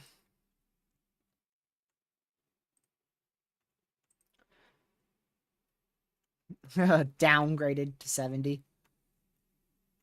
Well, I mean, it is a downgrade, considering it was producing possibly over 100-mile-an-hour winds.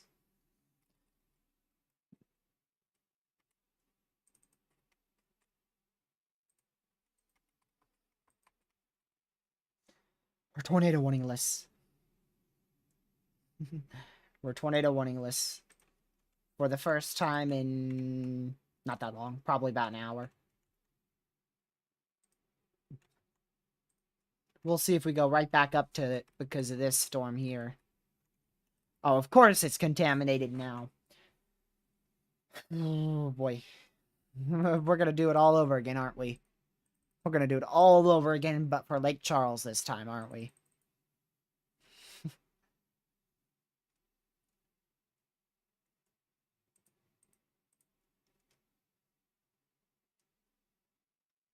Let's see here.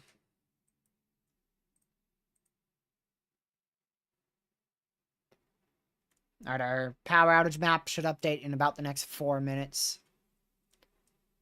We'll see how high those power outages go. This will probably be the last big jump of power outages out of this system. Out of this storm, I should say. I'm going to close that terminal radar. Alright, this is the one in, now leaving eastern Houston. We're going to continue to keep an eye on that. I'm going to turn off this stuff here. Gracious day.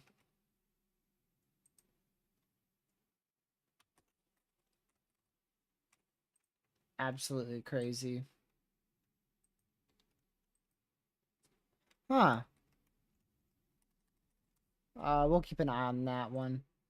Alright, I want to show you guys a loop of... Look at that. That is crazy. Those velocities, dude.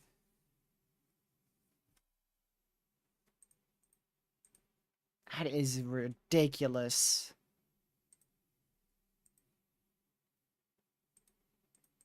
Alrighty. Well, that was probably the close to the main event. Close to the main event. The main event was expected to be between 8 and 11 tonight. So it's 8 o'clock. Welcome to the time frame of the main event. Oh boy.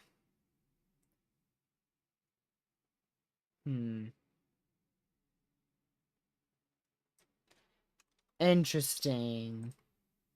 The HRRR has this staying on shore, and Lord have mercy, spare us if that happens. But obviously this is easily angled to go into the Gulf. So I don't know about that, HRRR. I don't know about that.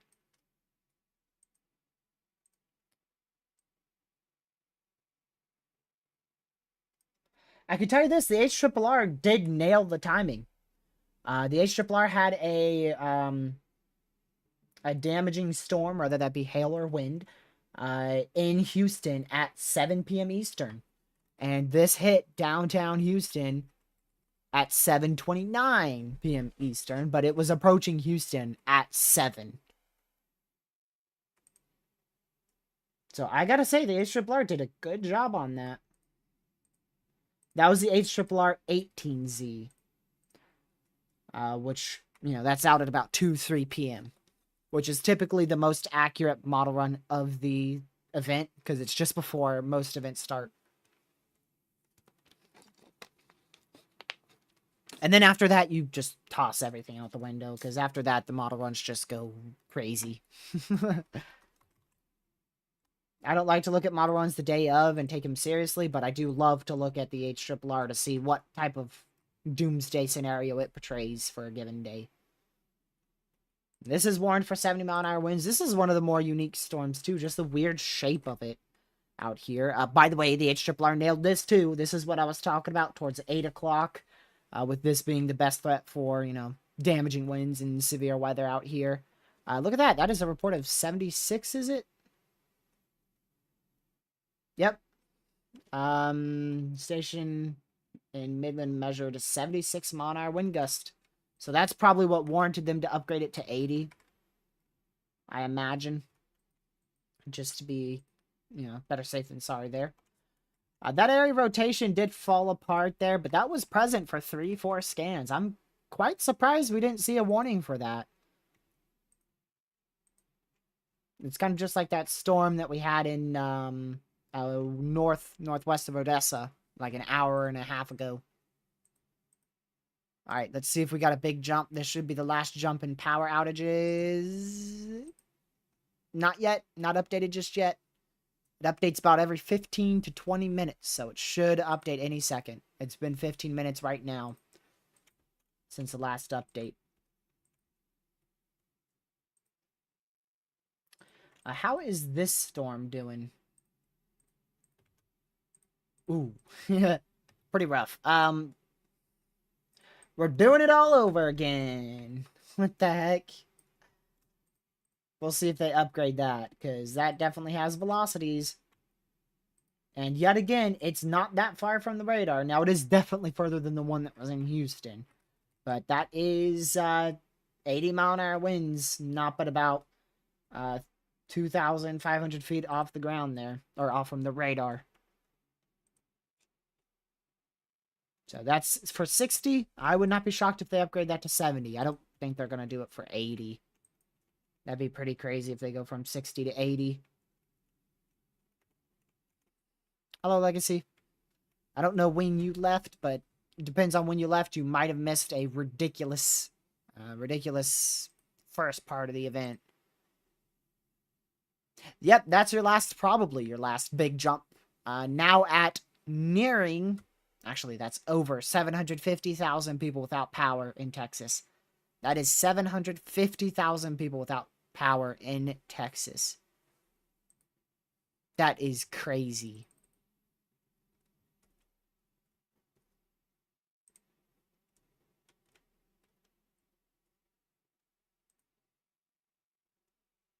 Man.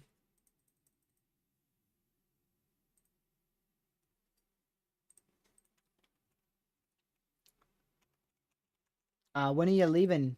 Are you leaving late tonight or tomorrow morning? When we are on vacation, typically we try to leave at about 8 a.m.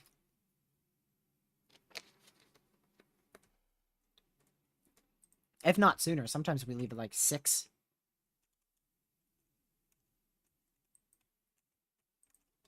Legacy's leaving a bit on the later side, 10 a.m. Yeah, there is going to be a lot of rain out there, unfortunately. The main event for that area, like where you're going, is going to be in the morning hours, probably towards like 4 a.m. Eastern, 3 a.m. Central. But then there's going to be more thunderstorms in south central Alabama towards 1 p.m. And then more thunderstorms, which should be tomorrow's 5% chance for tornadoes, that event, at about 4 p.m., 5 p.m. Central. Which we'll see if we cover that. I don't know. I don't know if we'll cover that. We'll see.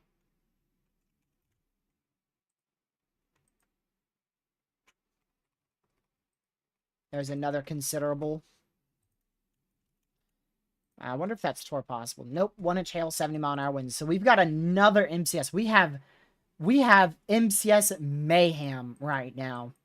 MCS 1, which is pretty darn big. MCS 2, MCS 3, MCS 4. All right, I think that's all of them. My word. Let's see. Actually, check. It was going to be originally Saturday. We're driving up tomorrow, spending the night at the hotel. Ah, alright.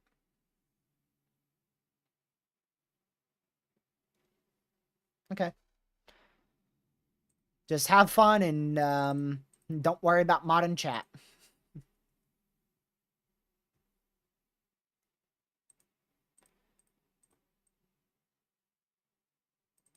Let's see here.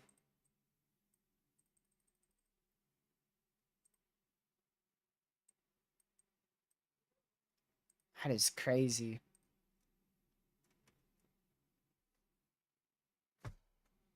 Gracious day.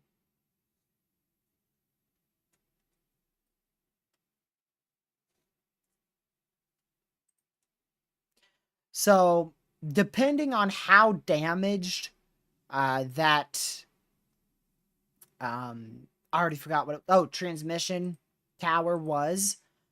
It could have been anywhere between 110 and 135 mile-an-hour winds in downtown Houston.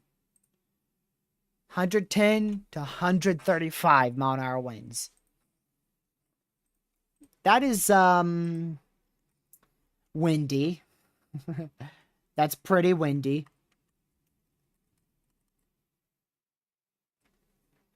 Oh, look, they just warned the southern side of that for winds now. 60 mile-an-hour winds and 0.75 inch hail.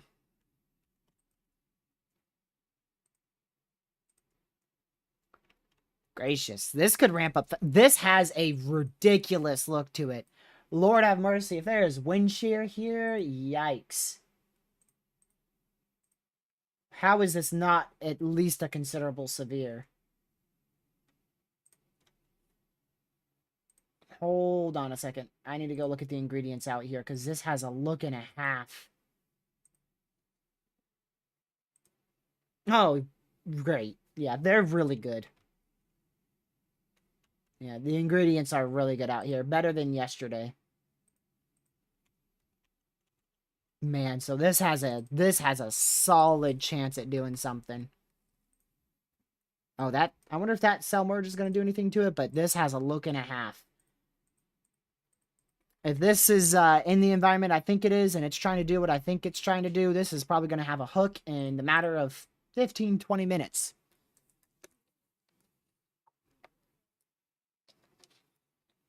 So that is very concerning, because that is a look and a half, like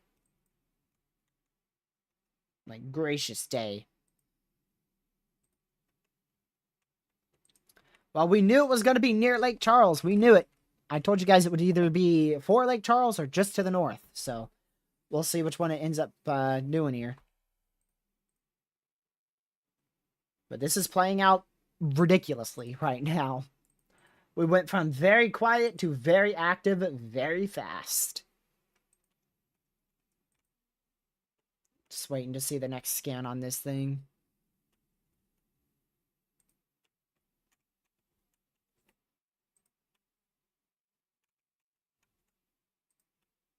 Gracious day, man. That is something.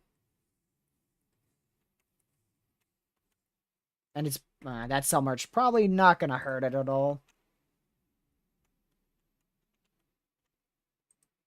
I don't think that's gonna hurt it much of, if anything. The gracious day counter. It'd probably be at 50, between 20 and 50 today. Probably closer to 50. Especially with the Houston storm. I would need a button to press though. Like there's no way I'd be able to change it manually because it would take way too much time, and when we're doing actual like very important coverage, life-saving coverage, I'm just gonna need to have a button to press as opposed to manually typing it out. So if I can manage to get something that does that for me, then maybe I'll implement a gracious day counter.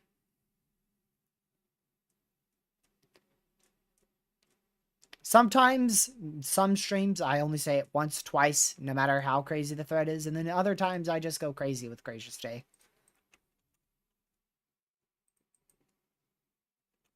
How has this been warned? It has not been tornado warned in the past. They just continued that for 1.25-inch hail, 60-mile-an-hour winds on the northern side. The main warning should be the one that gets issued here, generally. So we'll see.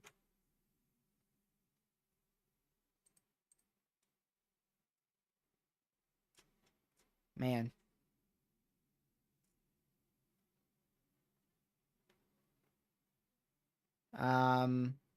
Tornadoes were tomorrow. Just out in front of this. So here's tomorrow's outlook. Let me pull it up. So this is tomorrow's outlook. The main tornado threat will be right out towards, well, right where Legacy's going. This is going to be your main tornado threat, right out here. So here is the tornado chances, and you can see there's your big 5%. It's even bigger than I thought. That's a very large 5%, and even larger 2%. I have a pretty good feeling that's going to shrink quite a lot. I don't see this much potential in tomorrow, but if you're anywhere in these shaded areas, green or brown, make sure you are hyper weather aware.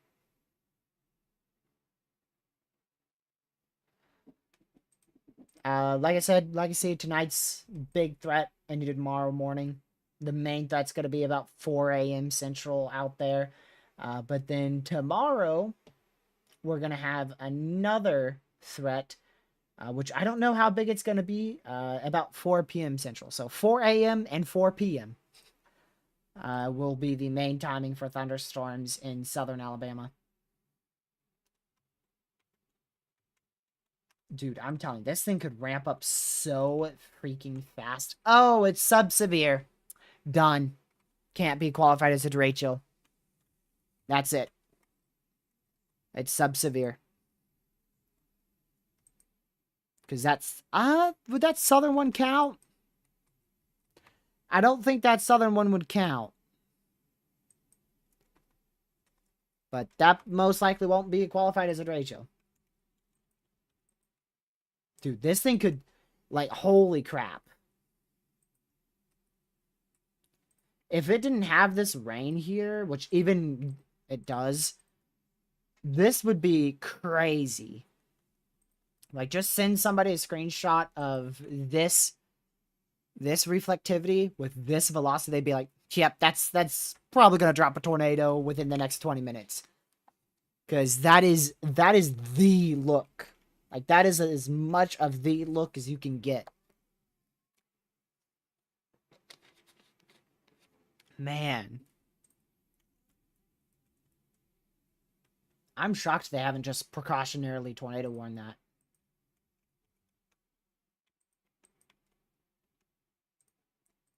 How is our flooding doing? Oh, hold on. No, they...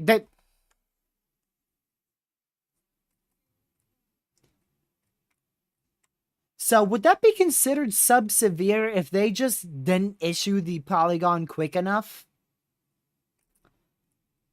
It was sub-severe for like 1 minute. So technically it went sub-severe in its lifetime, right? I wonder how that would be implemented into the derecho qualification.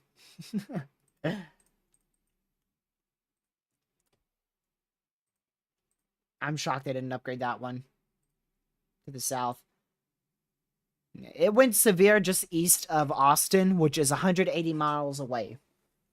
It's got to get to 240, so I don't know if it's going to be able to get to that. So in order for it to do it, it would have to be a severe storm all the way until this point here. And it might.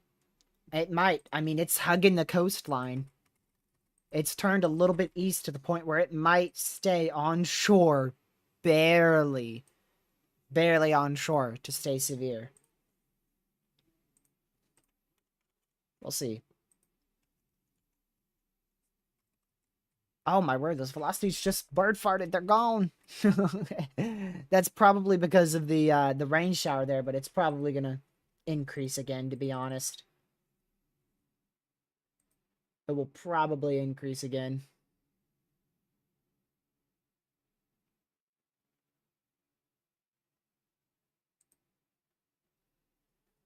Let me see.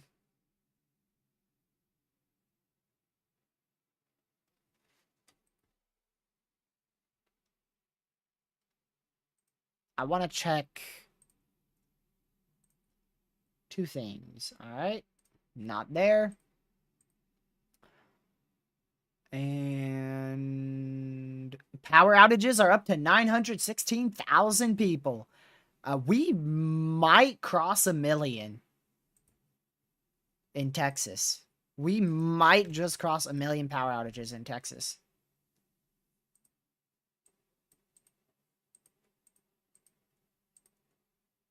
Trees down, trees down, trees down, trees down, trees down, roof blown off, trees down, roof blown off, tree down, multiple trees down. These are all in Houston. Tree down, tree down, tree down, tree down, tree uprooted, roof blown off. Gracious. Finally! Took you long enough. Holy. Now warned for 80-mile-an-hour winds now that it's weakening. Took him long enough. Man. That should have been pulled a long time ago, buddy. So there is a now a PDS, severe thunderstorm warning. Switch on over to that. That is for 11,327 people, 7 schools, 2 hospitals, and we are going to switch right over to the tornado warning scene. Because guess what just got tornado warned? Fine. Oh. Tornado warning one. for northeastern Chambers County in southeastern Texas, southeastern Liberty County in southeastern Texas, Chambers and Liberty County in Texas. Wow. Well, I thought it was going to be the other one, but I think it was this one?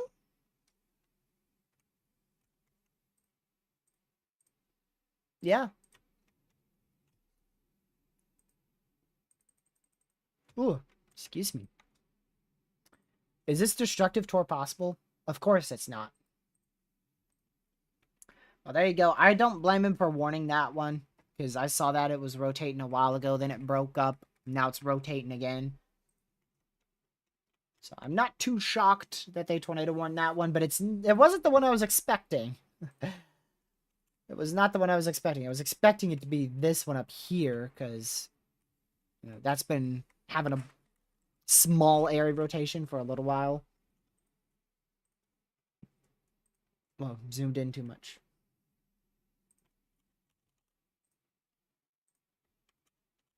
Yeah. I mean, that area rotation's already died out. Towards Monroe City, Texas. It's already died out.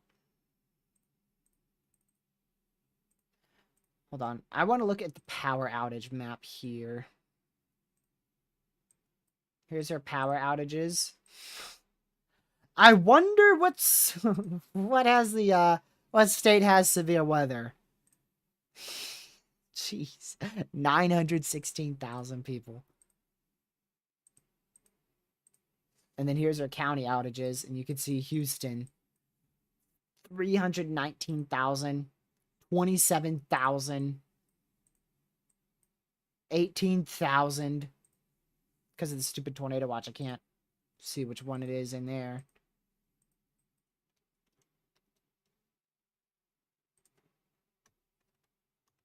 What about Missouri? Why'd you say Missouri? Ah, I see. You were guessing which area had the most power outages, probably. And if you weren't, then I want to know what's going on in Missouri. Severe weather. That's what's happening in New Mexico. Yeah. Actually, up there, I don't know what caused that. I don't know what that... Oh my word, my brain has just been completely destroyed. What are these things doing? My brain is not comprehending what the heck is going on up there. I'm gonna stop looking at that before I get a headache. um, I wouldn't be too surprised to see them put this to destructive.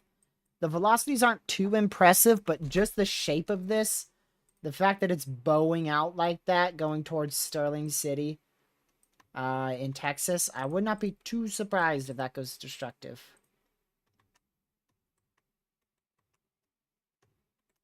Yeah, that's not impressive at all. Yeah, that's PDS for 80 mile-an-hour winds. Should be tour possible in my opinion, but hey, I'm not the National Weather Service. That's their call. Oh, the southern one went destructive too. So, I mean, I called that out like that. Honestly, that should have went destructive 30 minutes ago. Now it's calmed down a lot. Like, now the velocities are only at 70, whereas 30 minutes ago they were over 90. So, little late in my opinion, but hey, better late than never. But I mean,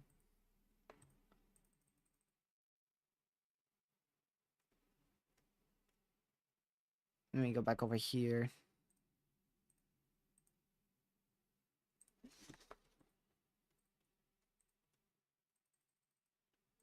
There's a pretty good chance we're going to cross 1 million power outages here in Texas on the next update, which should occur in the next 10 minutes. If not, we are going to get very, very close. Very close.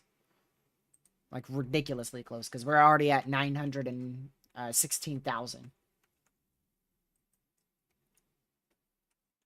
Well, in my opinion, the flash flooding is also verified here, just to remind everybody about the flood risk.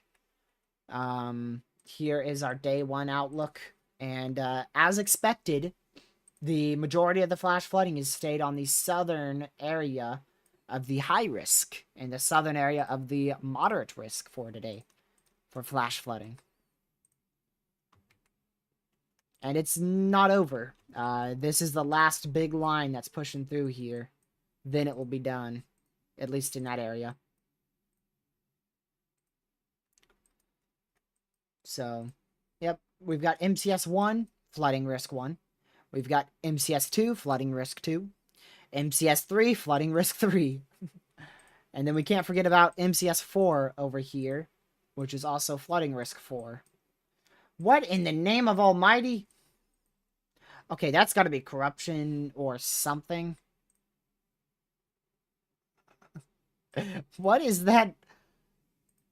That looks like two completely different storms. Look at the difference between that radar image and this radar image. Two completely different radar images. Okay. We'll ignore that thing. We'll probably see either a severe watch or a tornado watch shortly. This MCD has been out forever, which is a mesoscale discussion, has been out forever out here in New Orleans and Baton Rouge. But now storms are starting to approach that area. So I don't know why that MCD was put out so stinking early. Like literally 2 hours, probably 3 hours ago at this point. But we should see a watch shortly out there for Baton Rouge and New Orleans as these thunderstorms are now moving into that area without a watch in place. Just a very small area of rotation. I really don't even see much in that warning. I did before, but to be honest, it's moving south. Like, the area of rotation has gone from here. It's gone from here to here. So, if that's what they did a tornado warning for, it's moved outside the warned area.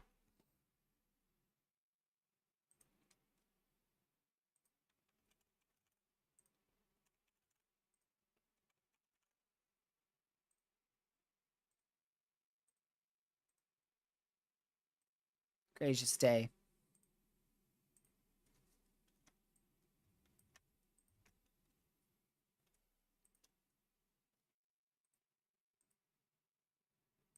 Absolutely crazy.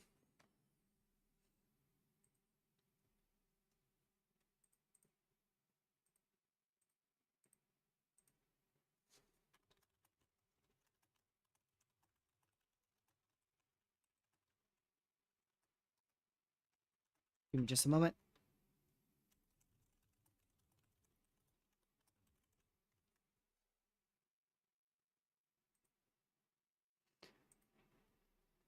Okay, I want to go back and check when that storm was in Houston.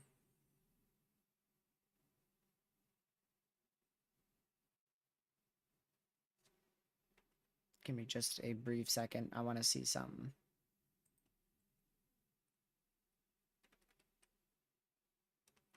Okay.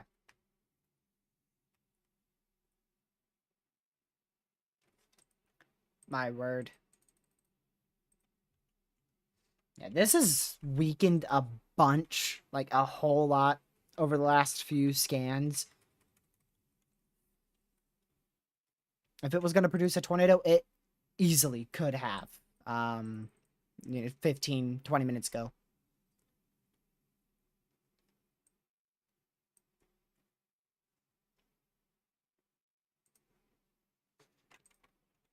All right, I want to check the...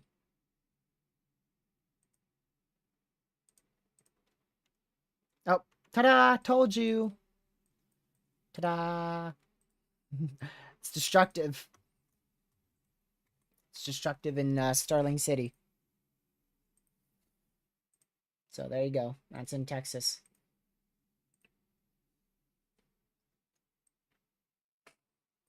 Gracious day.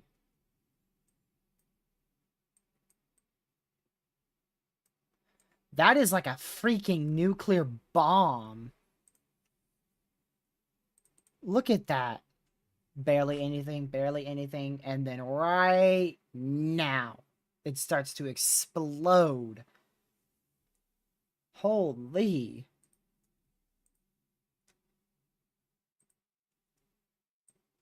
Look at that.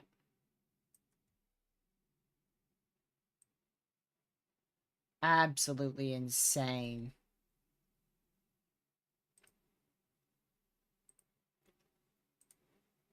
Let's see which one here. Just switch between 900 billion things. We could do sub-regional here too. So here you go. That's when we started streaming right there. And then just explosion. My word.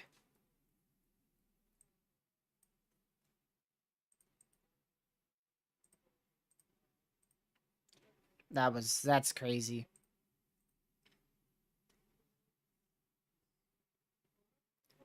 That was just insane.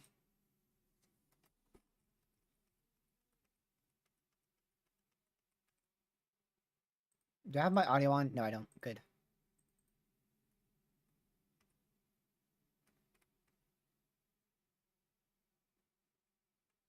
Okay.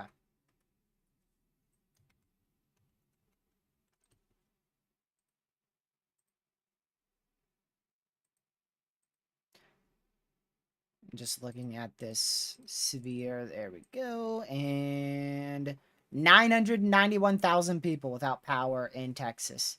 If you combine the outages from Texas and Louisiana, we're over 1 million.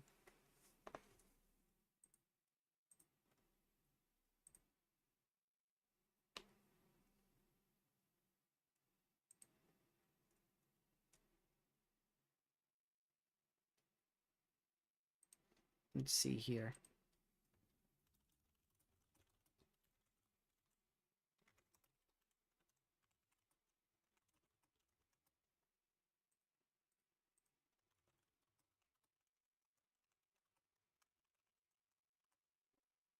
Okay.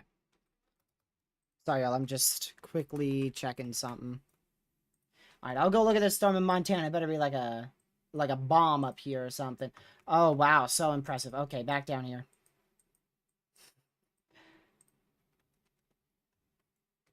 Is this still warned? Yeah, I thought so. They downgraded that. Wow. Yep, they were too late on it. I mean, it was already done by the time they put it as destructive. The storm's falling apart so fast.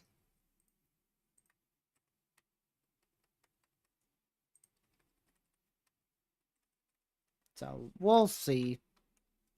We'll see, but I mean, that's been downgraded big time. Big time downgrade there. So, main storm is this one over here in Sterling City, Water Valley, northwest of San Angelo, Texas.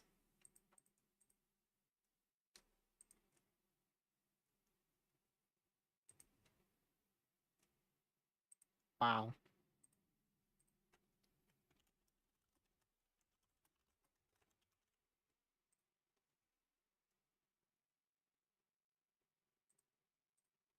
Give me just a moment. Again.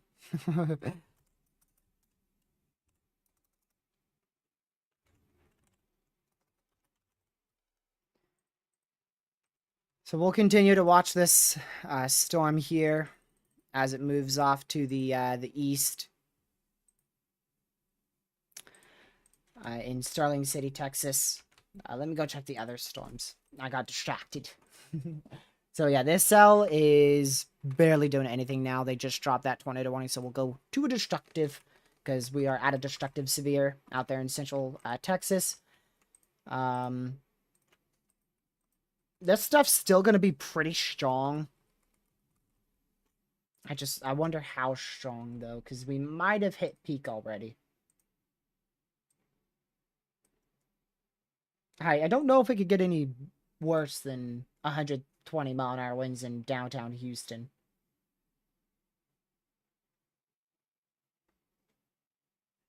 Gracious, you can actually see an outflow boundary from satellite.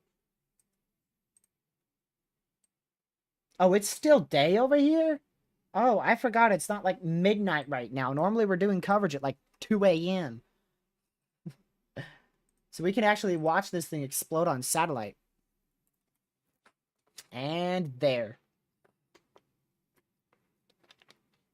Gracious.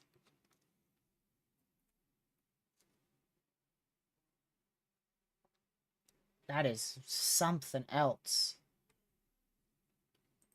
And then we have mesoscale features too. Or mesoscale sectors, I should say. Absolutely crazy.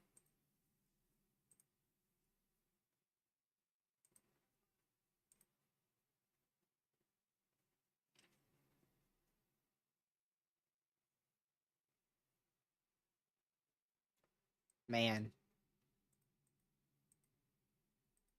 That is something else. This is one for 70 here, Tor possible as well. We're watching the tiniest little notch of the storm here. That might try to do something. So we'll keep an eye on that. It could end up rotating later down the line here shortly. So we'll watch it closely.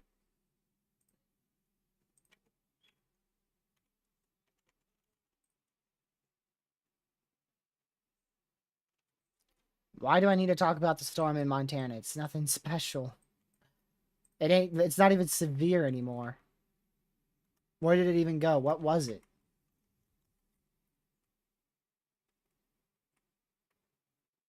It's probably that little thing. I mean, there's nothing special with it. It's just a severe in Montana. Why does it not show? I know there was a severe in Montana. Oh. Yeah, I was looking at South Dakota right there. It was this one. Was it that one? Yes, it was. Had a funnel reported with it. Interesting, but not anything out of the ordinary for Montana.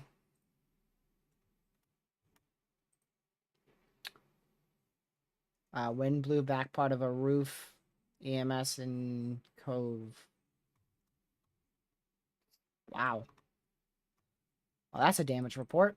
Lake Charles, severe for 60-mile-an-hour winds. Thank goodness it ain't gonna be a repeat of the other day. Because that was insane. Let me go see how many reports we've received from that. I know we had at least 4 significant tornadoes from that line that we tracked. We did an urgent stream for. That was on the 13th. 210 reports, 158 wind, 12 tornado, 40 hail. Wow.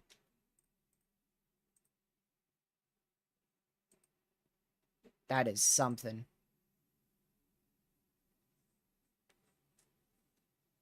Gracious. So we'll continue to watch these severes. The only significant severes as of now is this destructive one out here for Sterling City, as well as Water Valley. So we'll continue to watch that. I'm going to close this radar site, actually, because we don't need it. I probably will open that right back up. I am going to open that right back up. This one is also significant for 70-mile-an-hour winds here for Winnie and Stowell in southeast Texas. And I'm going to open that back up because it was on the wrong radar site. It's supposed to be on this radar site, the San Angelo radar. There you go. Now, those velocities are at about 70, 71. They still have that warned as 80, though. Just because of the look of that storm. That's exactly where the strongest winds will be. You have winds up here, and then right in the middle, just like the other one, is where you have the significant winds, if not greater than significant, which in this case is destructive.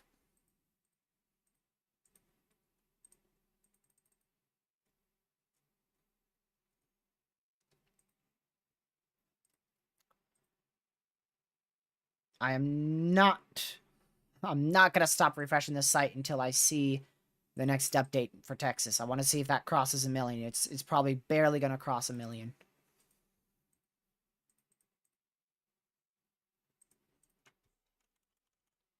One storm in Houston. Absolutely insane. Nearing 800,000 people without power in Houston alone. Yikes.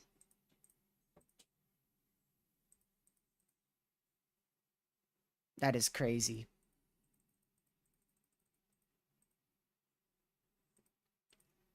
What a day. What a day. And see, because we started the live stream so stinking early, you guys are going to be able to go all the way back nearly 5 hours, which is a solid 4 hours before that storm even got going. And you're going to be able to watch and see how this stubborn event unfolded. And ridiculously crazy.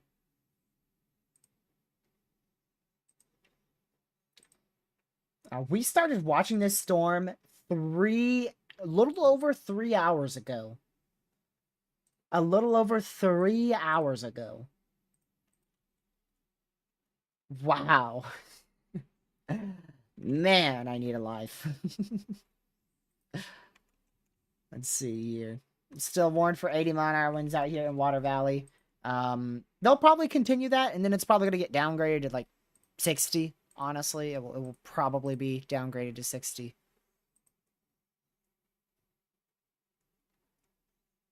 Where in the world? Okay.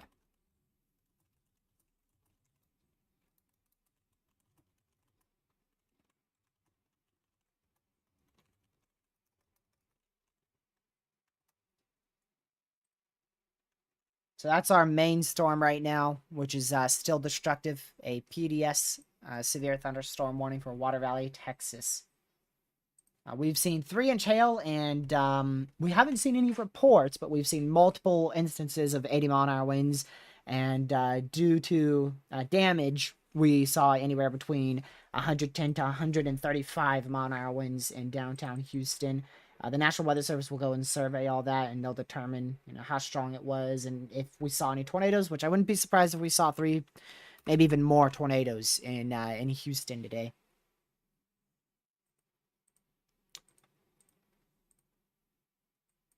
So many reports from Houston. Holy moly. None of them are showing up as verified reports. So in like the SPC's report, storm report, thingamabobber. Only 2 have shown up, which is multiple trees down in downtown Houston and wind blew back part of a roof. And then west of Houston, there was a report of trees down as well. Those are the only 3 we've received. But I can guarantee we're going to see a whole lot more as they survey stuff.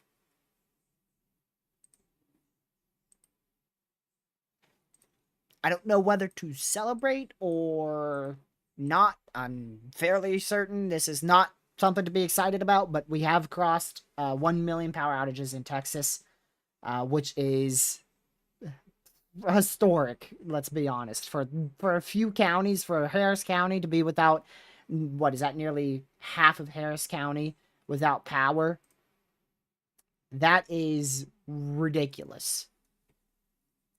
So as a weather enthusiast, that's pure insanity, and it's crazy. But I mean, regardless, that is a horrific situation both ways. There's not really anything good about 100, or not even 100,000 people, 1 million people without power. Like I said, the only thing, noteworthy about that is the fact that it might go in history books. Other than that, there's nothing that's, good about that. And, being in a history books for a severe storm is never a good thing. Unless it's like the quickest storm to weaken or something. I wonder if that's a thing. The quickest storm to weaken.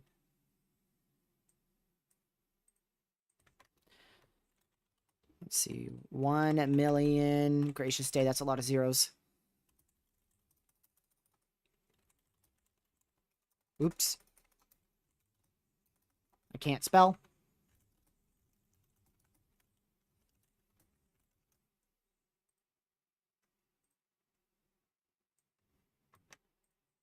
Man.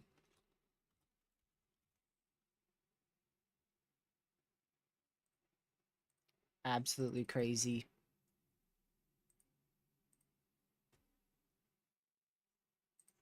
Hopefully everybody's okay. That's a lot of people without power. That is a whole lot of people. 1 million. Wow. Oops. I just accidentally sent something to Lucky. I meant to send him the power outage map. Not whatever that was. Man. Oh, is it about to go sub-severe? It might be about to go sub-severe. Might be about to go sub-severe.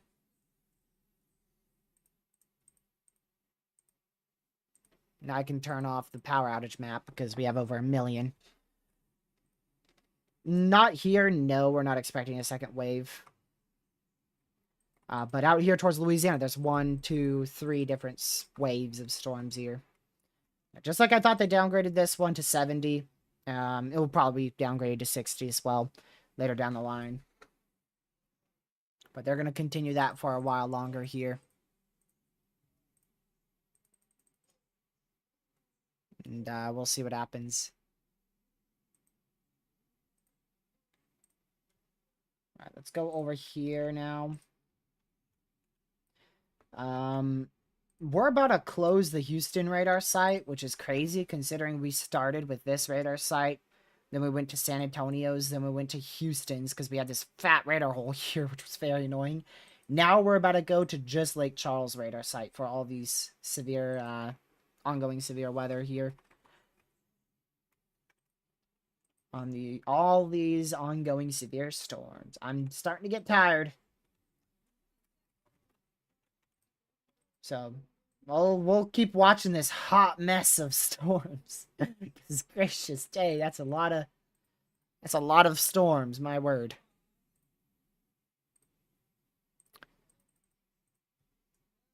That is a whole lot of storms. Almost celebrating 1,000,000 power outages. That is crazy. Sometimes as a weather enthusiast, you feel like that, honestly. Because it's like, there's so many big storms that happen. It's weird. It's weird. You really have to be a weather enthusiast in order to describe it. You can't. But like I said, that's nothing to be happy about at all. 1,000,000 people. That is crazy. That is crazy. I'm just glad that it's not any a tornado or something. Like power outages, that means it's been a bad storm, but it's not like a tornado and all this stuff that could actually take people's lives. Unfortunately, I'm sure a few people have been injured by this. I'd be unfortunately pretty surprised if not. So, man, what a day. And we just lost the enhanced risk. Yay! Finally. The threat will spread across remaining southeastern portions of watch issuance 2:49 this evening. Damaging winds, perhaps a tornado or two, remain the primary risks. Some tornado risk could continue with embedded supercells along the QLCS. 550 sheer. What? What? I need to see this for myself. Gracious, I'm being flashbanged by the SPC site. Look at that. Holy crap, is there not a freaking dark mode on the SPC? I demand for a dark mode. My word. The good ingredients are definitely well off to the west now. So the primary tornado threat will probably be the immediate coastline. Yeah, yep. Right where that 5% is, the immediate coastline.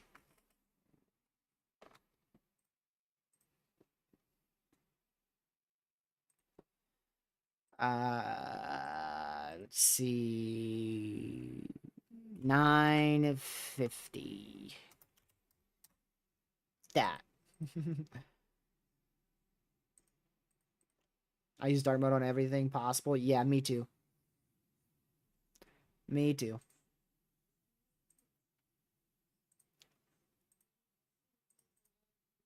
It's just so much better. It's so much easier on the eyes. It's like, I don't want to be flashbanged every time I open my radar sight.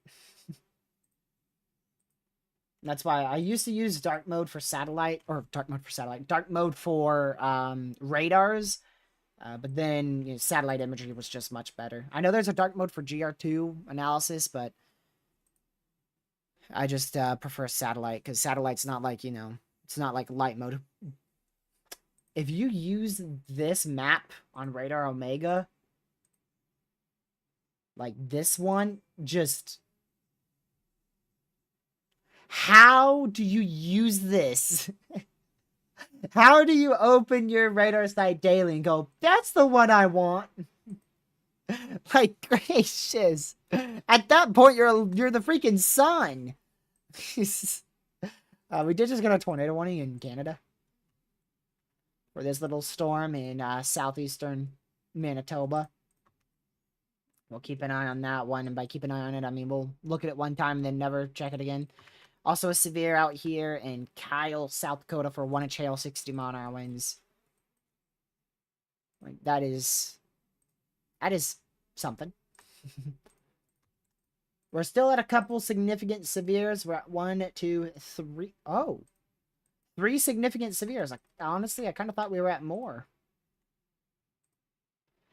The reason why is because it's turned into this hot mess out here in Louisiana.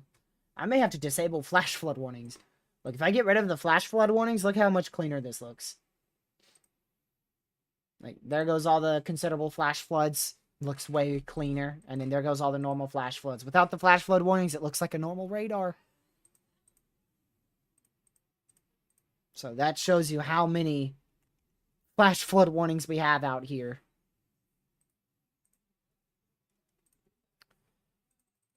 Well, I guess I should go ahead and fix that threat level since we have been downgraded now to a level dose out of 5 here. So we're down to Lelo. And I'll fix the text too. We'll keep the text because technically we were covering an enhanced risk. Actually, I will update it.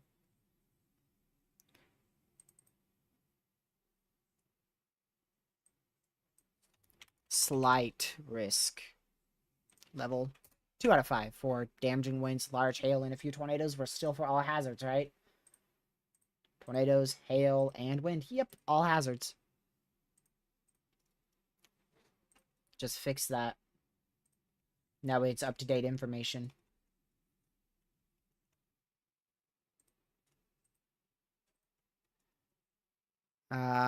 They've maintained the high risk for excessive rainfall. No shocker. No shocker there. It's right here is where they maintain that high risk generally in this area.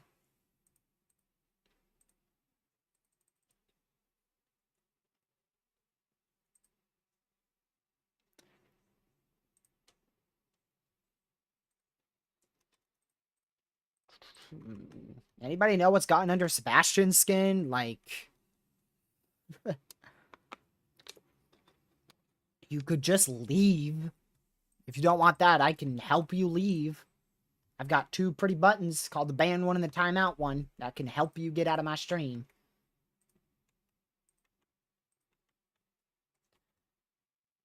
How long does this last? 3 more minutes. Okay.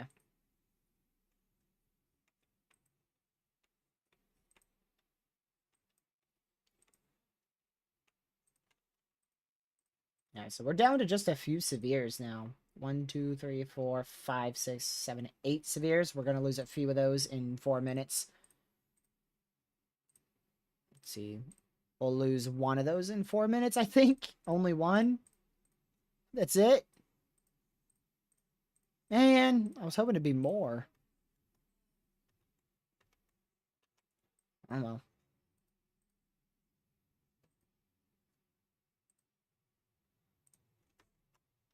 What about the ones in Canada?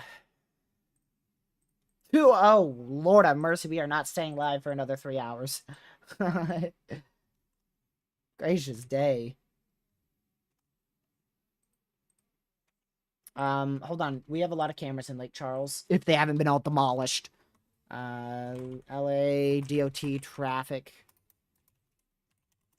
cams.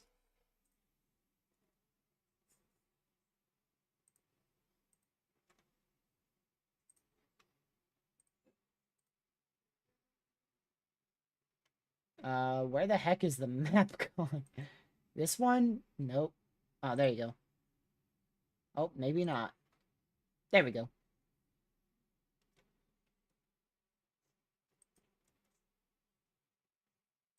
No, Sebastian's normally a pretty cool dude, but I guess he doesn't know how to get off the stream. Here's a live view in Lake Charles, Louisiana right now, where a severe storm is impacting. Talk about a flashbang! Is impacting Lake Charles, Louisiana with about 70-mile-an-hour winds here. Gracious day. I apologize for anybody who's trying to go to sleep and is watching the stream, because my word, I think we all just lost our eyes together. Gracious. New tornado watch has just been issued for New Orleans, Baton Rouge, and we just lost the camera. That is a 3010 tornado watch, which is a lot lower. Wow, that is barely a watch. Barely even a watch issuance there. 3010 for the tornado, 4030 for the wind, and 2010 for the hail. So the wind is really the only issue with an isolated small hail threat, isolated small hailstone. Wind threat with an isolated small hail event and weak tornado could be possible. Man, I lost my train of thought. Okay, I just remembered. I was trying to think of... There we go.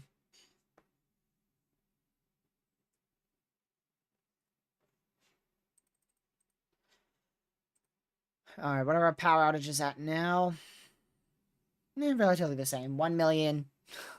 That's crazy. 1 million, 37,000. 1 million people is crazy.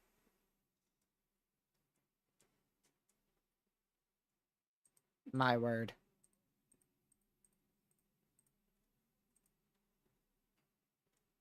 There's that new tornado watch. 75 mile-an-hour winds possible. Ping pong size tail possible. Couple tornadoes possible.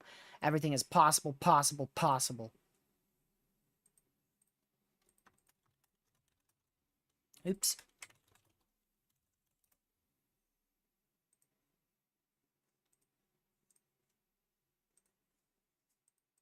There we go. Oh, there goes our camera.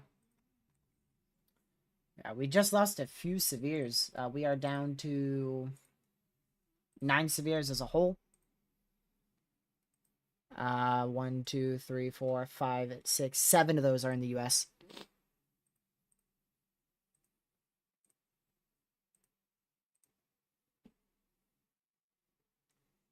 Keep him, hit him. That's a alt account. That's a troll.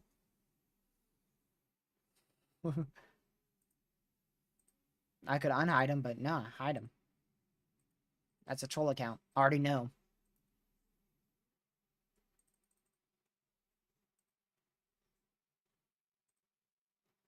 Let's see here.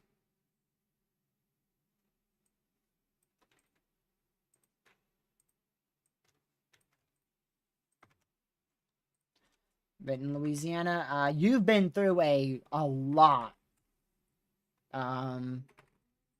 Did you get into that 80 mile per hour wind? Well, nope, it was to your north. So you've been through a lot of heavy rain and some wind. But the main, crazy portion of the storm was actually stayed off to your north. Camera came back. Lake Charles, wow. Lake Charles is definitely getting the strongest storm right now. Alright, we can actually close the Houston radar. We don't need to watch that anymore.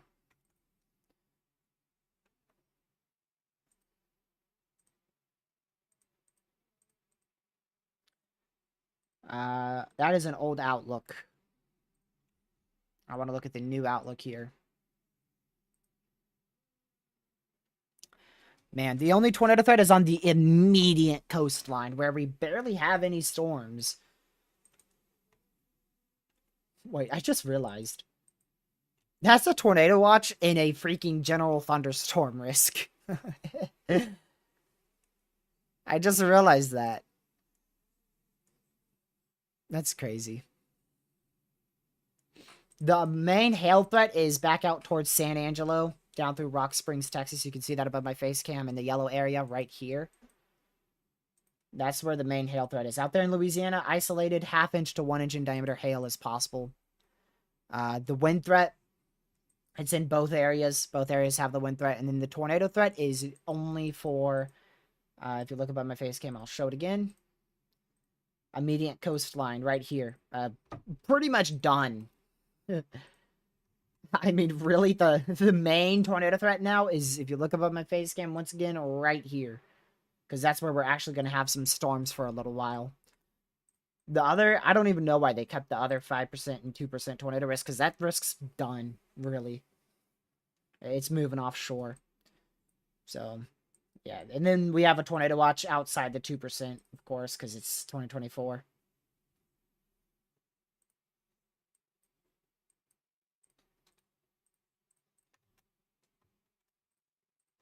This is the only one that I'm concerned about right now. I really don't see much with the other storms anywhere in the U.S. The only one I'm concerned about for a tornado threat and small hail threat, and more specifically wind threat, is the one in Lake Charles. Wind and tornado threat seems to be the biggest issue right here.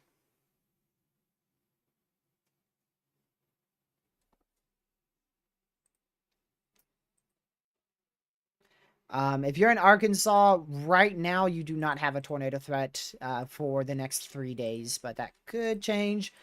Most likely it's going to be for Sunday or Monday or Tuesday, one of those days. You'll eventually get in at least some tornado threat somewhere in Arkansas.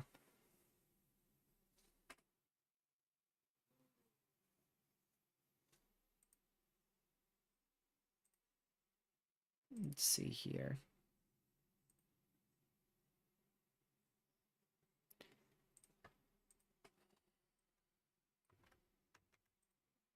Let me go check that. So you're in a severe warning right now. You're going to be getting hit by rain for probably the next hour, but I would stay indoors away from doors and windows for about the next 30 minutes here. Actually, till 9:15. 9:15 till 9:15, you should be staying away from doors and windows, and then for 15 more minutes beyond that, I recommend you stay indoors because of all the lightning activity. So 10 more minutes away from doors and windows, and then beyond that, stay away from the outdoors. Stay inside. But main storm's past you. You're pretty much in the clear. Staying indoors away from doors and windows for the next 10 minutes is really just precautionary. This camera again is a live view in Lake Charles, Louisiana. Holy! Wow!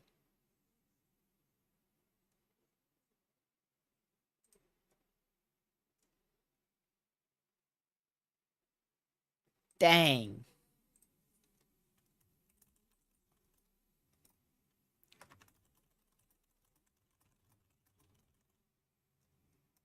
That is crazy.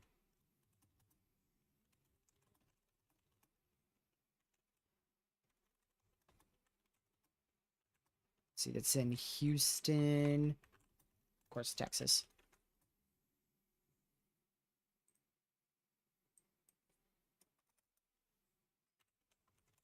I'm looking at damage right now, y'all, from Houston, Texas. Ridiculous. Absolutely ridiculous.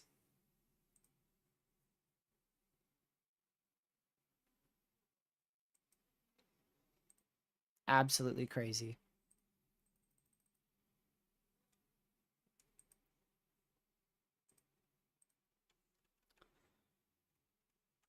All right, let's go back to this one. That will be above my face cam. That camera's going to be above my face cam up there.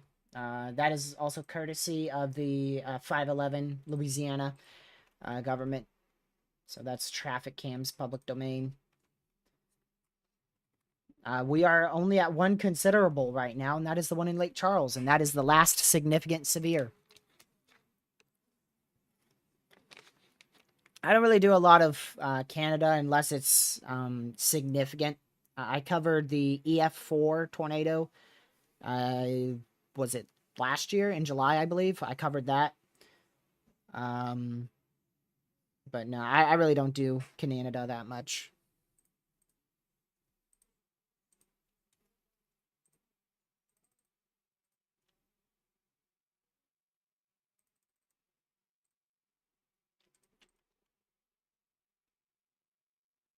There's probably about 70-mile-an-hour winds ongoing here north of Lake Charles. We'll see if we can get a better camera. This would probably be the best camera if it were still available. Yikes, that one's rough.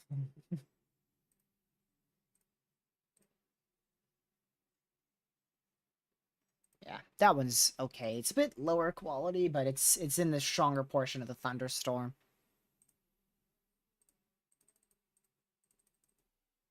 My word. Hey, yeah, wait, what?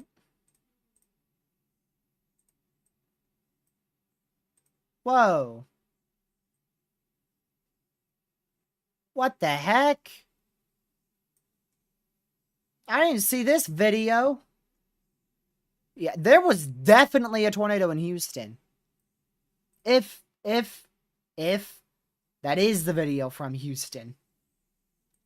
I didn't see that.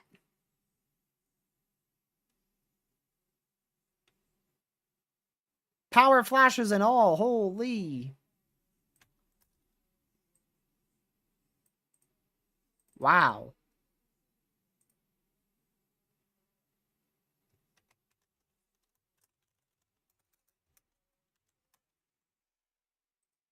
Yeah.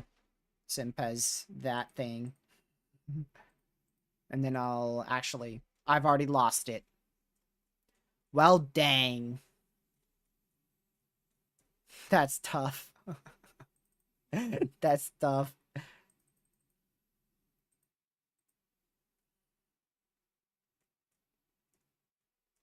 Man. Well, I did see a tornado in Houston, but now it's off of my feed, and I ain't ever finding that again. Once you lose something, it's gone.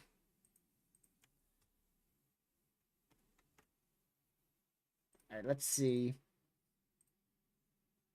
Most of our warnings are flash flood warnings. We did just get in... Okay, no, that's the same storm. Same storm? What? Same storm. Yikes.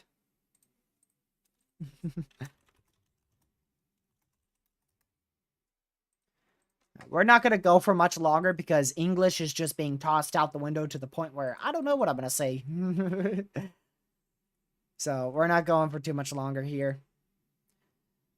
Not actually because of that, but more because of the fact that this stuff's starting to calm down. I just want to make sure this storm in Lake Charles isn't going to be crazy. You know, as it leaves the radar site in about 20 minutes, we should be able to see more on it.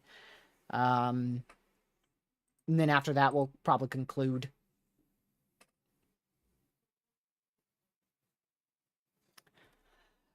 You know what, Ninja? That is funny that you just brought up Lucky because he is calling in about 60 seconds. And if he doesn't, we're gonna have to take away his cookies.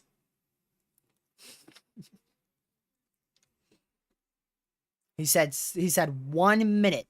If he hasn't called by 9:12, we gotta take away his cookies. Yeah, he did say you guys would have. Ah, dang it. Well, I hate to tell you, but he called. Yeah. We were gonna take your cookies away if you didn't call in 60 seconds because let's see. Pokey said, I remember Lucky said I will get a free cookie about a month ago. Can I still get my cookie? Yeah. You gotta give it time because but yeah, TRG, look at my screen real quick. You gotta give it time. Sure, I'm already watching. Why am I watching? Oh, orb. Oh no, what have you done, Lucky?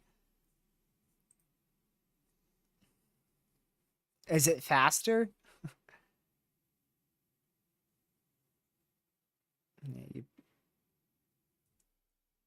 Yeah, Lucky wiped his computer.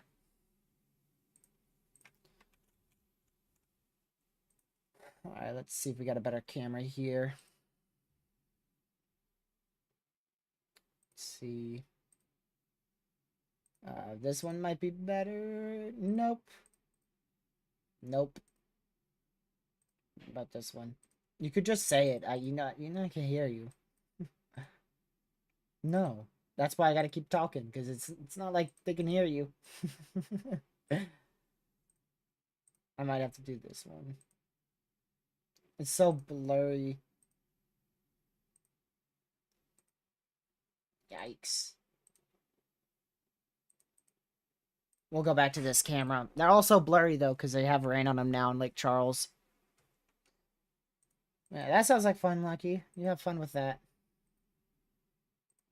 We'll do this one. It's not getting hit yet. It'll be hit shortly. How is that possible, though? Yeah.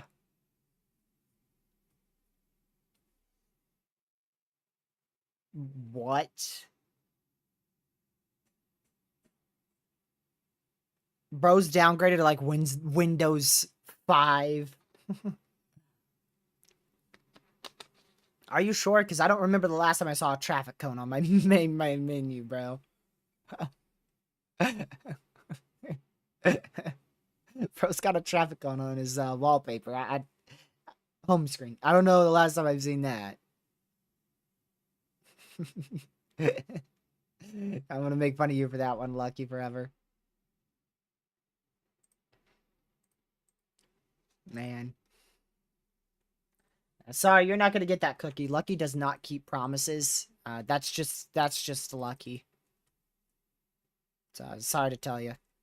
I don't know what makes you think they can hear you all of a sudden, Lucky. Keep me muted. It starts talking to chat. Man. What? Yeah, you can. Dude. I don't even know if Red Omega's on the Microsoft Store. No, you get it from the browser, Lucky. You just gotta write RadarOmega.com. This dude.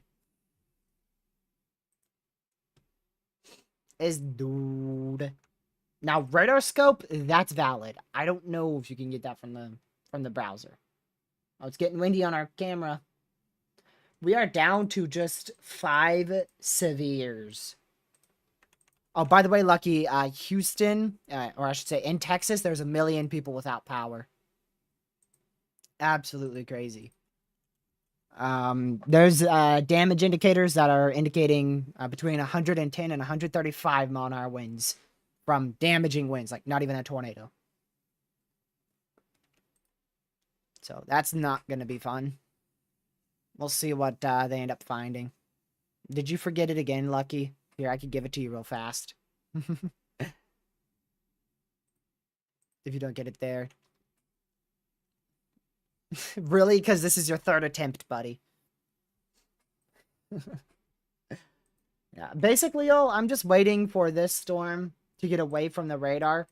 So that way we can see what this looks like as it moves eastward. To see if it's going to try to be tornadic shortly or not. So we'll wait and see.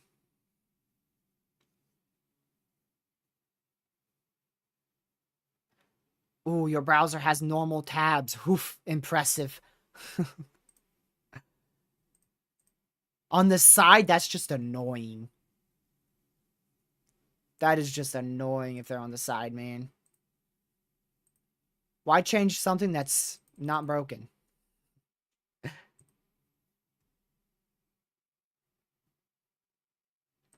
I don't know why you'd want your tabs on the side. That'd just be weird, man. That's some Canada stuff right there. I only say that because one of my friends, Ethan, he's Canadian, and he does... There's some... Man. There is some stuff that I did not know about. He's a great dude, though. Let's see. 70 mile an hour winds still. Alright, we're gonna switch over to this because it's getting pretty rough on our camera. It's getting pretty rough on our camera here. So, oh. Another lightning flash. And they just went considerable on this storm in Brady, Texas for 70 mile an hour winds and 1.75 inch hail for the next 57 minutes. We will not be live to cover the entire duration of that. We just got a 60 mile an hour wind report up here in South Dakota, as well as pea-sized hail. Still a tornado warning in effect for an hour and 20 minutes. 19 minutes now. Hour and 19 minutes in Canada. Really, there's only one storm to really watch right now. Like, we're keeping an eye on these storms in Texas for hail and winds. So, not really anything too over the top, to be honest. I guess there's 2 to watch. The one in Mason, Texas, But more specifically, the one in Lake Charles is the one to really watch.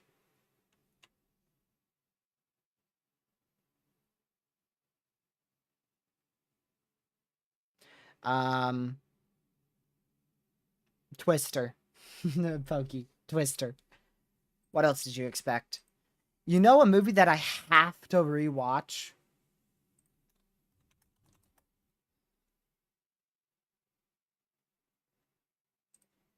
I have to watch. I'm trying to find it. Into the Storm. By the way, Lucky, you know that traffic cone you have? It's Windows 8 and less, buddy. So, have fun with that.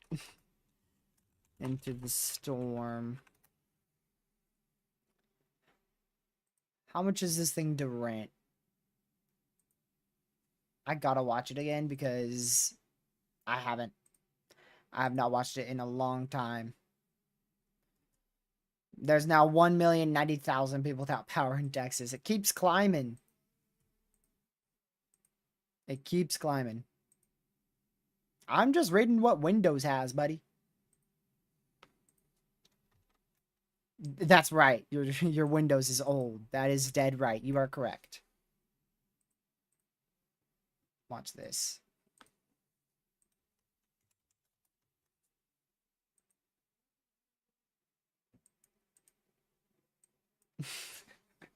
Dude. It's so old, it's for mobile devices only now.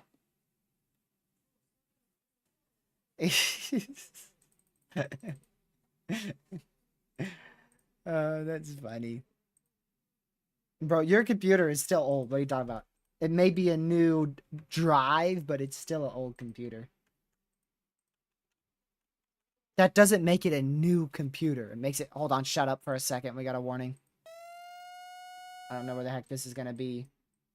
Oh, like they can hear me, bro. Yeah, they can hear you now. Really? Yep. It's Louisiana. Oh. Lake Charles, just like I was talking about. Good morning, y'all. I wonder why they warned that. Tornado warning for South Central Jefferson Davis Parish in southwestern Louisiana, southeastern Calcasieu Parish in southwestern Louisiana, download. Calcasieu, and Jefferson Hey, Davis it's County in Louisiana. That's a new warning. We'll see where that is. It should be somewhere. Oh, what? What? What? I think this is the weirdest tornado warning I have ever seen.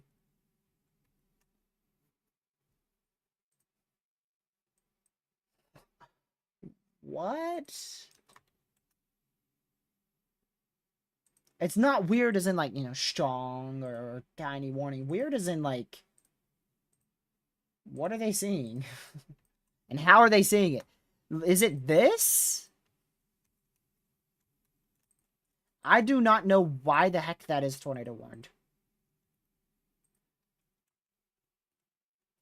They obviously see something I do not. That is something. That is weird.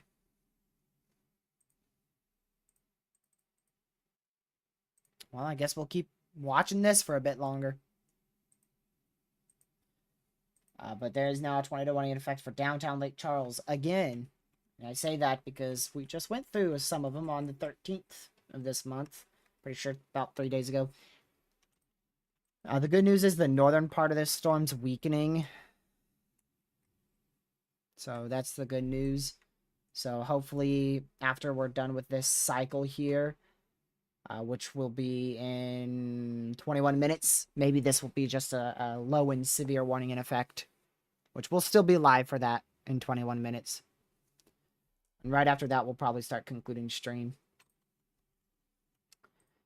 So make sure you guys hit that like button and subscribe to the channel if you are new. And more importantly, share the stream with your family, friends, social media. There's definitely a lot of severe weather to cover today. We still have this tornado warning, but I'm not sure why it's warned, to be honest. And we've seen probably more than 3 tornadoes today, most of which have been warned, but just not confirmed yet. They'll confirm those if they did occur later down the line. So, yeah, there's nothing wrong with rewatching Twister. Twister's a great movie. Every time I rewatch it, I'm like, wow, this is better than I remember. Literally. Now, Into the Storm, I can barely remember that. I barely remember Into the Storm. I'm probably going to watch that thing and tear it apart. Because the parts I remember of that were not realistic at all. I just don't know why the heck this is warned. I have no idea why this is warned. Can you open Roblox, Lucky? If you can open Roblox, your computer's better. What was the other test? I mean, really, Roblox was the main thing. Roblox was really the main issue. It might, Ninja, to be honest. I'm not even gonna lie, it might, because it got me anxious. I was in the middle of I was watching Twister, and there was a very loud rumble of thunder, and I booked it outside to see what it was, because I'm a weather enthusiast. Oh, man. Don't do that. It might. It might. So, if you have bad storm anxiety, I would steer clear of it, to be honest. Maybe go for something more in the realms of what you might like. I'm a big action person. Always have been, and I hope I always will be. Man, we lost our camera in Louisiana. Watch it when there's not a risk for severe weather for, like, at least 3 days.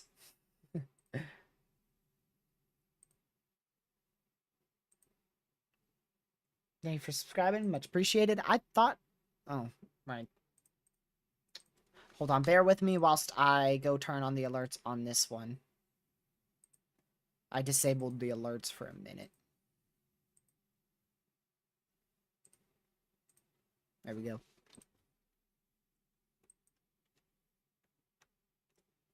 Is that a river or is that flooding? I think that's a river, because if that was flooding, that would be insane. They continued this warning for 70-mile-an-hour winds, which is observed now, which means it's reported. Tornado possible and 0.88-inch hail. So a significant severe, but not even close to what we've covered in the past here today.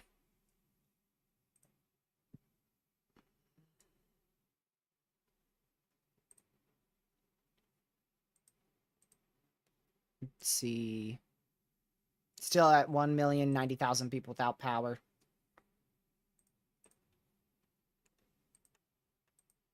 Yeah, so it's really just going to be this one storm to watch for the rest of today. Just keep an eye on that. Stay weather aware in front of it, if you are in front of that. And we'll also keep an eye on this storm towards Mason and Brady, Texas, for the remainder of time that we're here. But the main risk is over. It is over.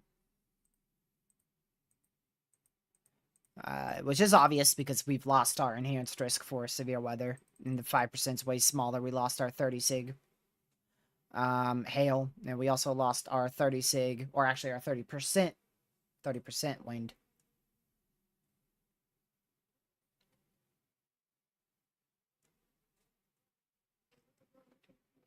Man.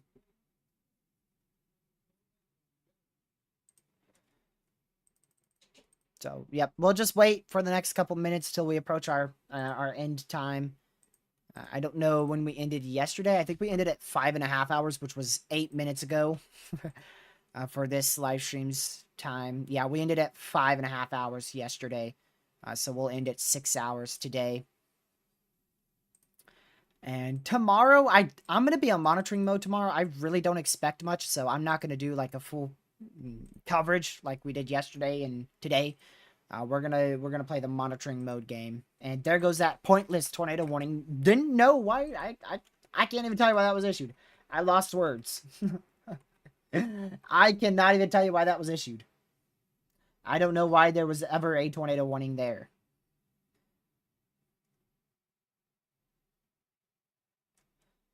So yeah, we're down to just 5 severes. We've got this one in this singular one in Louisiana. This one in Texas, which we should lose in 15 minutes. It does not look impressive anymore. This one's probably going to stay severe for a while. It's considerable for 70-mile-an-hour winds, 1.75-inch hail for 45 more minutes, and will probably continue to be severe, if not significant. And then our other is a severe storm in South Dakota. So we'll be down to just 4 severes in 1 minute, and then we'll see where we go from there. But I mean, we've covered most of this, if not close to all of the threat. We covered all of this slight risk, except for the small sliver that this storm still has to go, which is going to be close to exiting that slight risk by the time we end in 20 minutes. And then we covered the entire enhanced risk, massive chunk of the slight and the marginal risk, to the point where we only have this small portion of the slight risk left to go, and that is it. So, yeah, just a tiny bit more of a slight to go. And it's really for wind, isolated, very small hail, and a brief tornado can't be completely ruled out. But, yep, that's it. That's it. We're pretty much done. Now, to think of what to title this thing, because my word. I guess we're going to go for the destructive... let's see. There's a lot of destructive things today. Big wind, big hail. No big tornadoes, thankfully. I'm not ending yet, 19 minutes. I just got to think of what to title this thing. I don't want to... Nah, the Houston windbag? Nah. It's got to be more significant, because this was not just like a normal windbag. Let's see. I was trying to think of something on how to incorporate the 1 million power outages.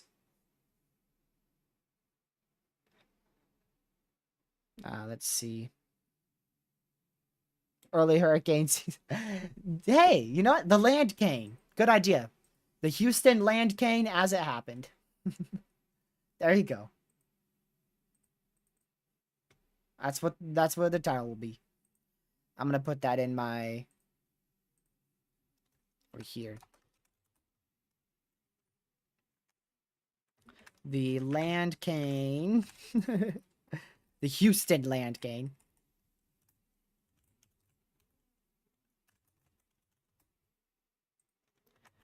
May 16th, 2024, as it happened. I don't want to put that on the stream until we're either ending or ended.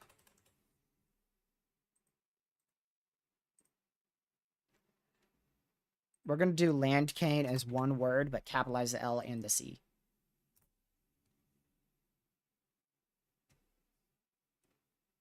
There you go. There you go.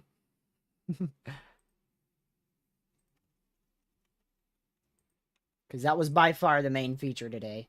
We did have 3-inch hail reported from a chaser, I know, but I don't think that's really going to compare to the... Oh, holy. Measured wind gust of 81 mile per hour winds from this storm in Menard. Wow, I would have... Wow. That is crazy. I would not have guessed that. Yeah, no. I would have not thought that would be reported. 81 mile an hour winds measured from a 60 mile an hour wind severe. Man. That is something.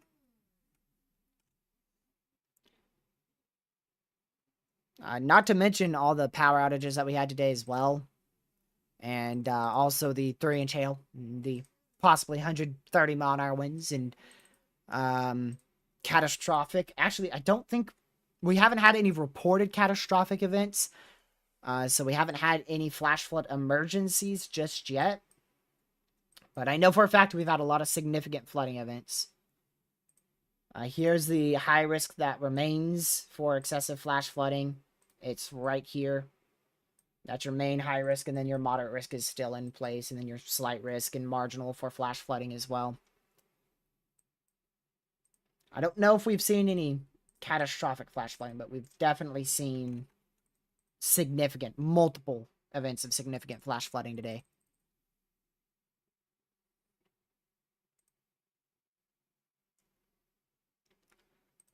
But now it's on to tomorrow's severe threat, which, like I said, I'll just play it by ear. Anytime after 2 p.m., I'll be ready to live stream if anything happens. It's 2 p.m. Eastern. My word, that is not a river. There's a car that just turn around, don't drown, don't be this idiot. He just drove into that. That's not a river. That's actually flash flooding. Did we catch that on stream? I'm sure we did. A few people have gone through that, and I didn't even realize it. Wow. Gracious day. I thought it was a river. I thought it was a river. He's flooded his engine. He's flooded his engine. This is in Lake Charles, by the way. Which we have a normal flash flood warning in effect here. Idiot. I will call somebody like that an idiot on stream any day. Because that's stupid. Never drive through flooded roads. Even if it looks like it's a little bit of water. Don't drive through it. It'll probably take you 5 minutes to avoid it. To go around, take a quick detour. Instead, it's going to cost this guy tens of thousands of dollars, I imagine.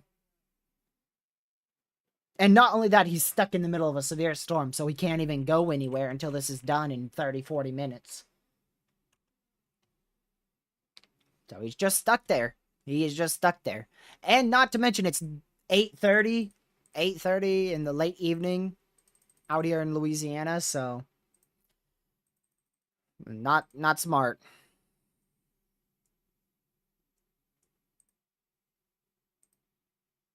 Dummies. Turn around, don't drown. You only have flooded the car. Yeah. No, it's gonna be more like, hey honey, I totaled the car. I'm stuck in the middle of nowhere. I thought it was a road, but turns out it was more like a river. What do you want now, Lucky? Yes. We just watched this idiot drive into a completely flooded road. So flooded, I thought it was a river.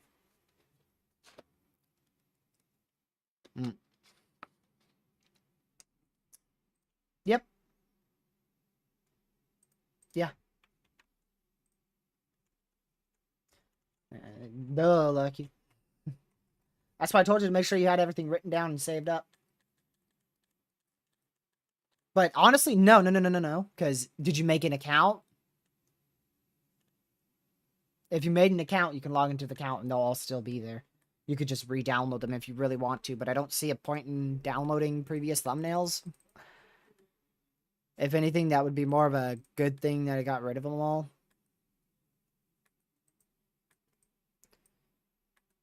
Let me go check the power outages again.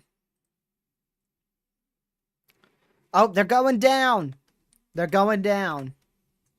The power outages are decreasing. They got to like 1,090,000 at peak, and they are decreasing. Those are, now that they're decreasing, they are going to rapidly decrease. Unfortunately, it happened at the late evening hours, so power crews are probably going to work a bit tonight, and I'm sure a few will work overnight, and then they'll really get at it tomorrow. They'll really get at it tomorrow. Nope. Yeah. Not surprised, Lucky. It's you, so I'm not surprised you didn't make an account. But like I said, it's not really much of an issue. The only reason why is because you got to make another template to use.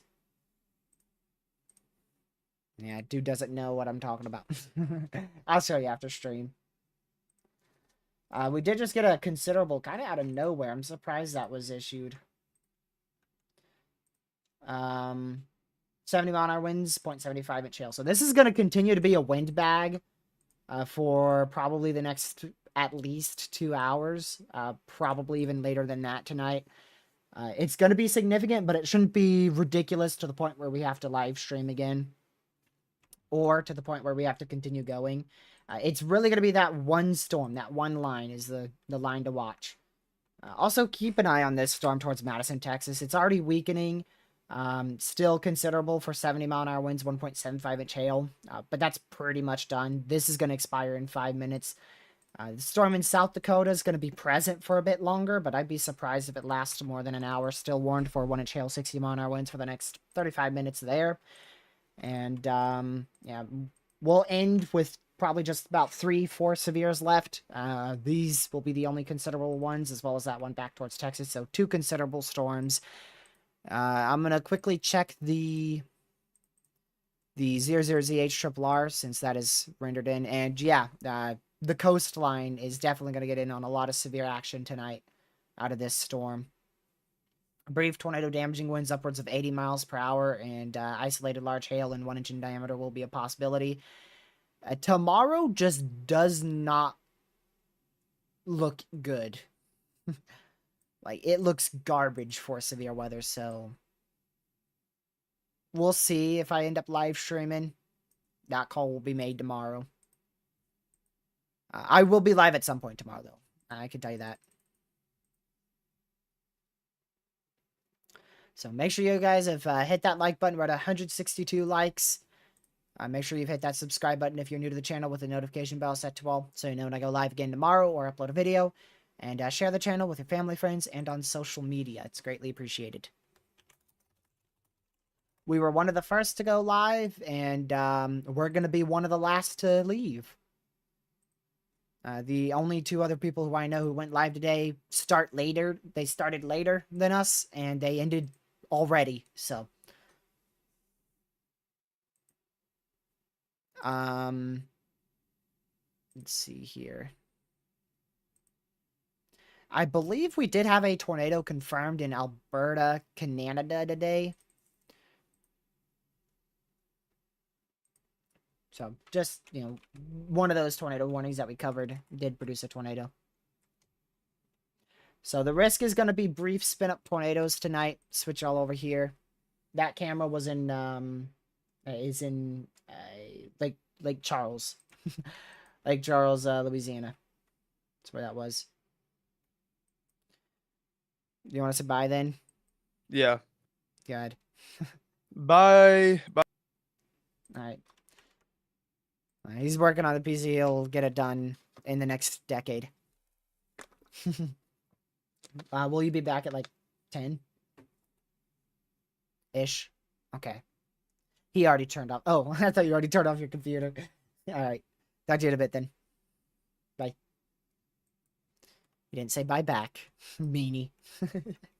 So yeah, brief tornado will be a risk along this line, mainly damaging winds. The main tornado risk is going to be on the shoreline from couplets like that try to spin up. So, the closer you are to the shoreline, the higher your tornado threat is. The more inland you are, the less your tornado threat is. So, main tornado threat is on the immediate coastline right here. That's your main tornado threat. But we could also very well see a spin-up tornado over here as well.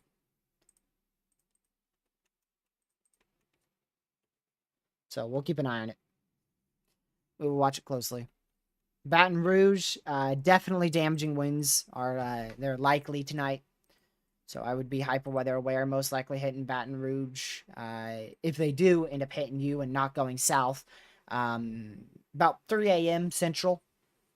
About 3 a.m. Central. Damaging winds, a spin-up tornado, and large hail, upwards of 1 inch in diameter, will be the main concern. Main issue is damaging winds by a milestone.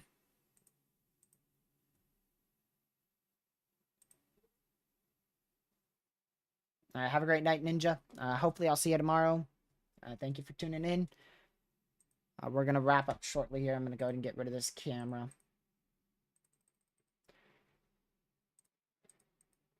And like I said, I'll be live tomorrow at some point. I don't know exactly when due to the uncertainty but from the model runs and also the severe threat.